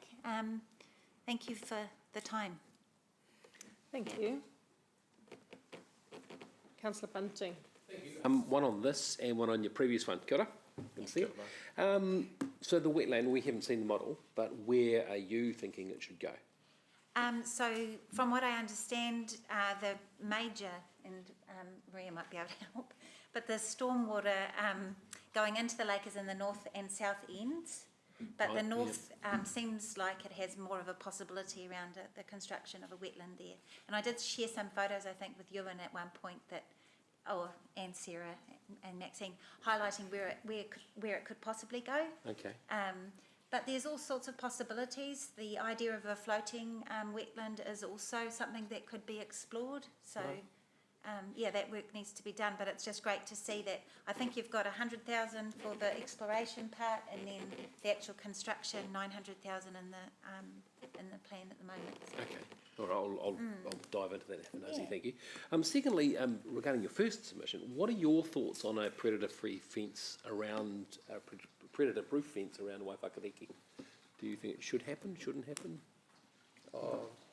This is just me. I mean, we're looking at a freshwater with predator fencing. Really, it's for to keep rabbits out. And I understand that there is a pest control problem or program in place to do that. Right. It does got to be a cost on the ratepayers in terms of how much is that going to cost and where the funding is going to come from for that to happen. Obviously, I wouldn't go there. Yeah, to have that kind of fencing because of the cost of ratepayers. Right. I think there are other ways to deal with the stuff. By having to fortify a whole lake and get the local residents upset and looking at a steel fence just about every day of the. It's more about Waiwhakariki rather than. Waiwhakariki. Sorry, I was thinking Hamilton Lake, but. Oh no. Sorry, I thought I must have heard you wrong. Yes. Yep. I was thinking Rotorua, but yes, I would do that. Thank you. And because of the need to actually to make those plants sustainable, but also too that the tourist potential that once our borders reopen, it's going to bring people back. Right. And also that actually it's good that I'm revisiting Waiwhakariki because I was involved with it right in the very beginning with Professor Clarkson. And one of the reasons why at the time Hari and I supported it was to reinstate an ancestral landscape that was there 500 years ago. And totally, it's also that the need to plant more ecology type areas is to increase the property values of properties. So not everyone can afford a view of the lake or a river, but at least to have a stand of kaikatea or native trees as a backdrop, it's better than nothing. Okay. Yeah. Thank you. Sorry. Yeah. Thank you. Councillor Gallagher. Yeah, just putting on that, the forum we went down to with you guys in Frankton. So you mentioned did I get that right? You mentioned some work that's been done in another part of Australia, South Australia. What was that? Yes, there is a species of the grayling that exists in Australia, in South Australia, in the rivers, and it supposedly is a grayling as well of a similar species. But in saying that, we're not sure whether it's close to the one that was here, but it is simply a species of grayling. Sure. And just the issue of collaboration. Obviously, you've correctly identified Professor Bruce Clarkson in terms of, particularly with Waiwhakariki. Obviously, that partnership, I assume, with the uni is quite crucial, particularly with the science faculty. Yes, yeah. I think hopefully that part of the science faculty is not being unduly affected by the current restructuring. Who knows? I mean, I hope so too, because it's a very, it'll be very sad to lose our science faculty. I mean, the valuable knowledge and expertise that they have. I've got a particular heartstring to that department with both the sciences and the Absolutely. Department. Thank you. Thank you. Just in terms of the wetland, that refers to the daylighting of the stormwater into a wetland situation. Aye. That's right. That's right. Yeah. So that's the first. That will take a lot of the heavy metals and other nutrient enrichment out. It won't get us to where we ideally want to be, as Wiremu said, with the bigger vision of the lake. But it's a first step. It's a good start, and it will, as Wiremu also said, provide a real opportunity for our schools to engage and understand the value of wetlands. Right in the middle of our city. So a lot of diverse benefits, I think, to doing that work. And just a quick question to Te Kopa. In terms of the urupa from Puketikete right through to Nukuhau that you were talking about, so your goal is to make sure that every one of the urupa sites and pa sites along the awa within the Hamilton stretch is appropriately recognised and protected? Yes. but with mana whenua. So, for instance, if they're not, we're going to end up having more uprisings like what's happening out in Ngaroa Wahia at Puke Ahua today. So they're being threatened by Perry's, a contractor with Perry's. They're trying to remove the kaitiaki, the mana whenua, from the property. They weren't consulted about that. So when that happens, yeah, I think a lot more of that I'd like that to happen as well. And all those pā sites in Urupa to be acknowledged, be respected and protected, so that corridor behind our history is not actually just in a book, it's there physically. Thank you. Thank you, it's clear. Thank you very much. Thank you, Ngā mihi korua, for your coming in today. We appreciate it. Thank you.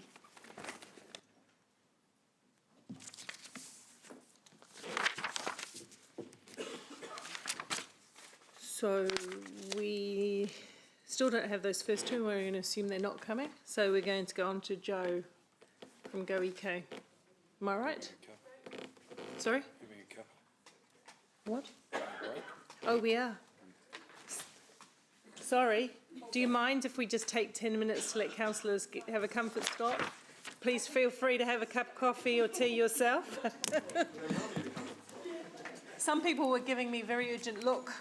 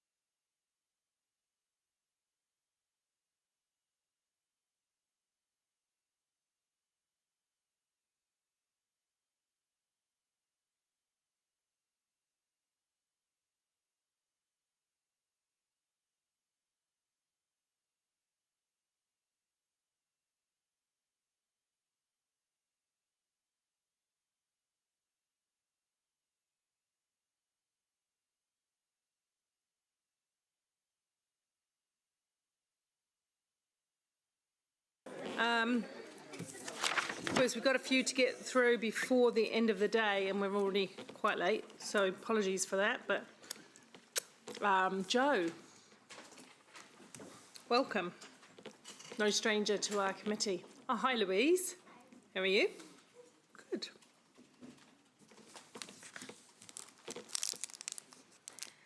Tēnā koutou katoa, ko Joe Riglioho from GoEco, otherwise known as the Waikato Environment Centre Trust. And with me today is our board member, Danny, and our Deputy Chair, Louise, who I believe you all know. We're here to proceed with the oral submission as a follow-up to our written submission, which is with you all. GoEco recognises that human-induced climate change is a critical issue which is impacting Aotearoa New Zealand, and that these impacts fall disproportionately on those already facing inequality. We recognise the role of mana whenua and support Māori to realise kaitiakitanga in their rohi. We support work towards adaptation methods which increase community resilience to climate change and decrease carbon emissions. We refer to 26.2.7 of Tai Tumu Tai Pari Tai O and remind this council that all transport infrastructure decisions must consider the history of systemic confiscation in the name of public works and the impact of infrastructure such as roading on water and environment. Our position is that due to serious issues surrounding climate change, low carbon transport options should be a top priority in city planning processes, moving away from individual car ownership to an efficient, modern and resilient transport system available for all members of the community. Safe and accessible walking and cycling options, multimodal transport, affordable, reliable public transport and sustainable urban development should be incorporated in city planning to reduce distances needed to travel to work, educational or recreational facilities. We wish to see full investment in the city gully systems, Waiwhakariki Natural Heritage Park and associated restoration projects. And want to see projects that will be taking a transformational step towards the recommendation of a minimum of 10% canopy cover across the city. This is in no way meeting the vision to ensure that the full range of Indigenous Waikato ecosystems are robust and representative of the native flora and fauna to this rohi, as described in Tai Tumu, Tai Pari, Tai O. Investment in long-term predator control is a core function of both conserving our Indigenous species and enhancing their natural ecosystems while regenerating healthy environments. Take the important step of protecting our gullies and their surrounding areas by establishing and upholding special nature areas. Furthermore, ensure that planning and resource consents do not encroach upon or degrade the special ecosystems already protected by their surrounding communities. We want to acknowledge the one-off investment in our gullies and restoration by this council in 2020. The $30,000 putia that GoEco received has contributed already to the development of 2 new rangatahi employment and training proposals to government agencies, the establishment of a community gully tool bank, built volunteer capacity and capability, deepened and strengthened relationships and commenced a journey that facilitates knowledge sharing and has a training program to be implemented this year, all in just the first 6 months. Nō reira, tēnā koutou, tēnā koutou, tēnā tātou katoa. Thank you very much. You want to add anything, Louise? No. There you go, singing off the same book, song sheet. That's great. Thank you for your excellent submission. It's really well set out and easy to understand. There doesn't seem to be any questions around it, but I just will ask one in terms of climate change and the activities set out for the 10-year plan. What level of confidence do you have in those to address, given that we're doing a lot around modal shift, the gullies and a few other bits and pieces, what confidence do you have that we've targeted some priority actions in that? it's me. We're really pleased to see the heightened investment in gullies and restoration and biodiversity that are outlined in the plan. We think the other actions that have been taken, like deprioritising cars and prioritising other modes of transport, also complement that. I guess our only request is, or our only reminder is that this is a matter of urgency, and we're not keen on postponing matters of urgency. Yeah. So in that respect, that's why you would support the faster gullies / faster cycling mode shift. Yeah, urgency. Yeah. Thank you. Absolutely. Thank you. Thank you so much. Thanks, everyone. Appreciate that. And as always, we appreciate the good work that Go Eco do in our community. Next up, we have Brian. Good afternoon, Brian.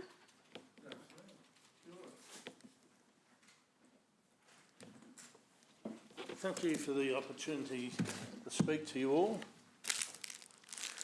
I've made a massive number of submissions, as you're probably aware, and so there's no way I can talk to any of those, well, any number of those in the short time I've got.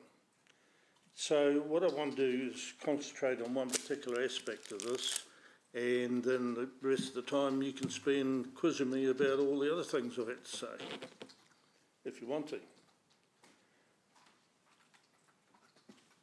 According to Stuff, this 10-year plan cost over $19 million, and Mayor Andrew before you, it cost him $11 million. Historically, no mayor has ever seen through a 10-year plan in their term of office. Some have been around, the other one's been around 4 terms or so, in which they could have, but they didn't have a plan. So, $19 million. Now, when this came up at council initially, Bob Basco had something to say about it, and so did Dave McPherson. And from memory, Dave said, well, this is a hell of a lot of money to spend on a piece of bureaucracy that doesn't produce anything tangible. However, if it comes through, it goes through and produces what you've promised, well, maybe it's worth it. Well, that's the question you've got to really ask. Is it worth it if there's no history of any council ever seen through one of these plans? And the thing that really gets up my nose in the over 40 years I've been here is council have come up with plans and they've looked at them and they've turned ideas down. Some they've investigated thoroughly and turned them down. Some have just dismissed on hand. But they regurgitate. So the same old thing is occurring right now. And I hear people saying, I've heard some of your numbers saying, well, we've got to get more money, and the gardens is always a great place. I mean, that's a place to generate money. We've got more visitors going to the gardens than any other tourist spot. All right, we'll pay. We will charge to go into the gardens, and I know some of you don't agree with that, and some have dismissed it. You can't answer the questions in that questionnaire unless you had this document, the big fat document, and most people didn't. When you first announced that these would be distributed in all the libraries and all nooks and crannies around town, first thing I did, go down to the library, no, we haven't got them. So I came down here, age concerned, I thought, no, not even, no, we haven't got them. Went to the museum, no, they haven't got them. Rung up council on numerous occasions, having some problem with getting them printed and distributed. So someone very kindly on council, one of the staff, actually physically brought one around and gave it to me. And that was only about a week ago. And it was then I realised that when you read the detail in the big fat book, you could answer some of those questions in there, and without that you couldn't. Classic example is the one related to parking. In the fat book it says, well, if you spent money in the shop, in the information centre, you don't have to pay. If you spent money at the cafe, you don't have to pay. Fair enough. Well, that was one of my big arguments against doing it. But you didn't know that when you answered this question. So that's a load of waste of time and effort. So my plea to you is to, when these projects come up, do a cost-benefit analysis. And those that are regurgitating, produce an algorithm into which you can plug the variables. So when it comes up again, and the entry to the garden, entry fee to the garden is a classic example into the enclosed gardens, as they have developed, then put in the variable. For example, when I did a cost-benefit analysis of that, it was over $1 million just to put the security fence around it. Then you've got to install it, and you've got to maintain it, and you've got to patrol it. And that was just one aspect of it. And I proved to myself, and I tried to prove to you people, that you could, no matter what you charge, with $1 or $100, you'd never cover the cost of implementing it.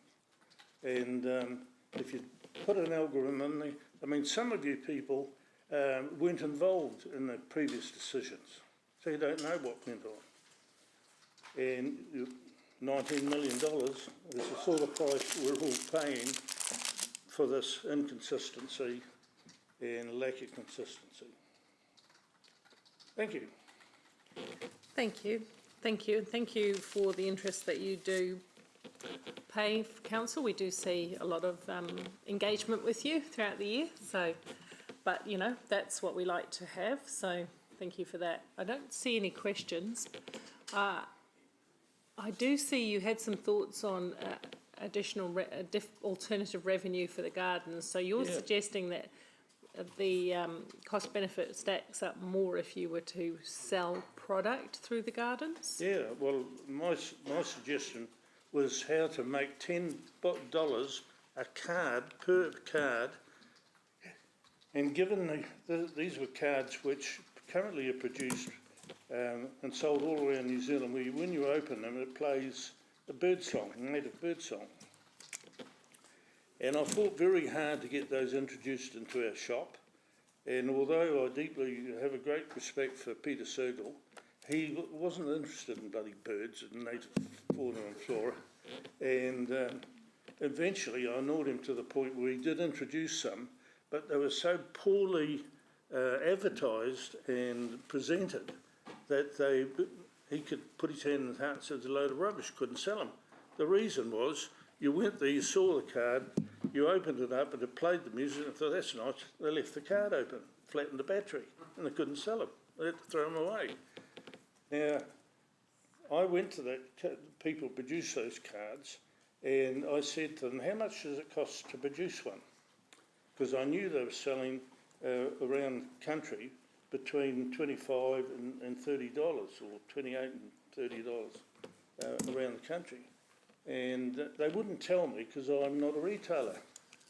So I put that to Peter and said, well, you know, you can find out how much they cost. He never did tell me, but cost plus $10,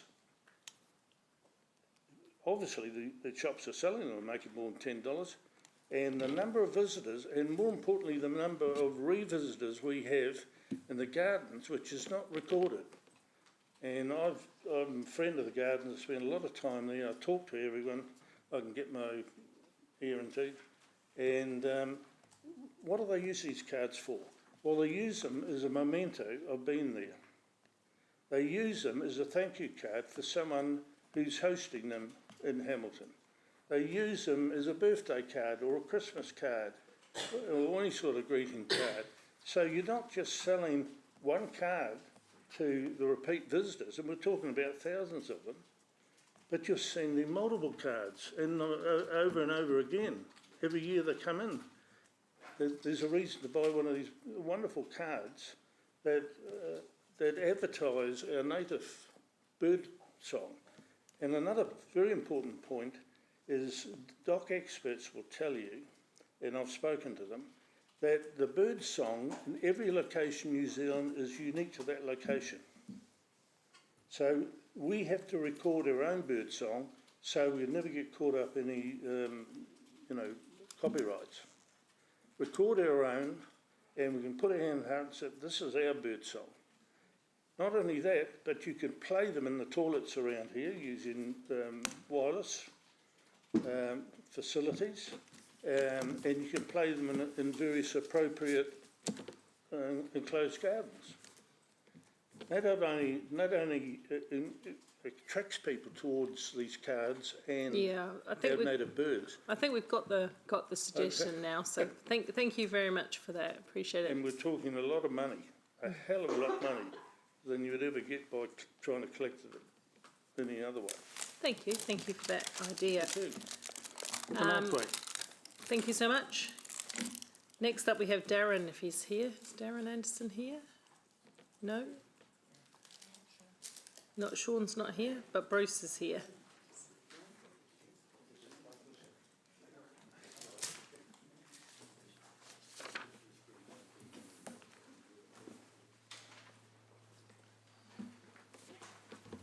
Good afternoon, Bruce. Tēnā tātou katoa. Your Worship, the Mayor Paula and elected members, I wanted first to thank you for the opportunity to comment on the long-term plan proposals, and my focus today is entirely on Kirikiriroa Hamilton Gullies, especially LTP Priority 5, a green city. First, I wanted to congratulate the Council for the significantly shifting the priorities outlined in previous iterations of the LPT to give a much greater focus on environmental matters. I'm wearing a number of hats today. I'm not going to list them all because I need to use my time more wisely, but I am a gully restorer from way back. There could be no better time to be considering our contribution to biodiversity restoration. The UN Decade of Ecological Restoration began on the 30th of March 2021. The UN embarked on the program in recognition of the urgent need to reverse biodiversity decline and environmental degradation, and not just for biodiversity, but because of the multiple benefits that will accrue, including the amelioration of climate change, building social and cultural capital along with natural capital, and because human well-being and survival ultimately depend on global limits. So Council is on the cusp of a decision which could place Kirikiriroa on the national and global map in reviving its native biodiversity from about 2% of the original to about 5% by the time the 10-year cycle of the LTP is complete. This will leave some work to do to achieve the Indigenous Biodiversity National Policy Statement goal of a minimum of 10% in the urban and peri-urban zones, but will firmly put us on the right trajectory. The submission template asked whether the recommended 29 million should be invested largely in the latter 5 years, that was Council's preferred option, or by investing more in the first 5 years, option 2. And no doubt there are other reasons other than ecological that I'm an expert in that have come to bear on that proposal. But I have now carefully considered the pros and cons of the two options, and I would like to suggest a third intermediate option, because I actually don't think we can wait too long here. Things are desperate. If you heard national radio today in relation to climate change, things are getting desperate. So I think we should start earlier, but with the proviso that the first year or year and a half is devoted mainly to the planning and capability development needed to make sure this investment is fully realised. And by that I mean ensuring that the work results in restoration which is as resilient and enduring as possible, and then an adaptive management approach is implemented. The excellent nature in the city's strategy now needs to be complemented by a staged implementation plan of similar quality. While some skeletal thoughts on prioritisation are contained in the nature in the city strategy and the local Indigenous Biodiversity Strategy report released by the Waikato Regional Council, some more robust analysis to support the prioritisation and the work plan is needed. In addition, since the significant natural area schedule was incorporated in the district plan, more biodiversity information has become available. More cases have been to the Environment Court and more research focused on Hamilton Indigenous ecosystems has been published. Further, the iwi and community restoration ecosystem has evolved and new innovative models of restoration delivery have appeared. So just to give one example of how the information base has expanded, I've attached on the back of the presentation there a map of the plant, bird, insect and fungi records for Hamilton, Kirikiriroa, from iNaturalist. In total, 1,309 species are included and 4,441 observations. The vast majority of this work has been done during and post-lockdown as people around Hamilton reconnect with nature. This is the key message in here, but also the information is now available to be brought to bear on the prioritisation process. I've also given, at the end of my written submission here today, a brief list of key points or actions for consideration in developing an implementation plan and starting the restoration. And I'm available to discuss any of these points in detail or provide published references if required at a later date. So I just wanted to quickly refer to those key points or actions over the page while I've got a little bit of time. I've just given some ideas about how we could approach the issue. And I've also referred to this example here as an example of best practice for restoration, ecological restoration, nationally and globally. And I think we need to be using documents like this to inform the implementation plan. And I also suggest of the need for a technical advisory group to reach out to those in the city who have expertise in gully restoration to help with the development of plans and the implementation. So to conclude, I just wanted to again thank you for the level of support indicated in the LTP for gully restoration. As always, I'm available to help in any way I can to support this important initiative towards making Kirikiriroa a green city. Nō reira, tēnā koutou, tēnā koutou, tēnā koutou katoa. Thank you, Bruce. Councillor Pascoe. Yeah, thanks, and thanks Bruce, for your presentation. My question is around, you've previously indicated to us that our native biodiversity is around 2%. Yeah. Is there a measurement system available that if we go ahead and spend $29 million over the first 5 years, is there a measurement system that will be available to us that we can each year reflect what levels of improvement we're making as we spend that money? Because I just have a fear that, we might spend 29 million and you and some of your experts might come back and say, well, you've made it to 3% now. But so I think the question's clear. Yeah, no, I get your question. I had exactly the same concern, Rob, and that's why I've written some of the things I've written in my submission. And that's why I've also referred you to an example of national standards of practice, because unless the implementation plan links appropriately, and unless the implementation plan connects to a baseline of information, and unless the plan measures progress and reports back on progress, yes, it will not be a wise investment. And that's exactly one of my key points. So at the moment, I'm advising New Plymouth Council on the same issue right now, and they are currently developing exactly that sort of approach. Good. And they are also, following some of the models that are available out there. Yes, absolutely. But also, most importantly, the feedback loop, which I call adaptive management. After your first year, you look and see what you've done, how well has it been done, how successful it has been done, and how do you adapt and change your practice to ensure that the following year is even better, or you correct mistakes that will I have to say, inevitably occur. No one is going to do this perfectly, but what we do need to do, and I totally agree with you, is by the end of this 10 years, we need to be in a position to show that we've got the return on the investment. Absolutely. Great. Thank you. Thank you. Thank you very much, and thank you for the supplementary information, which will be very useful, and for all the work that you do to connect with all those gully restoration groups. It's greatly appreciated, as I'm sure you're aware. Kia ora. Thank you. you. Next we have someone who's not at all familiar to us, Tim. Just to let you know, councillors Darren and Sean won't be appearing this afternoon, so you can strike those off your list. Hi, Tim.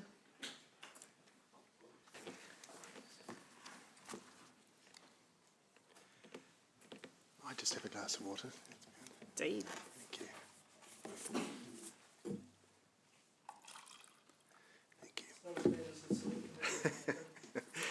Well, I'm certainly familiar with long hearings. Well, kia ora, Your Worship and councillors and ladies and gentlemen, thank you very much for the opportunity to speak to my submission this afternoon. I'll take it as read and try to ensure that I do leave you time for some questions. Can I just stress at the outset that I realise that some of the matters I've raised in my submission are not solely the responsibility of the council. For instance, some may need to be determined either by other territorial authorities or a government agency such as Waka Kotahi, but my concern is just to try to ensure that they're on your radar and that you're working together with the others to help move them along. They are all matters that I was working on at the point of my defeat in last year's general election, and I'm anxious to ensure that the momentum that I might have been able to generate isn't lost, and therefore hoping that we can continue to work on them in other ways. So if you look at the submission that I sent you, they're all essentially along the theme of trying to achieve safer streets, safer roading for all road users. And I'd like to begin by talking about the Allison Street intersection with Kahikatea Drive, and opposite the road is a slip road into the South City Medical Centre. Some of you may know that this was an issue that had been raised with me by very concerned constituents, as a result of which I started a petition which literally was being snatched out of my hands by residents in Allison Street, and I door-knocked that street. I went into all of the businesses and services. There's the pharmacy, there's the dental practice, etc. in the South City Medical Centre. Staff there were very concerned for their elderly patients at just how dangerous it is trying to get onto Kahikatea Drive.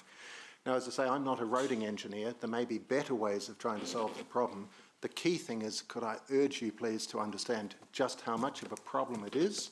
I understand there has already been a fatality in that particular area, and there is huge demand, please really, from people in that area to make that a priority for Council, Waka Kotahi and others. And so really what I'm asking for you is to initiate a process of consultation, if you haven't already, to try to achieve the best solution. I don't pretend that I necessarily have the best solution, I just want to see a solution that will work. I didn't do any work on Five Crossroads, just moving towards the other submissions or paragraphs, because of course I wasn't the MP for that area, but I do believe that the principles I've raised in relation to the Dinsdale roundabout and also the roundabout at the intersection of Rifle Range Road, Norton Road, heading along towards Green Street and Lincoln Street, etc. They're all much of a muchness, and it's because I think that any roundabout with more than 4 exits and entrances is inherently dangerous. And most of you will be familiar with just how busy those roundabouts are at peak hour. People seem to be going through them faster and faster, taking risks, and again, I think they're a death trap, particularly as we move into the winter months and the roads tend to be wetter. One of the solutions that I think has worked very well in other parts of the country, particularly at Haerini, if you go over to Tauranga and that large roundabout by Welcome Bay that heads down towards the Bay Park Stadium, is having what Councillor Bunting described before as signalised lights. In other words, at peak hours, controlling access to the roundabouts through traffic lights, which evens the distribution of access and means that people don't have to take risks. I think it works well there. I've driven on roads, particularly in the United Kingdom, where they're quite common on the A roads, and I think they make a lot of sense. I've made the point, and I'm sorry I'm rushing, that on Dinsdale Road some years ago, the whole of Dinsdale Road was made a safer speed area. I can fully understand why from Thompson Road, at that significant kink down to the roundabout, that should happen, because of the fact that there are pensioner flats, there's access to the shops, the library, there's also an early childhood centre. But there makes no sense at all from Thompson Avenue up to the top of Newcastle Road to have that as a safer speed area. It's no different from any other residential street in the city, and I think it just breeds some contempt for the law. Okay, I've only got a minute, so I'll leave it at that and would welcome any questions or comments you might have. Thank you, Tim. Your submission is very well laid out in quite some detail, so we will go through all parts of that at some point in our deliberations. Councillor Gallagher. Yeah, thank you for the sub. You correctly say in the UK, traffic light controlled roundabouts with the population density and traffic, and the UK drivers have got used to them. Would you anticipate from your own anecdotal feel a need for education if we introduce these things? There'd always be a little bit of a public information campaign necessary, but I think people would adjust to it very quickly. I was amazed by how quickly people reverted back to the old right-hand turn rule that we used to have. I thought there were going to be a couple of years of problems here. People got adjusted to it overnight, and I'm sure they'd get used to the traffic lights very quickly. They'd probably just be relieved to know that the problem had been solved. It's just a different, but certainly point taken. Thank you. Thank you. Councillor Bunting has a question. He's on Zoom. Tim just approved on that. Yes, I thought you and Jeff had gone to the pub, but it's good to see you're in separate rooms. Now, two things. So do you have any idea of cost on these things at all? I know you've really said you're not a traffic engineering like that, but have you done much work with that? I'm afraid I don't know the cost of installing traffic lights, but part of the reason for my suggestion is that I think it would minimise the costs if you maintain the existing roundabouts. I appreciate I was having a quick conversation with Dave before. That may not be practical at Five Crossroads because of the geography there. But I think with the sizeable roundabouts that we're talking about in these other areas, having the traffic lights for access onto the roundabout and still going round the roundabout is probably the cheapest option, but I'm sorry, I can't answer your question about the actual cost of installing traffic lights. No, I appreciate it and appreciate your submission. Thanks, Tim. Thank you. If I may take 10 seconds, there was one other aspect, and I didn't put it in my submission, but I have for a long time been really concerned by what I think is a particularly strange way of encouraging people to speed into roundabouts. If you look at some of our busiest roads in Hamilton, the speed signs as you come, for instance, down Dinsdale Road, encourage you to speed up just as you're coming to one of the most dangerous roundabouts in the city. Surely it makes sense to have those speed signs on the other side of the roundabout where that traffic limit should apply, not 20 metres before people get into the roundabout. I've never heard that before. You've never heard it before? Well, No, I've got photographs of them all over the city. I'm sure you have. I just want to add my voice to the concern. It makes no sense at all. Question from Councillor McPherson. Are you aware that NZTA regulations require them to be put in advance of the roundabouts and other intersections? I must admit, Dave, I wasn't aware that that was the requirement, but I just think it's crazy and would support you if you want to try to get it changed. Pity. Thanks. Pity I don't know any MP who might be able to pick it up and run with you on that. Councillor... We'll get the east side.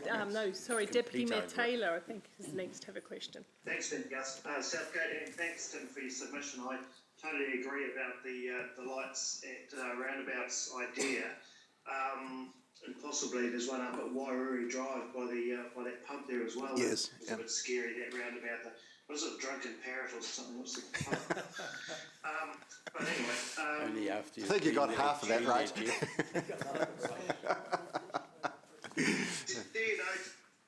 from your time in government what NZTA's attitude is towards those? Because I get the feeling that we're not getting much traction with them in terms of pushing those roundabouts.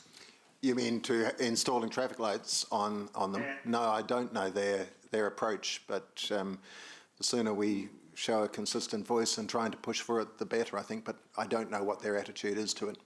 And the fact that it applies, there is one in Hairene, and there may be in other parts of the country, I'm just not aware of it, would suggest to me that it's a trial that has worked somewhere else and it should be thought of here in Hamilton as well. All right, we'll take it up. Thanks. Thank you. Thank you. That is all the questions. Thank you very much. Appreciate it. Thank you for coming in. Next up is Roderick. Hi, Roderick. Hi.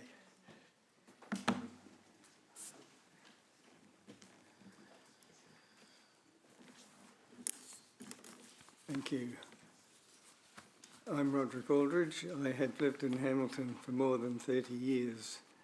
I make my submission as a concerned resident of Hamilton City. And I'd like to thank the Council for this opportunity to suggest how we can build the kind of city that we all want to live in. I have some specific suggestions, but I want to concentrate on ways to change the system in a coordinated way. I wish to highlight some points. First, the way that we've built our cities is unsustainable. It's only been possible so far by using unsustainable amounts of energy from cheap fossil fuels. It has enabled us to design and build energy-intensive housing, businesses and transport systems, indeed a whole energy-intensive way of life. The looming end of cheap fossil fuels and the disruption of climate change mean we need to change much faster to a sustainable lifestyle that promotes well-being, preferably in a planned way before a crisis forces a disruptive change or even a system collapse. It is the way that urban development is extended over such a wide area that makes it so unsustainable. Combining this with the predominant single house per section style makes development of communities difficult. The further that the sprawl extends, the greater the problems. And that's why we must change to denser housing as rapidly as possible.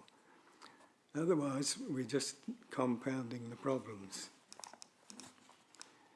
So the sooner we change, the less the disruption, and the sooner we get the benefits. And I have some thoughts on the best way to change. Experience has shown us that it's much easier to design the right infrastructure at the start. Retrofitting it afterwards is disruptive and expensive and sometimes impossible. Similarly, acting before problems arise or when they're first noticed is much easier, less disruptive and more effective than postponing action until there's a crisis. And most importantly, perhaps, taking a whole of system or holistic perspective can reveal ways of meeting multiple goals, which would be difficult or expensive to achieve separately. For example, denser housing, safe transport networks for all modes of transport, and providing social hubs, that is libraries, halls, playgrounds, reserves, natural areas, etc., and saving prime agricultural land for food production. These can all work together. Indeed, they'll probably fail if they're not done in a coordinated way. There's another example of how taking a coordinated approach can meet many goals simultaneously is my biodiversity proposal that you have in your main supporting document that you've got, I believe. Some specific points. We need to guard against making temporary compromise solutions. They have the nasty habit of becoming permanent and blocking a better solution. An example is sharing footpaths and cycle lanes which are too narrow. Also note how on most of our cycleways cyclists have to run the gauntlet between parked cars on the left and traffic on the right. It would be a mistake to allow this to become permanent. In summary, we need to change faster to a sustainable system, and we can do it if we coordinate the changes to reinforce each other. You may say that we cannot afford to change. I say we cannot afford not to change. There will never be a better time to change than now. Our lifestyle has already been disrupted by the COVID-19 pandemic, which has demonstrated that money can be found for any purpose. It's just a matter of prioritising it. You may have heard the saying that the best time to plant a tree is 40 years ago, and the next best time is now. Similarly, the best time to change to a sustainable lifestyle that promotes well-being is 40 years ago, and the next best time is now. So, do you want to be remembered as presiding over the decline of Hamilton as a desirable place for you and your children to live in, or for beginning Hamilton's renewal and regeneration? The choice is yours. Thank you very much. Thank you. Thank you for the time that you put into your submissions and the fact you always take a very keen interest in what Hamilton City does. So we appreciate that. There doesn't appear to be any questions, so you must have been quite straightforward. So thank you very much. Thank you. That brings us, just bear with councillors, because we've got a little bit of movement. I'm actually going to go in this order because it makes sense. I'm going to have Timmy next. And then I understand that Tim and Peter and Morris are going to talk together, yes? Sort of yeah, Peter and I will, and then Morris after. right. So we'll do that sort of, yeah, all in simultaneous, well, you know, one after the other as opposed to dividing it up with Timmy. So Timmy, if you would like to come forward first, that would be really good. Thank you. And while you're getting ready, let me say thank you to you for the passion and leadership that you do show in this city. And again, always bringing your voice to the table. We do appreciate that. Thank you so much. Off you go. Yeah. So hi everyone. I am Timmy Balabas, and I am 19 years old. I am a local climate and human rights activist, and I graduated Rotorua High School last year. So this is my first year out of high school. I moved to New Zealand 4 years ago, and when I moved here, I didn't speak any English. So I am sorry if it's sometimes hard to understand me. Yes. So I am here to speak to the Green City section in the long-term plan, because climate change is something that really concerns me and that I'm very worried about. Firstly, I am here to remind you all that if we don't take action to protect our environment now, then there is no point of doing anything else because we won't have a future. Taking action to protect our environment is not something that we can leave for tomorrow or 2025 or 2030. We need to take serious action today. In my opinion, and in most of the other people's opinions who I have talked to, which is like over 100 people, restoring our gullies, investing more in public transport, and safer cycling and walking ways need to be a priority. I ask you to please invest in more gully restorations to happen in the first 5 years of the long-term plan. I also want to see the country doing more to support schools and organizations doing restoration work. These organizations working very hard in this area, and sometimes they struggle because they don't have enough resources, enough funding, or enough manpower. I also want to see the country doing. I would like to ask you to please choose the option to invest in safer cycling ways and walking ways in the first 5 years. These things can't wait. Transport in Hamilton accounts for 62% of the city's emissions. That's a lot. 62% of our emissions come from transport. Investing in public transport and in safer cycling and walking ways in Hamilton faster is a must if we want to look after our environment and make Hamilton a more sustainable city. When it comes to protecting our environment, we have to act fast. If we want more people to take the bus, we need the public transport system to be faster and more reliable. Like, I usually travel by bus. I use bus and I cycle to places I work, and I try my best to protect our environment, but it's so hard because I have lots of meetings to attend, and it's so hard because there are not enough buses, and I have to sometimes I'm late because I just can't make it work. There is not enough work being done in this area, and I just have to use cars sometimes because I will be late for my meetings. And it makes me very sad because I care about the environment and I want to protect it, and many other people are the same, but they just can't make it work. So in order for this to work, we have to invest more in this area because it's a very big opportunity for Hamilton and us to reduce our emissions. So yes, 1 second.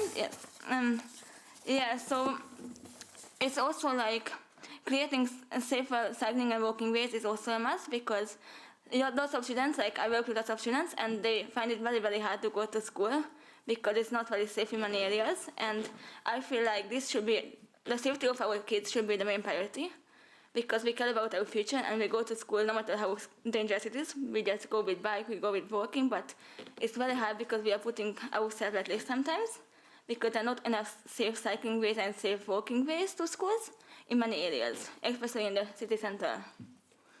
So I feel like it's a must for us to do more in this area, because that's the only way we can ensure that more kids are walking to school and more kids are biking and more people are using these other ways of transport. So it's a must, because it's not about me or you, it's about your children and your grandchildren's future. These actions and projects are not something that can or that should be left for later. This can't wait years and years. It needs to happen today. This is our future and this is your children's future. If we don't act today, we are risking our future and we are risking our children's future. We cannot do that. 6 to 10 years is not an option. It needs to happen today and tomorrow. We just don't have time. If we wait, we will eventually be forced to realize that we don't have time. And that might be too late. Rising sea levels are killing millions of people all around the world. It's affecting people's lives. And we have to put our planet first. We have to put our future first and our land first and our people first. Our planet is our home and we have to protect it. It has to be our main priority. Thank you so much. Thank you very much. Just a question from me. So in this submission, because you're always a champion for climate change and what we should do about it, you're suggesting that where we'd get the biggest bang for buck is increasing the availability of public transport options around the city, so that you've always got a choice. Is that what you're saying? Yes.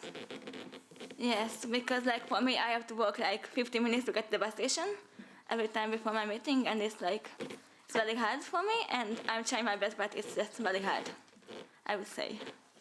Okay. Yes, and also I would like to add that I am here to help.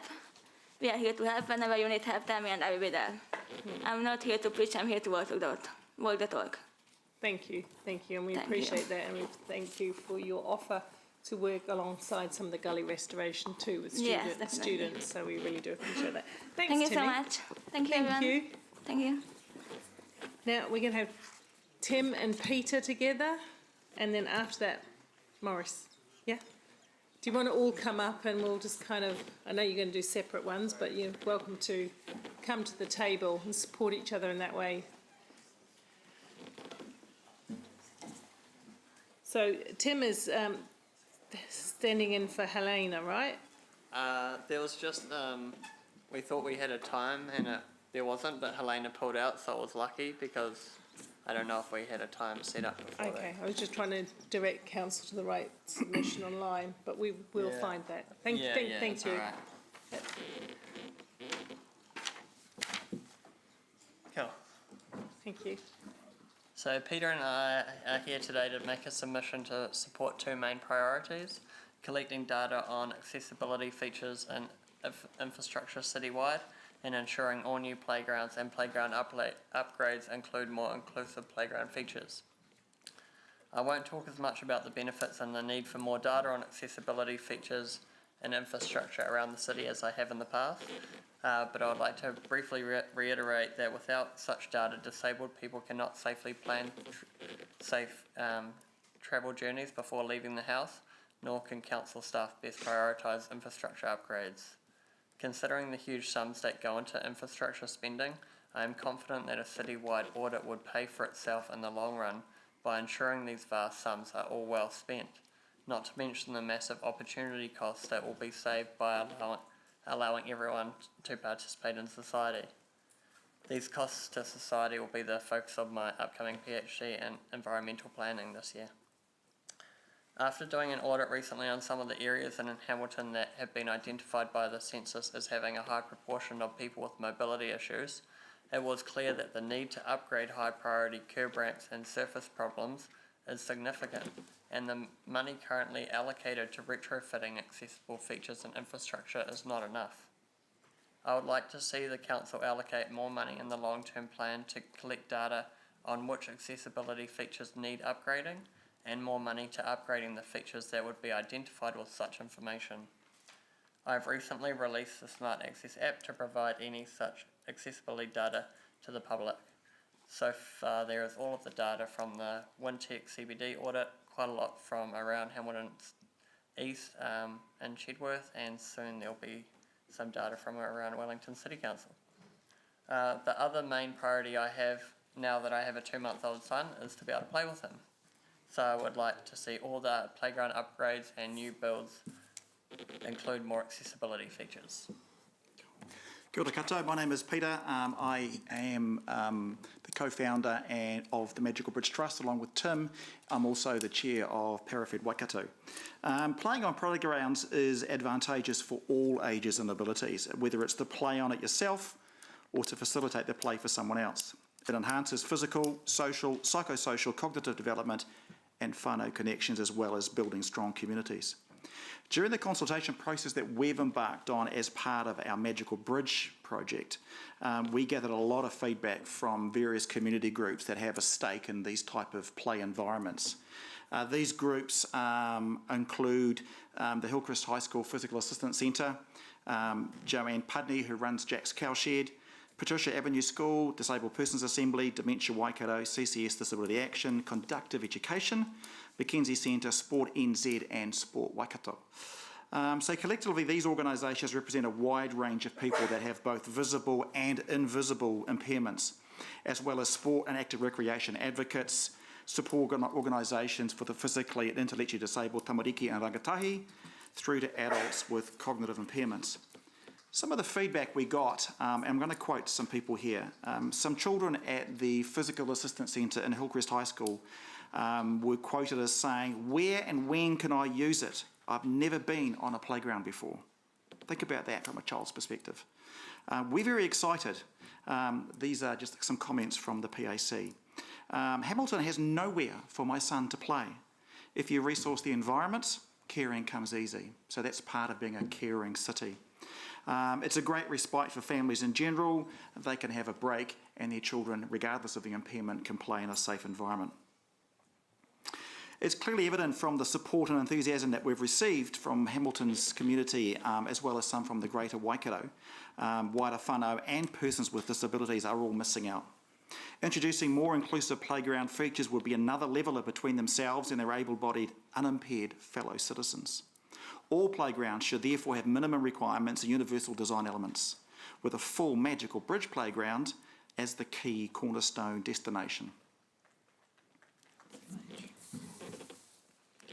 We would also like to support the submissions of Morris Flynn, Joy Ho, Jerry Pomeroy and Helena Tutio. These submissions focus on will focus on installing a fully inclusive toilet at the Rotatuna Community Hub, increasing incentives in a range of ways, including lowering developer contribution costs for those who achieve a 4-star LifeMark rating, and to invest in micromobility lanes and lobby central government to require e-scooters to be used in bike lanes to keep footpaths safe. All 3 points are crucial to making Kirikiriroa Hamilton more inclusive to the disabled and aged population. Thank you. Thank you very much. Any questions? Sarah.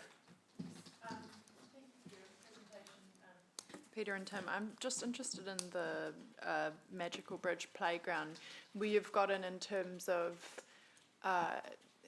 deciding, well, working with our staff on the potential location and also working towards that kind of co-funding. Mm-hmm. So we've submitted a full partnership proposal to the key staff within council, I think 2 or 3 weeks ago, and they're going to come back to us with next steps. Within that document, we have done a full breakdown and matrix of all the potential sites and the pros and cons thereof. We've included a lot of feedback from the community that I've mentioned in our submission here today. And we're really just waiting for you guys to come back to us just to finalise those next steps. Yeah, we thought we'd just reiterate the whole kaupapa in general and the need for not just this one token playground as well, and just for that to be a kind of ethos going forward as well. that was certainly something that came out of the discussions that we had with our various groups, is that the enthusiasm and excitement about a central playground, as the one you've just mentioned, Sarah, is huge, but there's also evidence that there needs to be more inclusive activities in regional and neighbourhood playgrounds as well, and that's part of our submission. Thank you. There are no further questions. And just want to thank you both for the incredible work that you're doing with the Magical Playgrounds concept, but also with your recently launched app, Tim. And, you know, that's awesome for the wider community. So we're really very lucky to have you in our city working on those matters. Thank you. Thank you. Morris.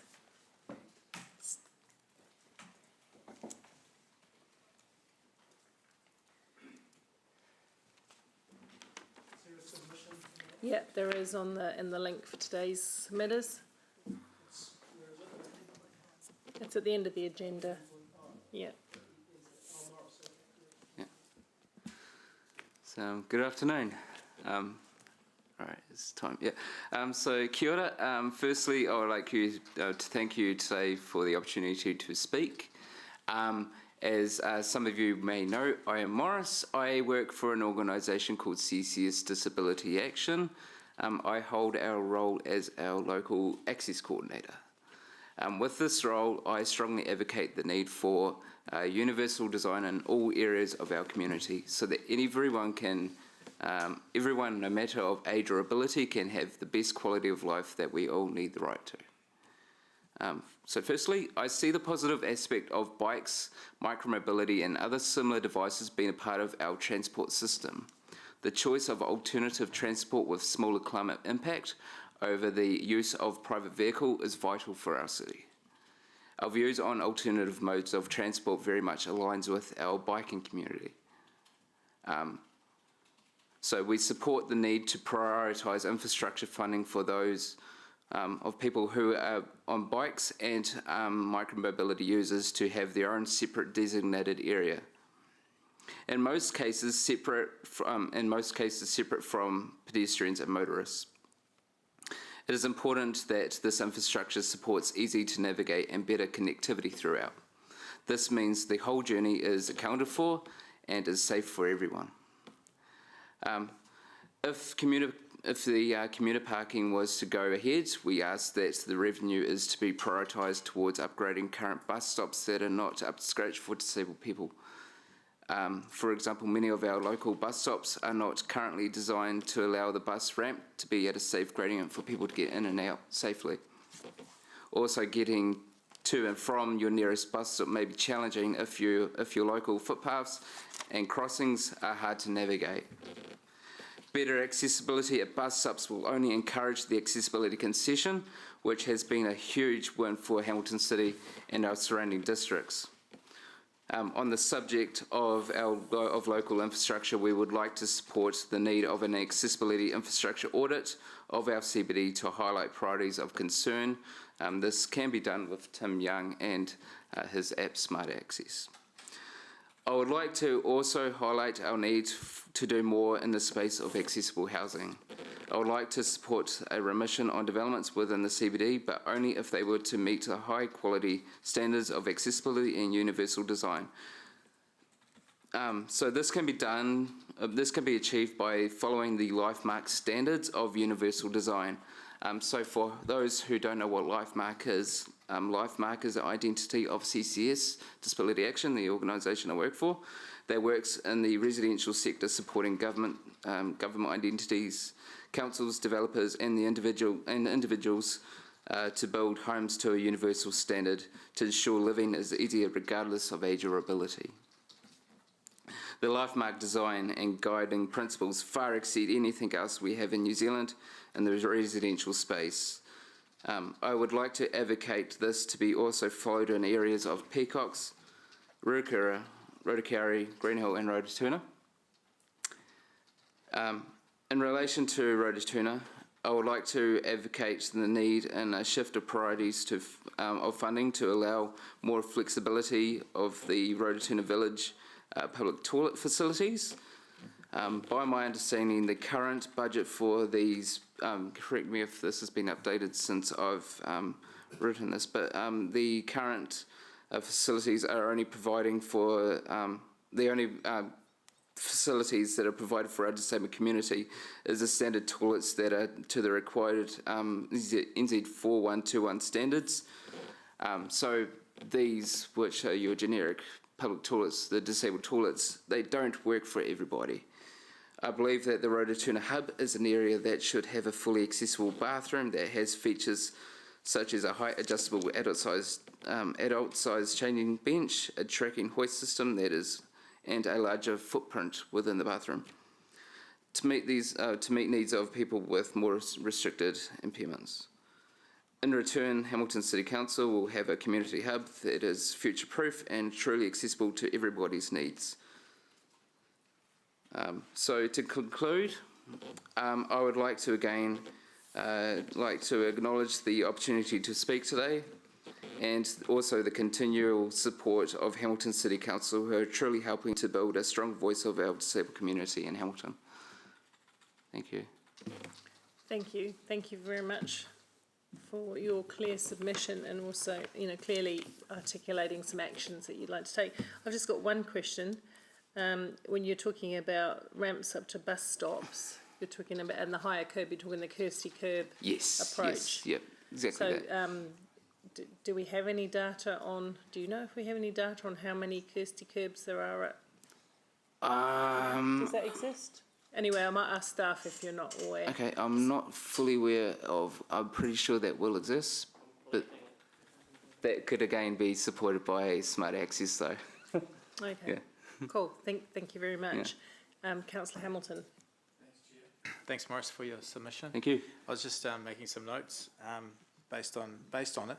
You talk about LifeMark 4 as perhaps a good minimum. Yeah. Do you have any thoughts around, like, and you've named all the greenfield developments that we've got, any sort of thresholds you think we should aim for a minimum, e.g. 5% should be this, or 3%, or is there any? To be honest, a LifeMark, if it was done from the planning stage, right from the start, a LifeMark 5 would really not be that hard to achieve. But a 4, I think, is a good compromise. There's many of good case studies that have come from LifeMark to see, to show that their contribution or their collaboration with other district councils or city councils, how they've gone about this, like an incentive for developers, which I think would be a really good way to go with city council here. Yeah, no, I appreciate that. Also, is there a minimum number you think we need per 100 homes that should have that standard, or anything like that? Well, I reckon that again could be a good negotiation with central government. I don't know. I'll ask you another way. I'm trying to be helpful. I would like to see 100% of builds, but out of 100 currently, how many would be? I know that with the last time I knew was with the accessible housing that was coming from government. There was only a possible 15% of the new builds were going to be to an accessible standard, but it's not enough really. Okay, so that was sort of a minimum indication from central government. They're aiming for around 15%. Yeah. Okay. Don't quote me on that, but that's from my I think there's some negotiations that are trying to negotiate with Kāinga Ora to achieve 15%, but that's not a standard. And I think currently it's only 2 or 3% of the money would be left very low. Thank you, that's helpful. Yeah, I think you're right, because I think in one of our earlier submissions we may have had from Kāinga Ora, they did indicate what the current demand for accessible homes is, and they were unable to meet it. We might have to draw that all out again. Thank you. Thank you, Maurice. I don't think there are any further questions, but thank you for your advocacy. Cheers. It's much appreciated. Where's my sheet gone? Okay, we're getting there, councillors. We now have Blair McAllister. Yeah? Welcome, Blair.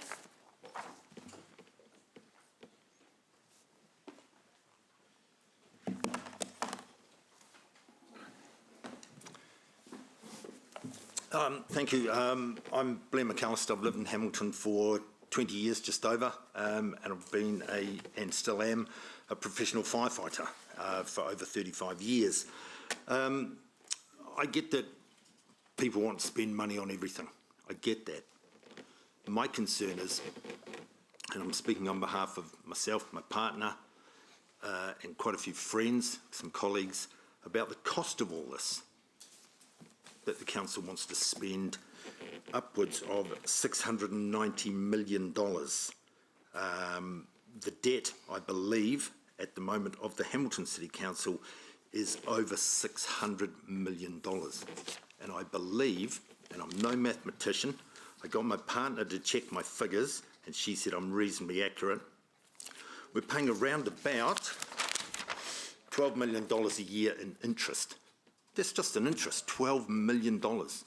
Now, I get that people want to plant gullies and they want to block off Ward Street, which is ridiculous, and my learned colleague, Mr Wilson, and the Deputy Mayor are probably the only two councillors that don't want that to go ahead. I don't want it to go ahead, that's crazy. It's just going to give the Ferals after-school fight club somewhere else to punch themselves stupid.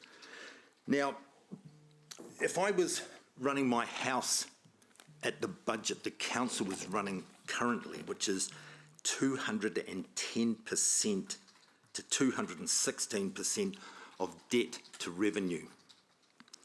Now, I'd be out of my house. I'd be living in a motel in Ulster Street, seriously. I don't get this, why you want to create a debt of $690 million to over $1 billion. I don't get that. Why don't you just cut your spending back and, for goodness sake, pay off some debt? We're drowning in debt in this community. And I get that people want all sorts of stuff, and I'm not totally against that. But in your in the budgety thing that I read in the last few days, I got up to page 38. Basically, after that, I just wanted to throw myself out the window. But new swimming pool at Waterworld, great idea. Who came up with that? Bang on, like it. The roundabout at Puketaha and Gordonton Road, another great idea. I have personally been to quite a number of quite messy road accidents over the years in Hamilton. That's a real dodgy spot, and there's been some pretty ugly stuff go on there. So that's a good idea. Planting the gullies, yeah, that's great. The CO2 emissions thing, I'm not sold on that. I don't get that. People want to drive their cars. People don't want to cycle in Hamilton on a frosty, cold, crappy morning. They don't want to ride their bike home at 5 o'clock or 5:30 at night. There's a certain amount of people that do, and good luck to them. Now, apparently, we're getting an 8.9% rates increase coming up. It's not actually 8.9%. Once you add GST onto that and $100 onto that, again for this, and $60 for that, and $40 for that, it comes to my figure of 11.9%. Now, let's get serious here. You expect the ratepayers to keep digging into their pockets and digging into their pockets, and it's getting a bit beyond a joke. Every year the rates are going up and up and up and up.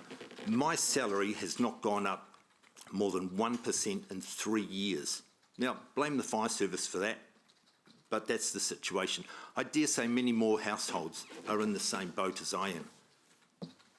I have to take money from something that I'd like to do with my partner or me or fishing or hunting or whatever it is and give to the council. That doesn't make me overly happy. So realistically, you can want to spend all the money you want. However, again, the council, the Hamilton City is drowning in debt.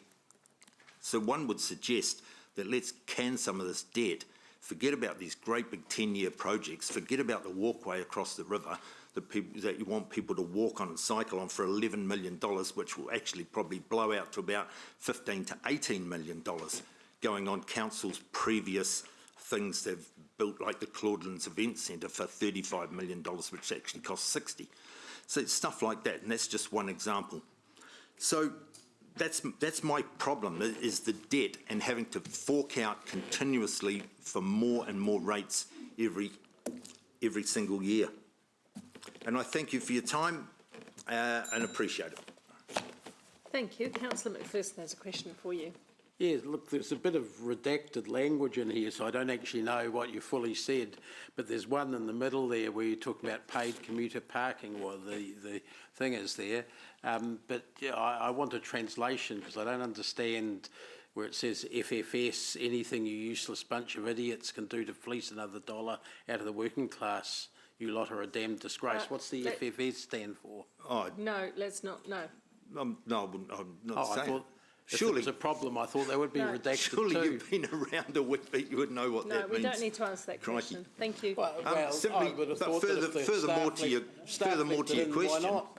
Well, if staff left it in, it maybe was an accidental oversight. We know what that stands for. Let's not ask If that he doesn't know what enlighten that the stands for, We'll that's your go- problem. No. Now, the other thing to your thing, if people are parking on the fringe of the city and walking into the central business district, what do you want to tax them some more? What do you want to make them pay to park on the side of the road? Thank you. Jeepers. We understood your point of view on that one as well. Councillor Wilson, please. Yeah, thanks, Mayor Paula. Thanks for coming along.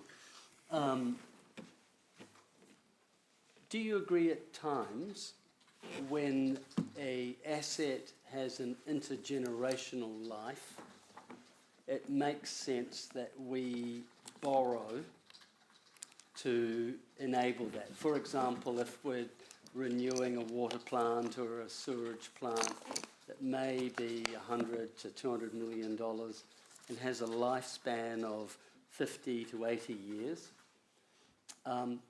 if we were to levy the ratepayer right then and there for that would be unfair. So sometimes, would you agree at least it's fair that we need to have some debt to be able to spread that cost across more than one generation?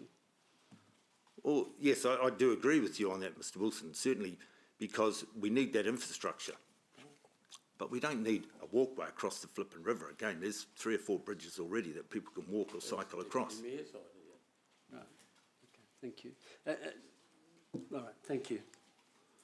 Thank you. Right. Thank you, Blair, for taking the time. Jamie, you're up next.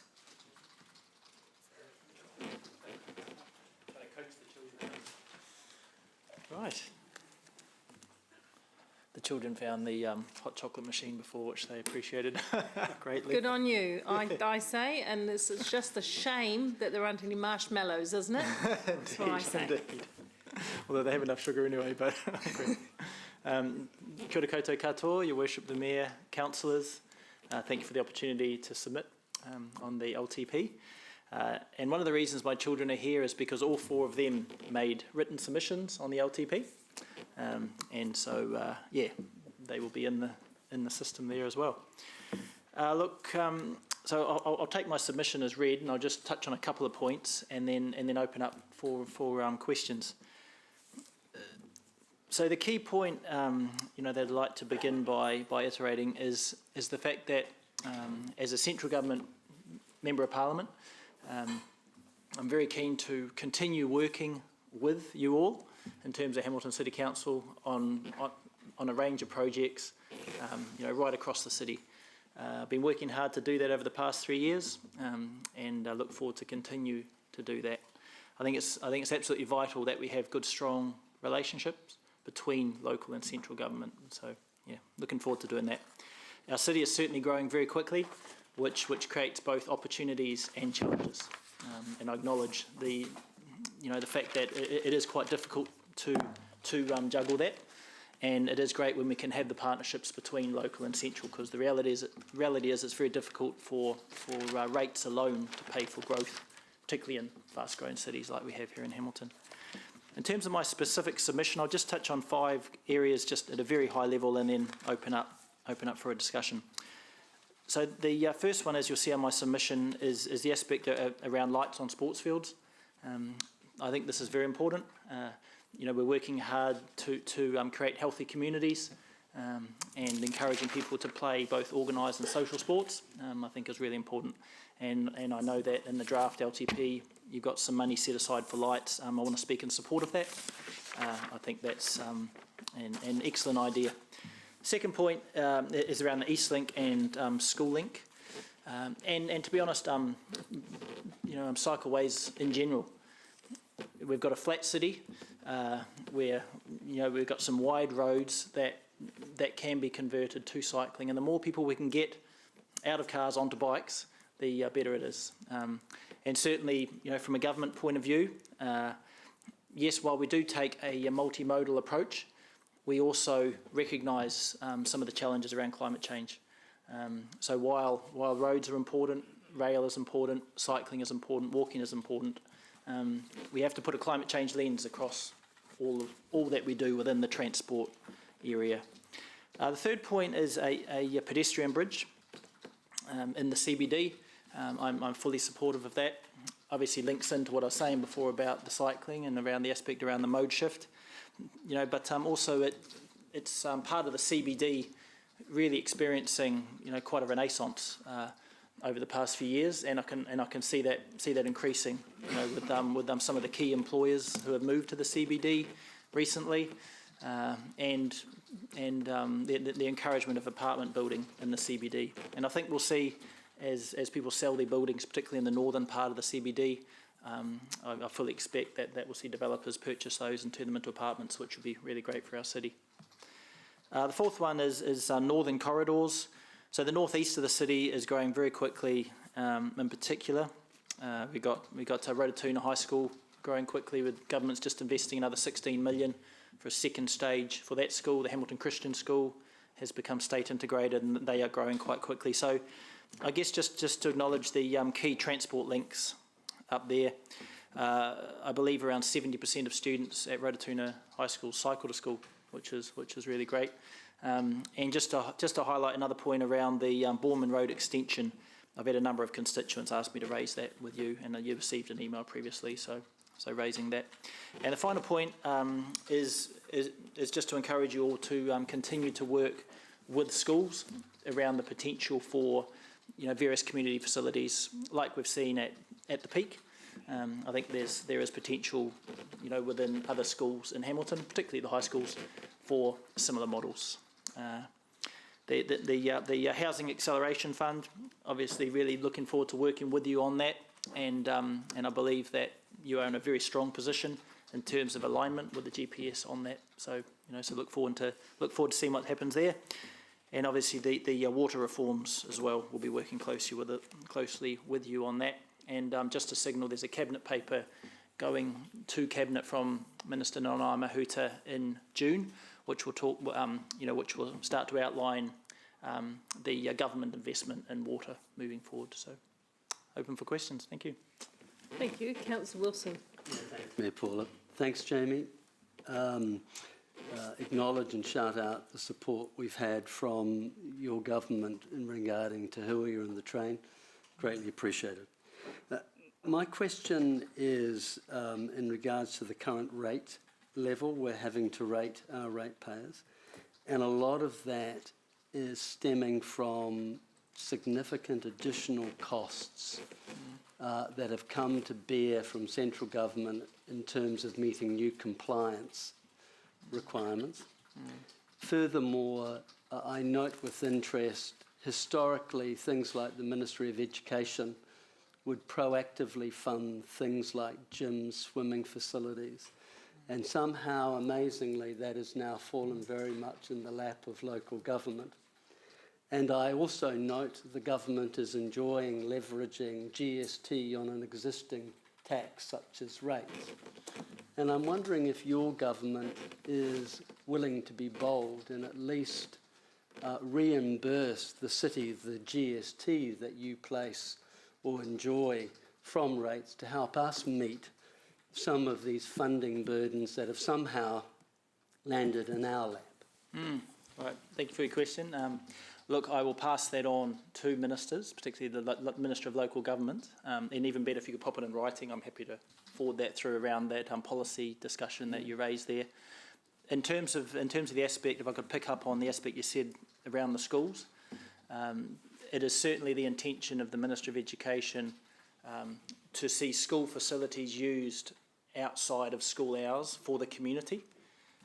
We're already starting to see it, in terms of rural schools, the broadband capability they have, and people living nearby those schools, coming to the schools for evening classes. And I expect we'll see a lot more examples coming through whereby facilities are utilised a lot more. And obviously that's a partnership between central and local government. And there will be debate obviously around what that mix should be. Yeah, but certainly having facilities only used by school between sort of 8 a.m. and 4 p.m. and then sitting idle for the rest of the time. The idea of getting some money from local government in order for those facilities to be open to the public at the other times, similar to the peak, I think. One final question, if I could, and it's in a related matter in terms of bus services to and from schools. As I'm sure you know, currently the Department of Education will fund some bus services to enable students to get to school, but they then stop funding it the minute local government provides a public bus service. And of course that then triggers a significant expenditure from our ratepayers to provide bigger buses that are only full for an hour in the morning and an hour in the afternoon.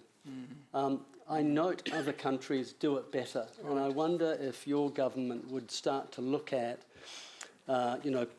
school buses that are appropriately funded and advocate parents stop driving children to school that are causing significant stresses on our infrastructure.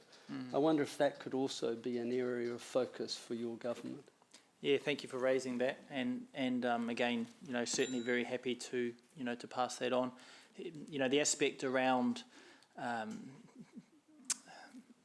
encouraging children to bike to school, obviously to walk to school or take some form of public transport, ideally funded by the ministry. I acknowledge what you're saying there. Is certainly fits within the current government's GPS priorities. Thank you. Thank you. We have a question from Councillor Bunting and then a couple more on the board. There he is.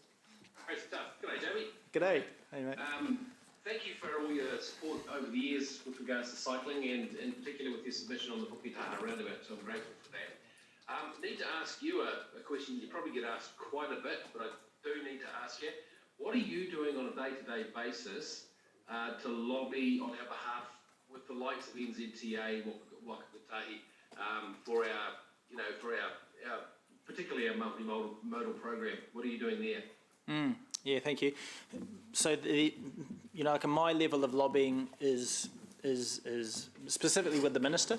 So the current minister, Michael Wood, he's coming to Hamilton on Thursday, and I had the opportunity to help craft his itinerary, and as part of that, we will be raising the profile of some of those projects, and so basically, what I will do is continue to raise that profile, particularly aspects like the school link, because I know that you are willing to, well, in the draft LTP, make a significant contribution towards that, and I would like to see NZTA look very seriously at that proposal, and I know there's already been discussions with NZTA over many years.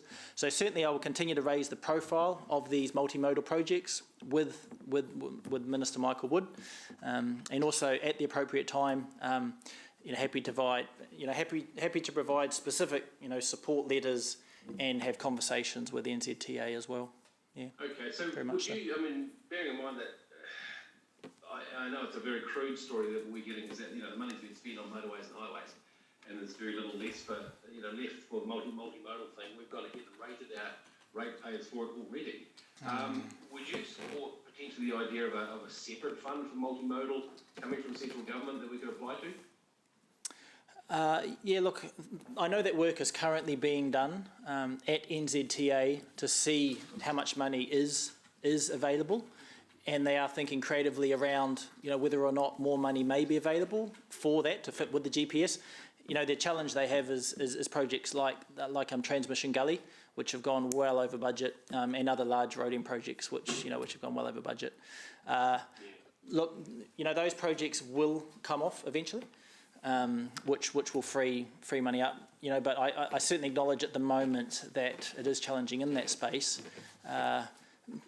you know, but I actually had a meeting with the Minister about on this topic around 3 weeks ago, and he is actively working with the NZTA around what may be possible in that space to help achieve some of those targets. So rest assured, work is being done on that specific area. Okay. Yeah. Thank you. Thursday, you say? Thursday, yes. Yeah, sounds good. Thank you. We are running out of time. We do have one other submitter, so just a key question each would be good. Councillor Thompson. And firstly, just want to acknowledge the work you are doing in advocating for projects like Eastern Pathways. My question is around that Housing Acceleration Fund, and there's greenfield projects, but then there's also infill, and about 50% of our growth, or over that at the moment, is actually within current city suburbs in Hamilton. My understanding with projects like the Biking Micromobility and Eastern Pathways, that project alone will enable an additional 11,000 dwellings in that part of Hamilton. And my question is, to what extent will this Housing Acceleration Fund really include that work needed to be done to intensify and develop housing within our existing areas? Yeah, well, certainly intensification will be a key consideration of that fund, and I know that councils that are more aligned to the GPS, the housing GPS, will have better alignment, and I believe more opportunity to access the money, and I know that this council has done quite a lot in that space already. So that's why I said in the opening comments that that we are well positioned. It's important to look at housing in the context of education, transport, and health. Obviously housing doesn't just stand alone, and the aspect for people to to be able to easily travel to their place of work, safely travel to their place of work, is also certainly important. And is there scope for the city to really direct, if we're able to get that additional funding, direct where we want to see that growth facilitated, or is it going to be, is there a strict criteria, do you know? I'm not sure the answer to that specific question, but I would expect that, conversations will be able to be had. The council has their, growth strategy, of course, and if that is aligned to the GPS, then I don't see any reason why, why there couldn't be, some positive discussions had in that area. Absolutely. Okay, thank you, Jamie. Okay, Councillor McPherson, just a couple of questions, and then Rob. Same couple of the others that just before. Thank you. Jamie, following Councillor Bunty and Councillor Sarah's questions, I want to ask about the mismatch of the GPS transport statements and the actual pots of money available. As you're talking about a couple of keystone projects in that area that you're supporting. Sarah identified one, and there's a number of others that are more very hard to get expenditure in cycling and PT expansion, and we've got a number of ideas that are compared with building a road, it costs next to nothing, but the money's not available. Can you expand on your discussions with Minister Wood about the type of thing you're seeking there? Because just on School Link alone, 2 years ago, the same project was in there. NZTA supported it in principle, but gave no money towards it. Yeah. I mean, really, the only way I can expand is just by saying that, I certainly appreciate your frustration. The government shares that frustration, because obviously hangover from previous projects, means that... Could they not just put a bit extra into that? A small amount, maybe 5% of overall transport expenditure to go into those two classes alone would just about double those two classes. It still wouldn't meet all the need, but could I ask you to take, if you would, take up a proposition like that to inject it not into the overall transport, to inject it into the areas the GPS regards as key? Yeah, I appreciate what you're saying. And again, if you could put in writing to me as well, then I'll take that forward. Thank you. Thanks. Thank you, Councillor Pascoe. A couple of quick questions. Yeah, always a quick question from the You're right. And thanks, Jamie. It's rather brave for a government MP to come in at a time into the lion's den when we're all seeking money. But mine's around Ministry of Education and swimming pools. And I don't know whether it's government policy or whether it's MOE policy not to fund swimming pools. But we have a dire shortage of swimming space in Hamilton. Is there an opportunity for you to work with the ministry, you and the government to work with the ministry to see if there are some partner pool options that we could do to increase the space for a city of young people, an inland city of young people? Oh, certainly. And I agree with you around the importance of swimming and water safety. Unfortunately, we see far too many people, often young people, perish in that way.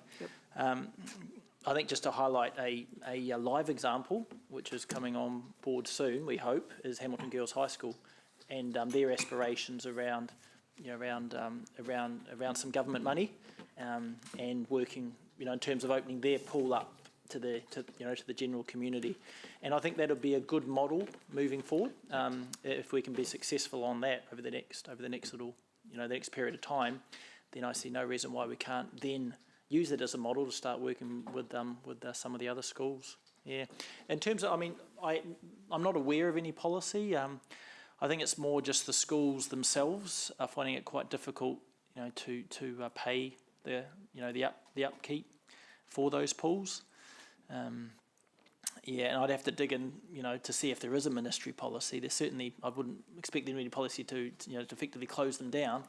But, no, to actually build them and provide them. I think if they're there, it has never been a problem. But the likes of Rotorua, $100 million on a high school at Rotorua and no swimming pool. Yeah, and again, if you want to put it in writing to me, I'll get a response from the Minister on that too, because I think it's an important point that you raised there. Thank you. Okay, cool. Let's not get into discussion. That was a short question though, Mayor Paula. It was the shortest question of the day. Well, it wasn't really, but it is if you think it is, Rob. Thank you for that. Thanks, Jamie. Thank you very much for all that you do to advocate for Hamilton City Council in Wellington, and we look forward to the Ministers' meeting on Thursday with you. So thanks very much. Thank you, Mayor Paula. Appreciate it. Thanks, everyone. Cliff, you get to be lucky last of the day. Thank you for waiting.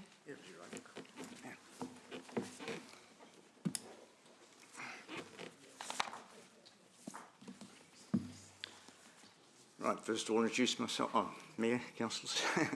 Introduce myself, Cliff Thomas, President of the Waikato Historical Society for the last 9 years. We meet in Hocken House, which is at the end of Selwyn Street, below the hospital.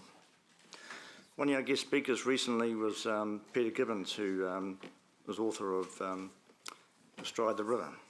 So I'll speak to that first. In 1977, Council funded this book called Astride the River, which has commemorated 100 years of local government in Hamilton. There's an illustrated history of Council, of Hamilton, with periods of growth and recession and prosperity and all the rest of it. In 1964, they had 2 books were done of Hamilton by H.C.M. Norris, which is Armed Settlers and Armed Settlers in Depression. That's on the 100th anniversary of settlers arriving in Hamilton. They're very good books, actually, and Peter Gibbons made a lot of reliance on it.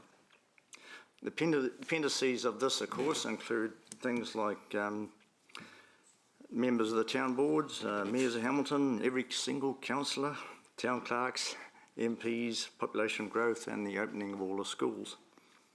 So Peter Gibbons spoke to us about 3 years ago about the timeline to write this book, because he'd been approached in 1973 looking for a book about Hamilton history, and after the previous various reviews and legal checks and the rest of it, it was launched in 1977. Hamilton was formed in 1977 from the town boards, but the first meeting was 1877, but the first meeting was in 1878. In speaking to the society, he says he does not own the history of Hamilton. Others should be encouraged to look at the history, do their own history projects in regard to the city. In his opinion, any future book such as Hamilton History should not be necessarily a desire to go back to continue the story. This book is now 44 years old. There needs to be new books based on the Waikato, new reports, new matters to discuss. And this might include stories about ordinary lives, schooling, crime, land use, vegetation, ecology, water, health and sport. And people would talk about their memories. He suggested that if there's a new general history of Hamilton, then it should be multi-authored with major Maori content. Another option would be to have a formal annual lecture series with presentations published in a book. He used a quote from Astride the River saying, "This present work is not the past of Hamilton dredged up, dried up, gift-wrapped and definitive, but a challenge to argue it out again." First of all, the Waikato Times did a history of the 150th, but that's all it was. And this is 1864 to 2014. We had nothing else for the 150th anniversary. There's been also 2 recent history books by Barry Lafferty about Hamilton East and Hamilton, so I commend those to everybody. They're still available for sale at the museum.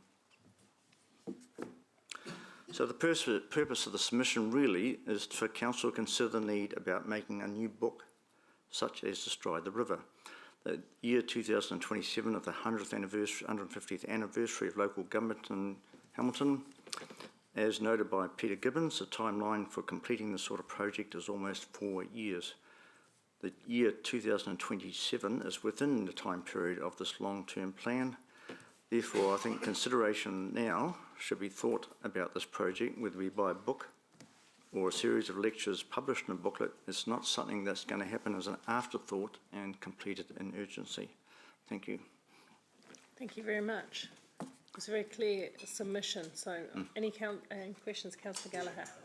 I certainly notice Astride the River, which of course features an artistic representation of the Heritage Founders Theatre, which, unlike the settlement below, is still with us.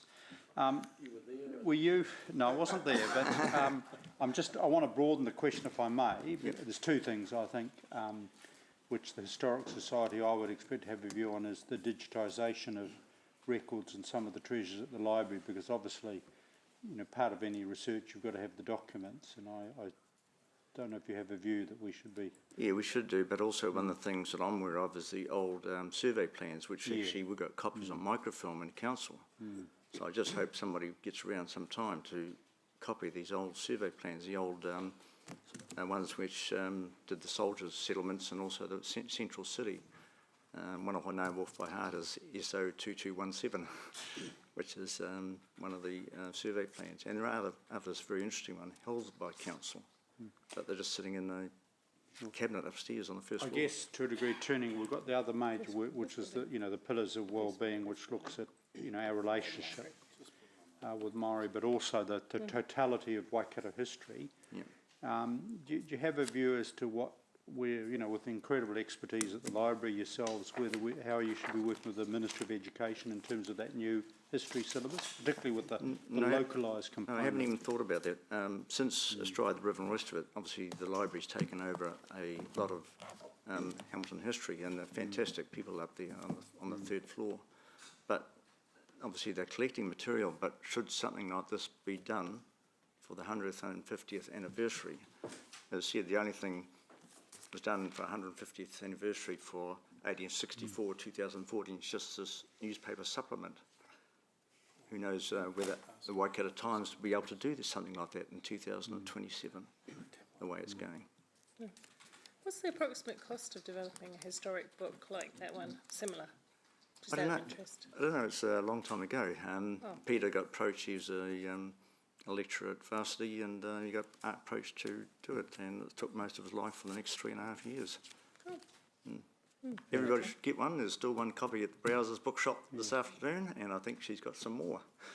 So just through the chair, final question would be the aspect of, obviously if you're looking at 2027, then the more what I call a multimedia approach, in terms of teaching resources, and we talk about a book, but obviously books, quote, have a slightly different form Yeah, I haven't had a view on that, thinking about it, because I still think mainly in books, something that's concrete that'll stay and be available He's a for years to come, well-respected historian. like the By the Rivers Now, which is an excellent book. No, thank you. Thank you. Thank you very much. And a clear submission. Thank you for taking the time. We appreciate it. Yep, thank you. Councillors, that does bring us to an adjournment for the day.